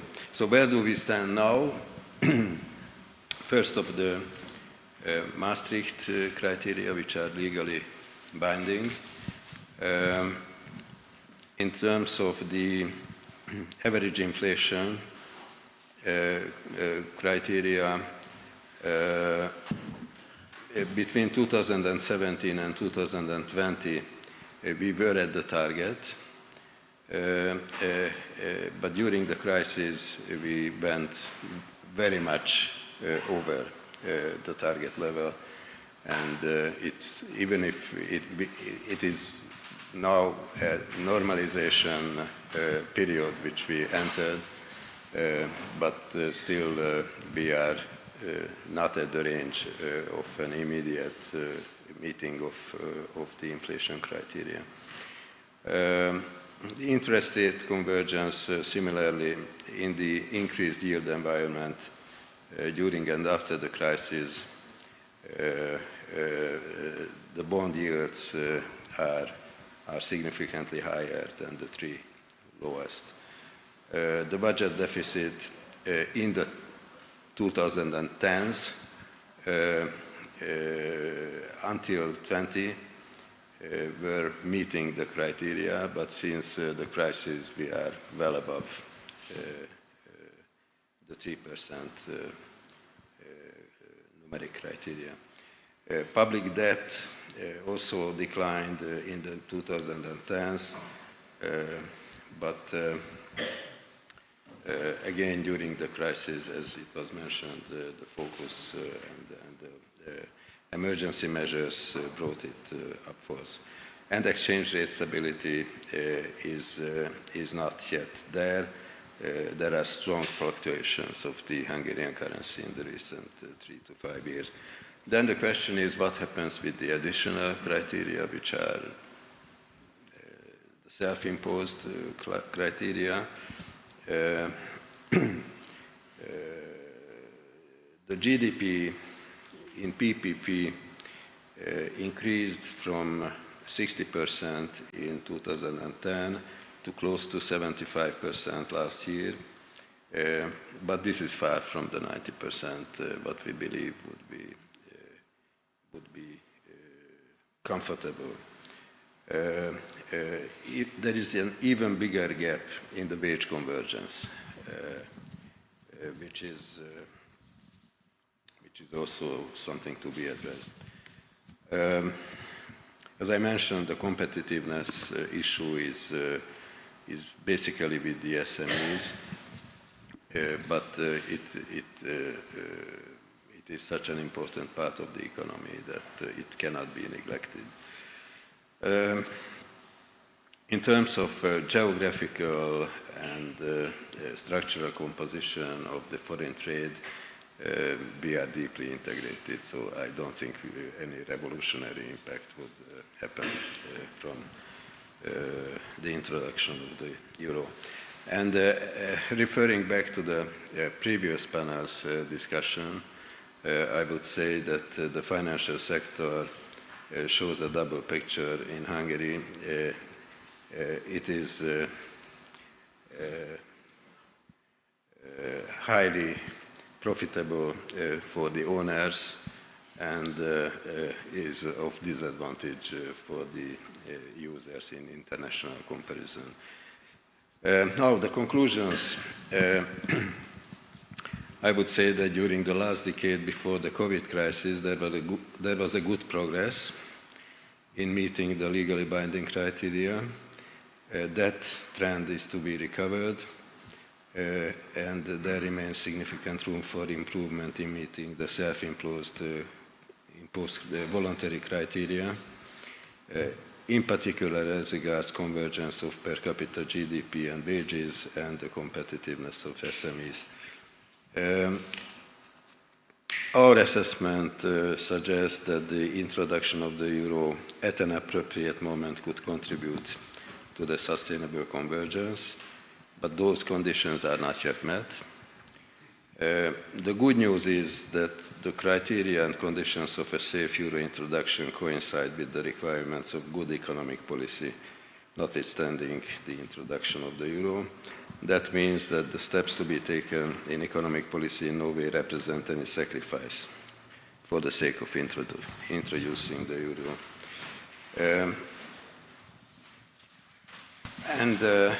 As my colleagues discussed public support, it is not very decisive in Hungary, but the support rate is sufficiently there. It's fluctuating, but it is not among the 5 priority issues of discussion in the Hungarian political life. But the discussions like this one would certainly raise awareness and support for the issue in the future. Thank you. Thank you, Peter, very much. So we have heard overview of thinking, intentions, some facts of 3 non-Eurozone countries, yet at least non-Eurozone. So now we will move more to the horizontal view. We will start with Tomáš Sláčik, a senior economist in Austrian National Bank. Okay, thank you very much. Before I forget, I would like also to extend greetings from our governor, Mr. Holzmann, who would have loved to come himself, but he couldn't make it. And he would have loved to come in particular because he has a formal role or a personal relationship with the Copernicus Academy. Okay, now let me move to my slides. This panel is actually about Euroscepticism. So where does it come from, the Euroscepticism? It depends whom you ask, I would say. And we could look, we have seen that already, we could look at the Eurobarometer, but to promote also our own products, I took our own, what we call Euro survey. That's a household survey that we have run since 2007. Originally twice a year, now it's only once a year. We ask thousands randomly selected households or individuals, adult individuals, all different kinds of things. It's representative. And if you look at some of the results from our survey, this is a question about when do you expect the euro to be introduced in your country. If you look at the Czech Republic, Hungary, Poland, these are, just look at the left 2 bars, so violet or purple and green. This is the expectation that the euro will be introduced within, say, foreseeable medium-term future, within the next 10 years, okay? And all the rest is basically never or close to never. Mañana, as they would say in Latin America, so basically never. And you can see, as we have heard already, the 3 Central European candidates, Czech Republic, Hungary, and Poland, are rather Eurosceptics, whereas the expectations are different in other countries. What is also striking about this picture is the high share, that's the rectangle, the high share of don't knows in Poland. It's almost 60%. Now, another question that we ask is, this was about when do you expect the euro to be introduced? The other question that we ask is, when would you like the euro to be introduced? So what would be your preferred period for euro introduction? And again, here, if you look at the blue and violet colors, the Central European candidates are very skeptical. And a large majority of respondents would prefer the euro not to be introduced ever. In those countries, the situation is different in Romania, for instance, or other even Western Balkan countries. Now, do these Eurosceptics among individuals walk the talk and behave accordingly with respect to their cash and deposit holdings? We call this Euroization Index, which comprises basically both their attitude towards cash and deposits. And in the three Central European countries, they do, but in others, like Serbia, for instance, the situation is very different, right? So there, the Euroization Index is still very high, even though it has declined. How about their liabilities? So do you have a loan? And if you have a loan, do you have a loan in foreign currency? That's the red color in that bar. Extremely low and basically negligible in the Czech Republic, and it has become very low also in Hungary, much has of course to do with the regulation. Hungary and Poland. In other countries, I would refer to Serbia again, it's, you know, the level of Euroization is much higher. But if you look at the corporate world, it's a totally different story. So here, just for the sake of illustration, the left chart is the share of euro area imports in total imports. It's very significant, ranging somewhere between 45% in Bulgaria and almost 60% in the Czech Republic, and it's even more significant with respect to exports. So in the Czech Republic, for instance, 2/3 of exports go to the euro area. And another example for the fact that the Eurosceptics might not be in the euro, but euro is to a large extent already in the Eurosceptical countries. This is the share of the euro as invoicing currency. Again, on the left-hand side, it's imports. On the right-hand side, it's exports. So you can see that really a large proportion of imports and exports is invoiced in euro already. We have heard this with respect to the individual countries already. Now, if you look at the share of FX loans to non-financial corporates, this is significant. Interestingly, it is highest now in the Czech Republic, so the most skeptical EU country on the individual level. And this share of FX loans has increased, of course, in the wake of the increase of the inflation differential over the last 2 years. We have seen similar charts from the Eurobarometer. So if we asked what are the reasons for the Euroscepsis, the Czech Republic, in the Czech Republic, respondents fear to a large extent loss of identity. In the other countries, it's not so significant.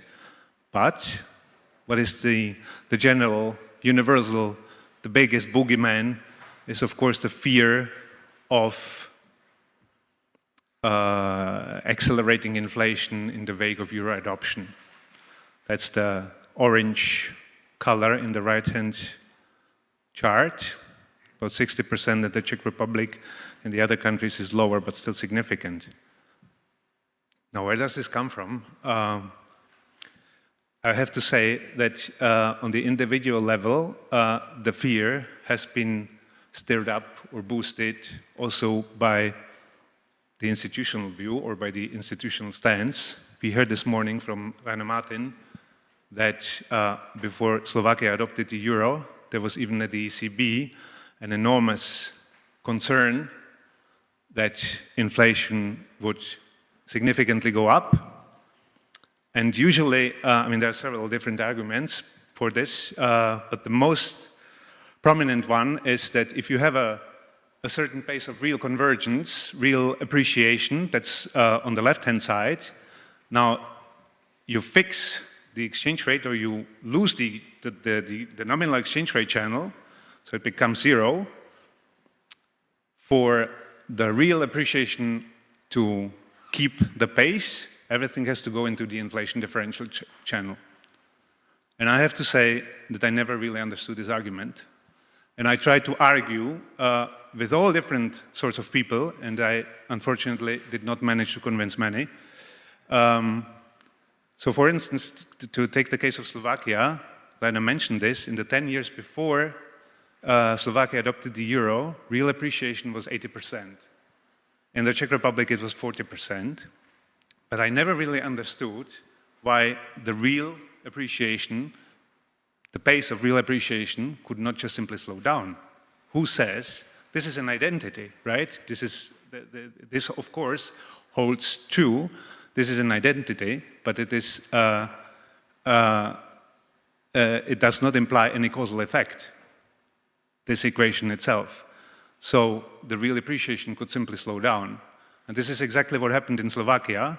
So in the 10 years after the euro was adopted in Slovakia, real appreciation was just 2% before the inflation spike. I'll come back to this in a second.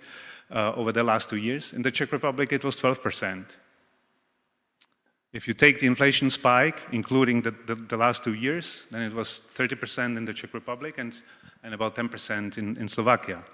So I think Rainer's predecessor at the NBS, at the National Bank of Slovakia, so the chief economist back then, in a publication about the impact of euro adoption in Slovakia, said if the real appreciation was maintained at 2 to 3% in Slovakia, then inflation would be higher by exactly that difference. A board member of the Czech Central Bank in 2006, using the same argument, predicted that inflation would go up by 3 percentage points to about 6%. Some people in the Czech Republic were even more brave, predicting inflation to go to 10%. So something that the country saw in the first half of the 90s. But there are also other institutions, like the OECD, for instance, in its country report, country survey from 2008, used basically the same argument. If you look at any convergence report, and you look into the chapter that concerns our countries here that we are talking about, you'll find this, or a version of the sentence. So, for the catching up process, or the catching up process may or is likely to result in positive inflation differentials unless this is counteracted by an appreciation of the nominal exchange rate. So as I said, I never really understood this argument. So I wrote a paper in 2008 where I tried to structure the ideas and to estimate it. And on the one hand, you have the one-off effects that are related to the changeover, but those are not really interesting, right? Because this is a one-off effect, and it is typically negligible, it is transitory, and there are best practices how to handle it. What is more interesting is the long-term, the systemic risk, and that stems, in my view, from two possible channels. It's either the loss of the nominal exchange rate, this is what I've been talking about, but then it depends on how high your exchange rate pass-through is, right? If the exchange rate pass-through is not strong, then the dampening effect on inflation will be negligible if you don't have that channel anymore.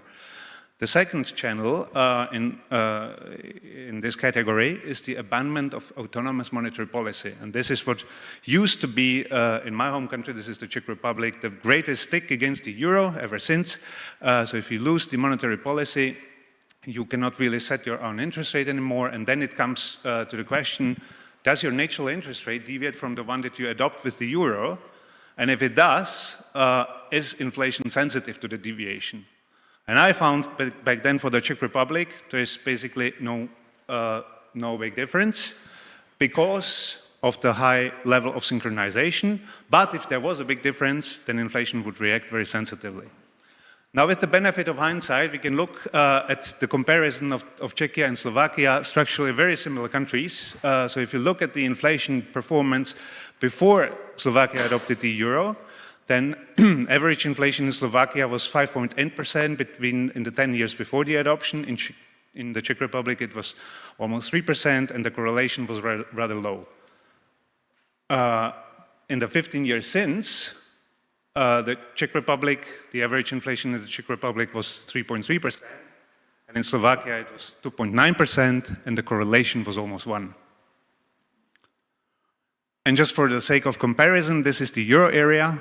You can see that at least until the very recent period of very high inflation that we saw over the last 2 years, and that had, of course, other reasons, inflation performance between Slovakia and Czechia and the euro area was very similar, both level-wise and correlation-wise.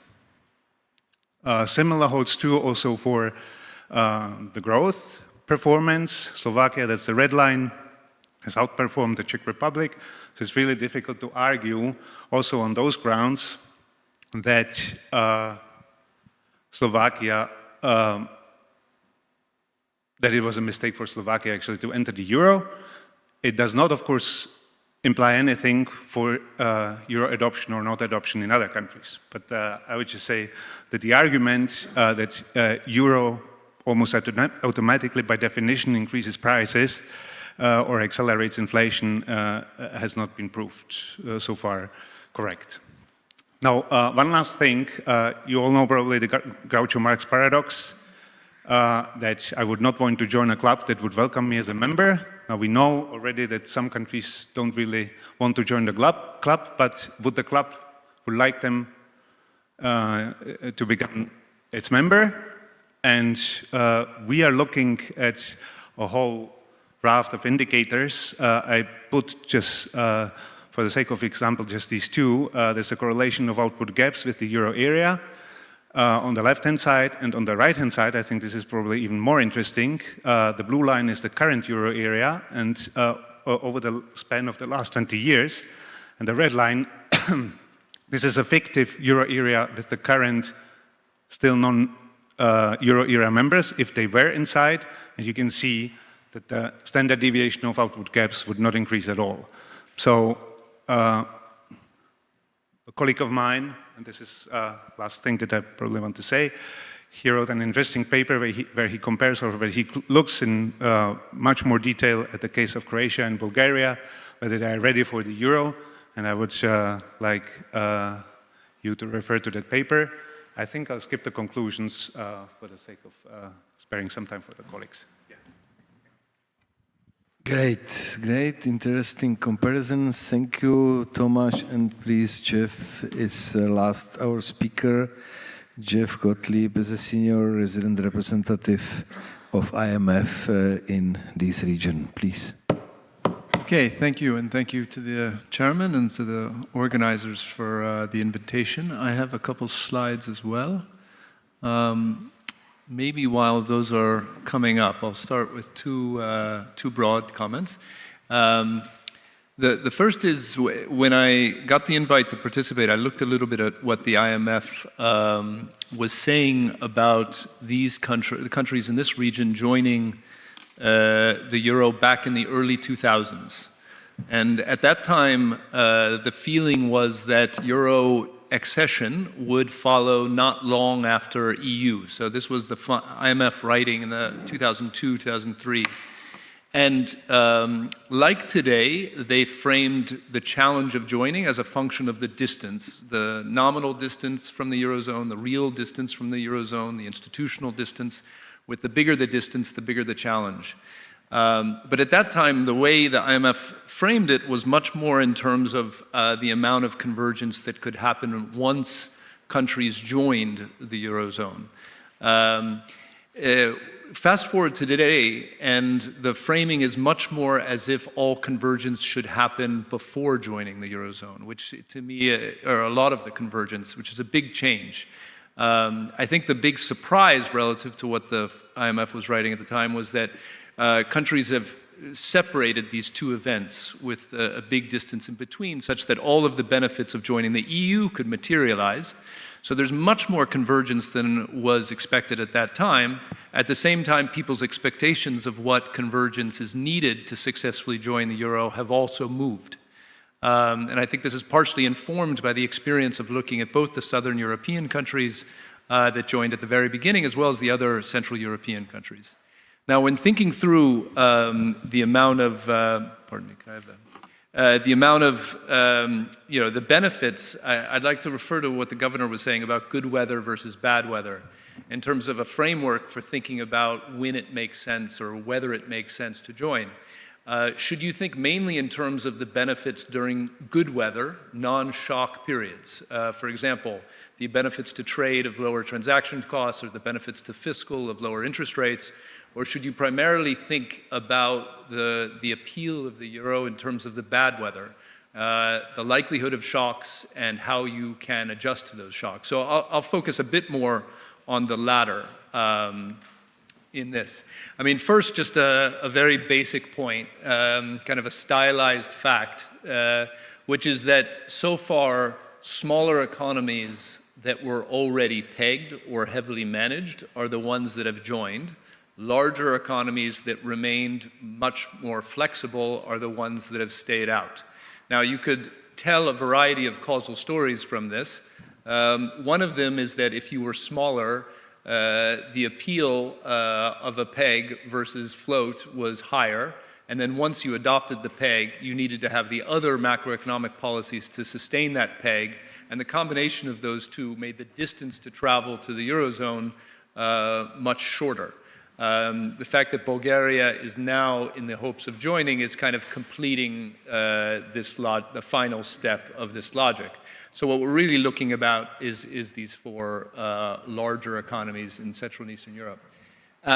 Just a brief look at the convergence criteria as kind of the minimum standard requirement for joining, and what you see is that between 2013 and 2019, notwithstanding a few exceptions like the fiscal picture in some countries or the debt in others, these countries were either meeting the convergence criteria or within reach. I think that this suggests that that kind of the ability to join is generally not the constraint. It's much more of a desire.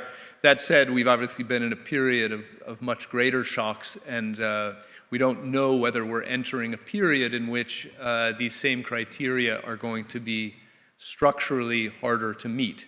The same point applies on the exchange rate and the notional plus minus 15% on the ERM.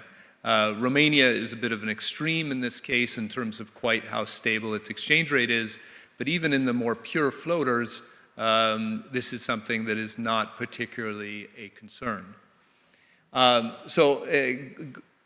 back to some of the Eurobarometer points that were mentioned in the previous presentation, this jumps out to me, which is that the support for the euro in the CEE countries that are not in the Eurozone really fell with the global financial crisis and has not recovered.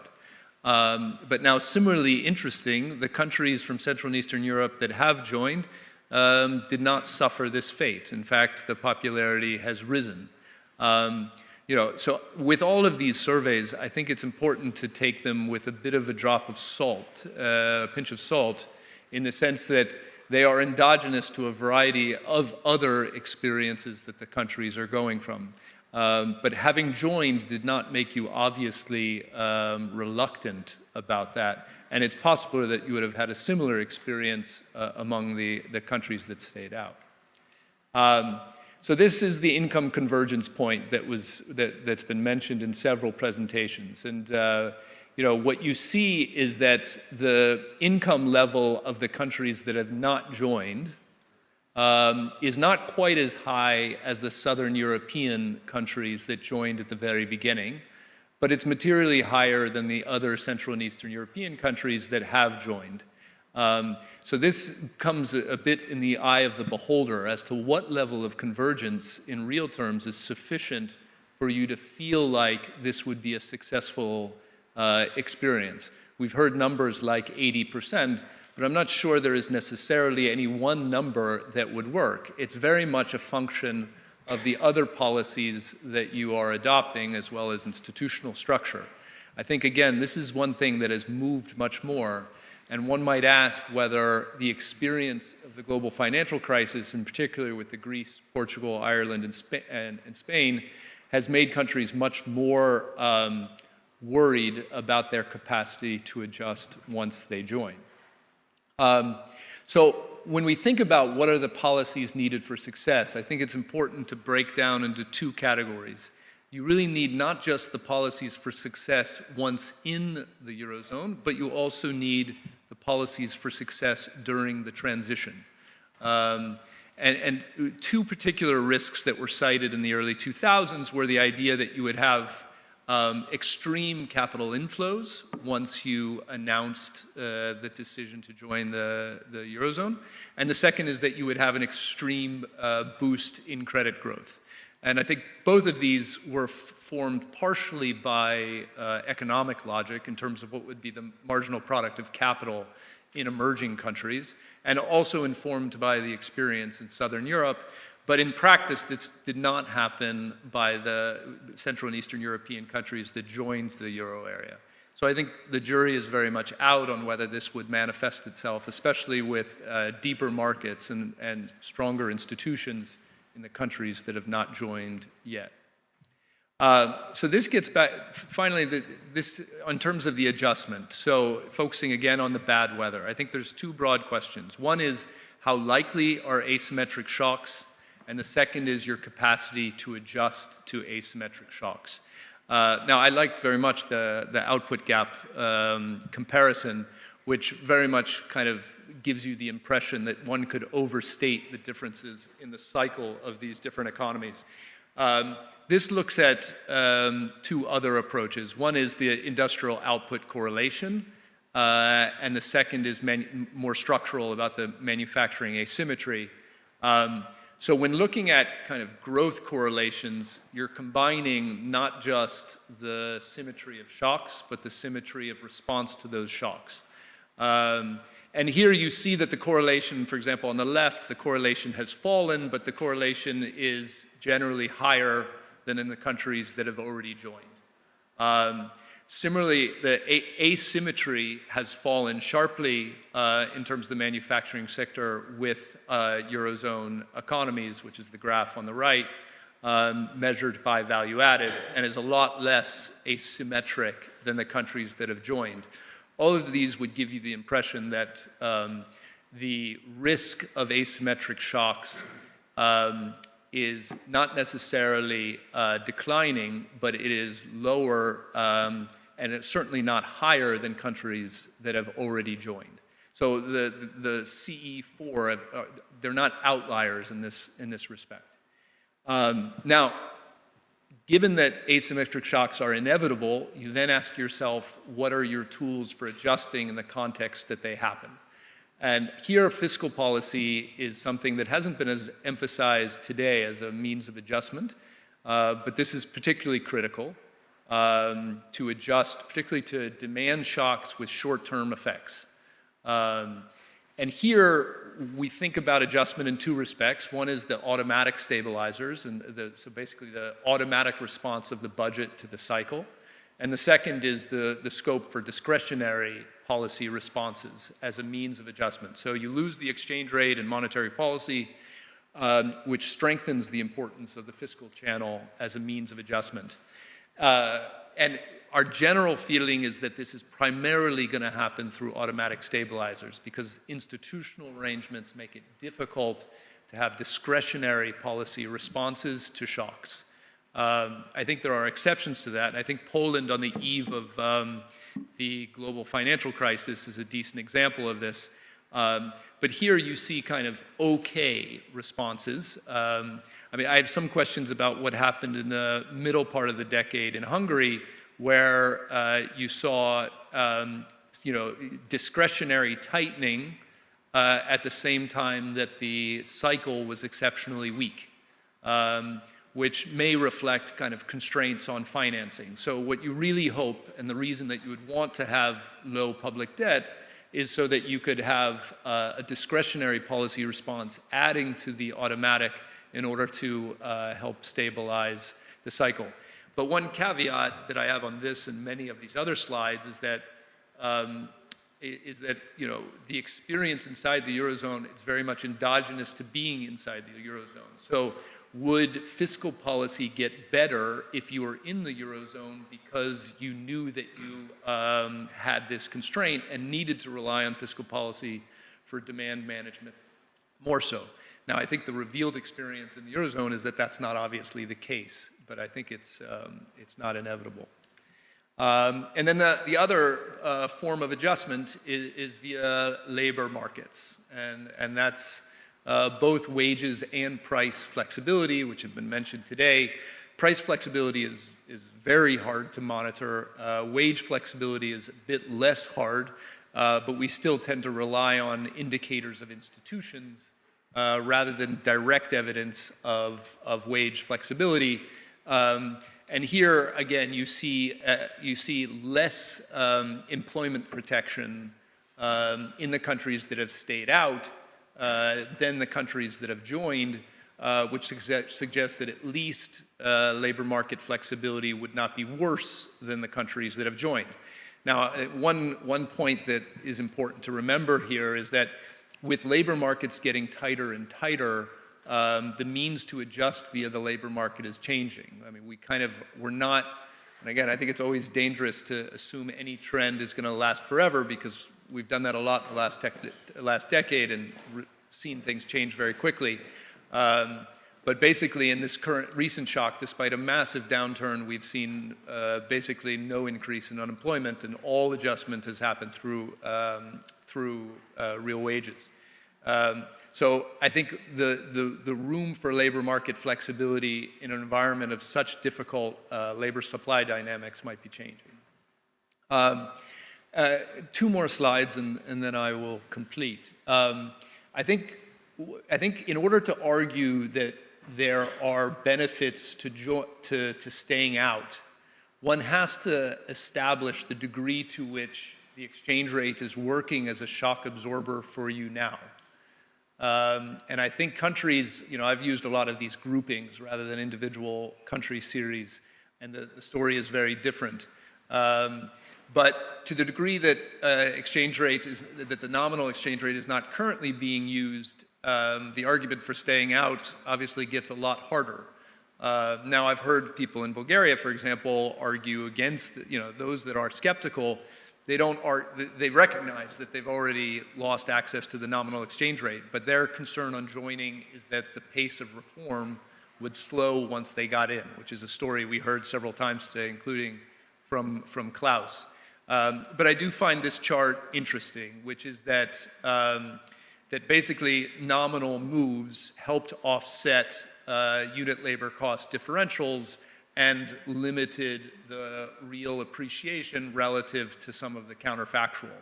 And this is a challenge that we are seeing in a lot of places, which is that if you can have access to the ease of adjustment through the nominal exchange rate, it puts a lot less pressure on your policy mix than otherwise.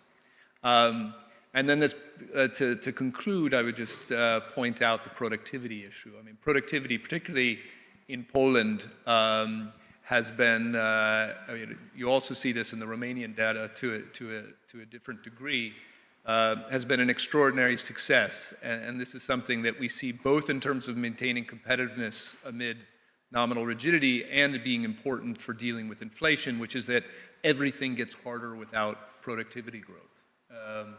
It gets harder to have differences in ULC. It gets harder to have loss of nominal exchange rate. So this is an area where we're looking for much more encouraging signs on the policy side going forward. So I think just to wrap up, I think that our general line on the euro has always been that there's enormous potential benefits. The second is that it's not a panacea. It's a highly consequential decision. We share the view that economies can be successful inside and outside. But the burden on the policy mix does increase when joining the Eurozone. And then finally, the very reforms that make it that are important for joining the Eurozone are also useful outside of the Eurozone. I think generally having more flexibility in product and labor markets. So that's where I'll stop. Thank you very much, Jeff, for summarizing basically some important messages. Maybe we are already probably out of the time, but anyway, I would like to give some space to potential questions from the floor. Please, Rainer.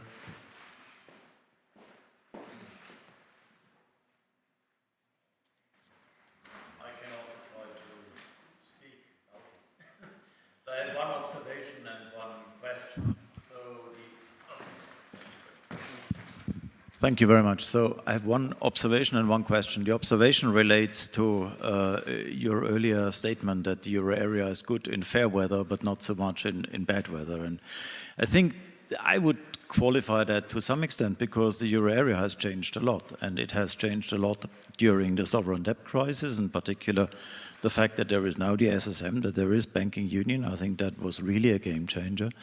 And the other aspect was during the last couple of years, COVID, and then the Russian war of aggression. I think also during these days, the ECB really rose to the occasion. And I think it did a lot of very well-guided policy making, which I think, to be honest, like 10 years ago, it was much more difficult. So that's just a comment. A second point on the expectation about rising prices, and I think that's a very important point that you raised, Tomasz. I just wonder, how did you exactly formulate this in the survey that you quoted?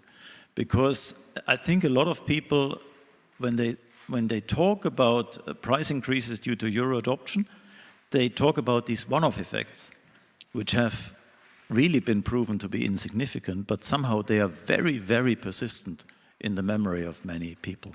So just a question to you, how this was precisely done. Maybe some other questions we can collect of them. It seems to me there is no other questions. Thank you. Thank you for your comment to my expression. It was a bit simplistic, of course, in order to be quick, but definitely you are absolutely right that a lot of things has changed and improved in respect of resilience and robustness of whole of this construction. I definitely agree, and I would like to see more even, because it's necessary still. We probably will agree that it's still not completely finished, but definitely many things change. True. Please, Tomasz, could you?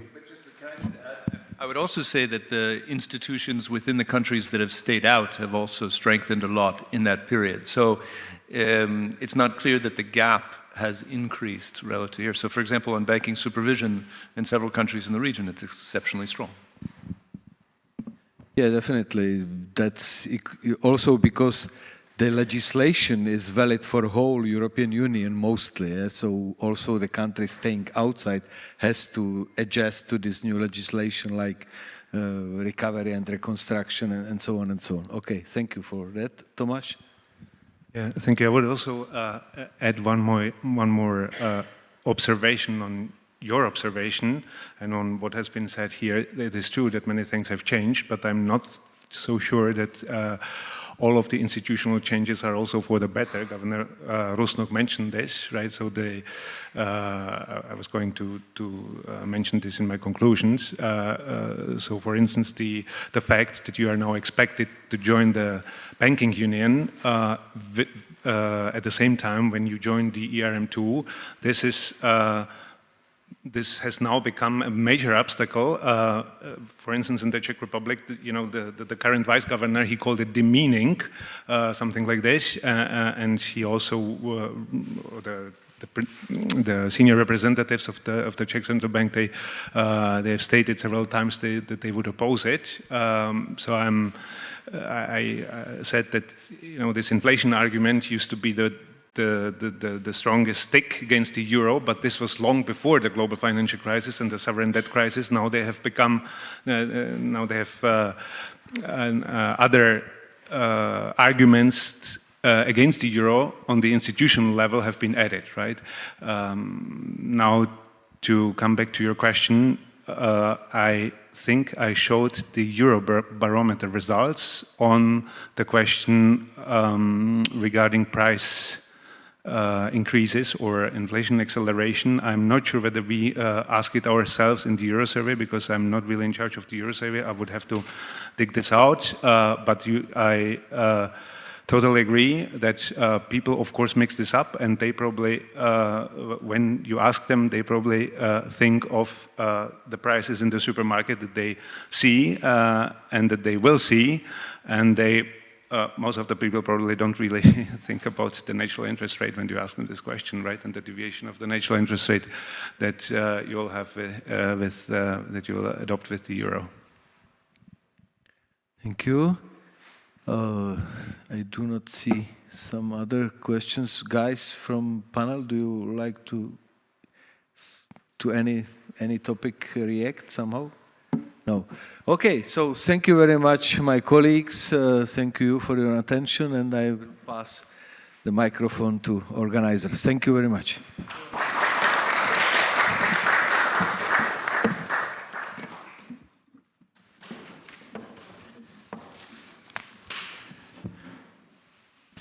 Thank you very much, gentlemen, for giving all these examples from your countries. And now, without delay, we will move to concluding remarks that will be given by Professor Charles Goodhart. Thank you very much. It has been a privilege to have listened to the discussions throughout today, and I congratulate the Copernicus Academy and School and the National Bank of Poland for having put on such a remarkably great conference. I'd also like to congratulate the ECB and indeed the Euro for having done so well over the last 25 years. One reason for these congratulations is that Harold James, at the beginning of his presentation at the start of the morning, said that many, indeed probably most, of the great Anglo-Saxon economists, Marty Feldstein, Martin Wolf, and their whole series, Paul Krugman and others, had indicated that they thought that the euro area would not actually work. But what he didn't say is why they had thought it wouldn't work and why they were wrong. And I'd just like to start briefly with a comment on that. The reason why he thought that, or they thought that the euro area wouldn't work very well, was because there was the argument that a single currency needs a strong central fiscal authority to complement it. And there are several reasons of that. The first one is that if you've got a strong central fiscal authority, that those parts of the currency area that are doing badly pay less tax and get probably more welfare payments, so they get a net transfer to them, while the better parts, those who are doing relatively better, actually transfer money to those that are doing relatively worse, and that maintains the solidarity of the system as a whole. The second argument, which is perhaps more immediate, is that if you don't have a strong central fiscal authority and you don't have debt issued in terms of that central fiscal authority, then effectively the debt of each nation state becomes foreign currency debt, because it is issued in the form which their central bank cannot issue currency in order to automatically repay it. And that means that there is always a risk effectively of a default, being forced out of the euro currency system for one reason or another. And that is an added risk. And we saw that occur temporarily during the Great Crisis in 2011, 2012. And that was handled very largely by Mario Draghi and OMT, and the worries about his future has been met in part by the new PEPP system that has been put in order. But I want to raise one other reason why the euro area has had actually rather a smooth or a relatively smooth passage, much smoother than, if you like, the Anglo-Saxon economists have argued. And the argument there, which has particular relevance for Eastern Europe economies, is that over the last 30 years, at any rate until about 2020, we had a condition in which G, rate of growth of the economy, real growth, was growing quite fast, while R, the interest rates, were coming steadily down and down. And that was particularly true, I think, in Eastern Europe, which, as we've seen, has had a faster growth in most cases than the West of Europe. And also the interest rates have come down really quite significantly. Under these circumstances, worries about the possibility of excessive deficits, and being forced out of the Eurozone have tended to be much less than they otherwise might have been. The problem that we now face, and this is a worldwide problem, it's not just a problem for the EU, it's a problem for everyone, is that the debt ratios are much higher and the G is going down, or has gone down and is likely to go down, because the rate of growth of the working population is going to be declining quite sharply. And I'll talk about that a bit more. And that interest rates, certainly nominal and to some particular extent, possibly real as well, are going up. So the relationship between G and R is going to be much less favorable, and that is going to put particular pressure on the Eurozone because of the extra risk of those who are particularly in a relatively poor position on the fiscal side are going to be in difficulties. I would also note that the Eastern European countries have done particularly well over the last sort of few decades with much faster rate of growth. I was very struck by Mr. Balin's comment that the Romanian relative standard of living had gone from 25% to 75%. I think the comparator was sort of the average in Western Europe. And that has been remarkable.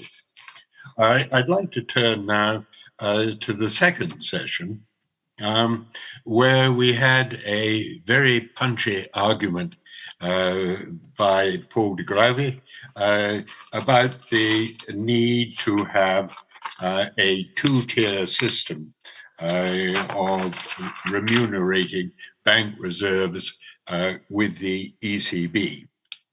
And he ran into three kinds of arguments. Well, the first line of argument was that the present system of a floor system with a very, very large provision of reserves to the banks has financial stability advantages. It provides a great deal of liquidity under all circumstances to almost all the banks, and it provides them with great resilience.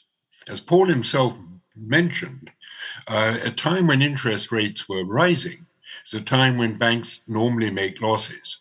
And it is arguable that monetary policy would be more constrained by fears of financial stability than they would be if financial stability fears were not present, as they have not been present in the EU. And I think that there is relatively little doubt that these massive reserves have provided support to the banking system. To which Paul's reply was, but you can reverse the requirement for having a large amount of required non-remunerated reserves if anything goes wrong, and we have other tools. I think that my answer to that would be that financial stability issues are not linear. They are non-linear. And if you get a major crack, a huge bankruptcy or an important chain of bankruptcies, then it is actually probably too late to start reversing the measures you've been introduced before. So I do think that Paul has got to take the financial stability issues actually rather more carefully.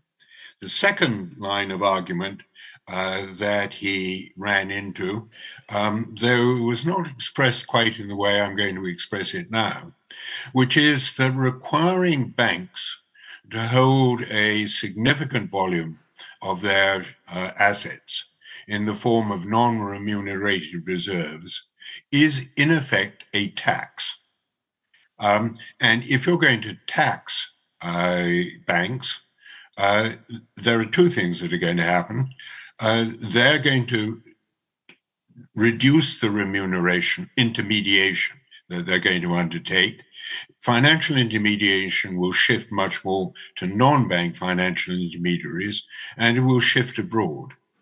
And it is arguable that financial stability concerns actually worsen if you shift out of the relatively well-controlled banks into the much less well-controlled NBFI. He also did mention the issue about that if you're going to have a significant tax on banks in your own area, there will be a shift of intermediation abroad, whereby instead of the intermediation being done on your own soil, it is done in places like the City of London. Now to that, Paul replied, yeah, well, we'll have to consolidate the balance sheet of, say, Deutsche Bank, so that all its branches and subsidiaries, particularly subsidiaries, are consolidated for purposes of this tax. That's a kind of double tax arrangement, whereby you're taxed not only abroad on what you're doing there, but you're taxed at home.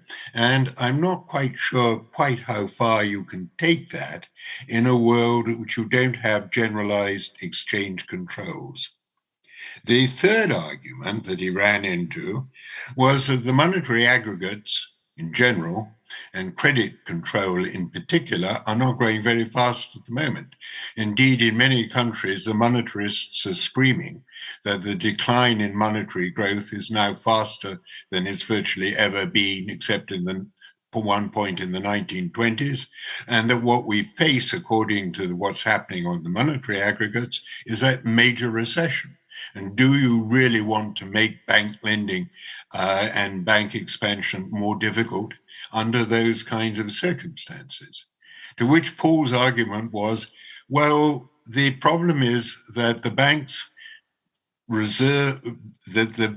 interest earnings from the getting remunerated on their reserves have not gone to expanding their balance sheet. It's gone into dividends and it's gone into buybacks. Now, if that's the problem, isn't there a case for looking at whether there should be some concern about the relationship between dividends and buybacks and what the bank's expansion are doing otherwise? And should there be some kind of check on dividends and buybacks at a time when the banks are not expanding as fast as you particularly want them to be?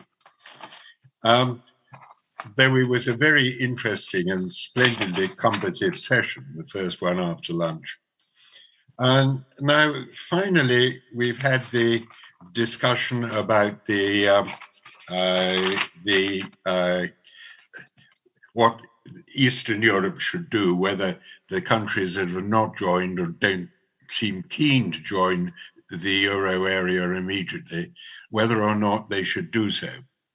Now, One of the issues that sort of concerns me here is, first of all, if the G minus R is going to reverse and reverse quite sharply, is this a time when the sort of the criticisms about the structure of the euro, that it doesn't have a fiscal centralization sufficient to support the monetary centralization, might become much more to the fore? The second concern that I would have, partly again because of my concern about demography, has been that, as I said earlier, I think that the Eastern European countries have done extremely well over the last decade or so, with much faster growth, G minus R being good shape. And this has partly been due not just to joining the euro area, but when you get a move by a low-wage country into a world trading system, and the low-wage country, I'm sorry, my telephone is going, I've got to stop it.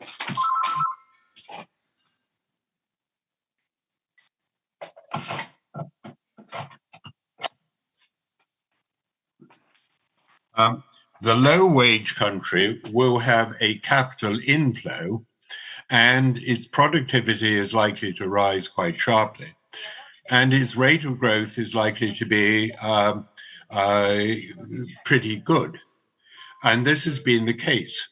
But now we're in a condition in which the labor supply is going to be cut down quite sharply because of the low birth rate. And beyond that has occurred in Eastern Europe as well as everywhere else. And in addition, there has been the migration out. Now, if you take all that into consideration, you're going to have a situation in which the reduction in labor supply and the sort of the fact that there's been already a great improvement in productivity by a shift out of sort of subsistence farming to factories financed by capital inflows, whether there's going to be a sharp reduction in growth rates from now on, combined with a shortage of labor, which is going to push up wage rates really quite significantly.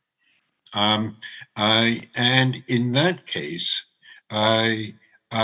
is this necessarily the right moment to enter the euro at a time when the beneficial effects have been largely enjoyed in the past, and we don't really know quite what the more difficult conditions that are likely to occur over the next few decades, how they will play out. But I think I will finish there because we've all had a very long day. And I think that the discussions have been really quite excellent. I was particularly impressed, I have to say, by the comments of Mr. Balin from Romania, which chimed very closely with the kind of point of view that I've been presenting myself. I don't quite know how we're going to all survive in the more difficult future that is likely to take place. And that's without considering the possibility of the election of President Trump again in the autumn, a prospect which leads to certain amount of concern about the immediate future. So it's been a great day, and thank you all very much. And thanks particularly to the Copernicus Academy and to the National Bank of Poland. So good evening and goodbye.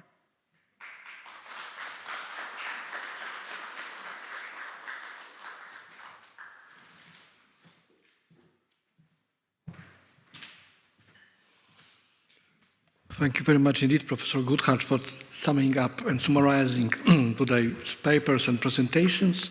Thank you all for your presence here, and see you tomorrow at the same time, that is 11 a.m.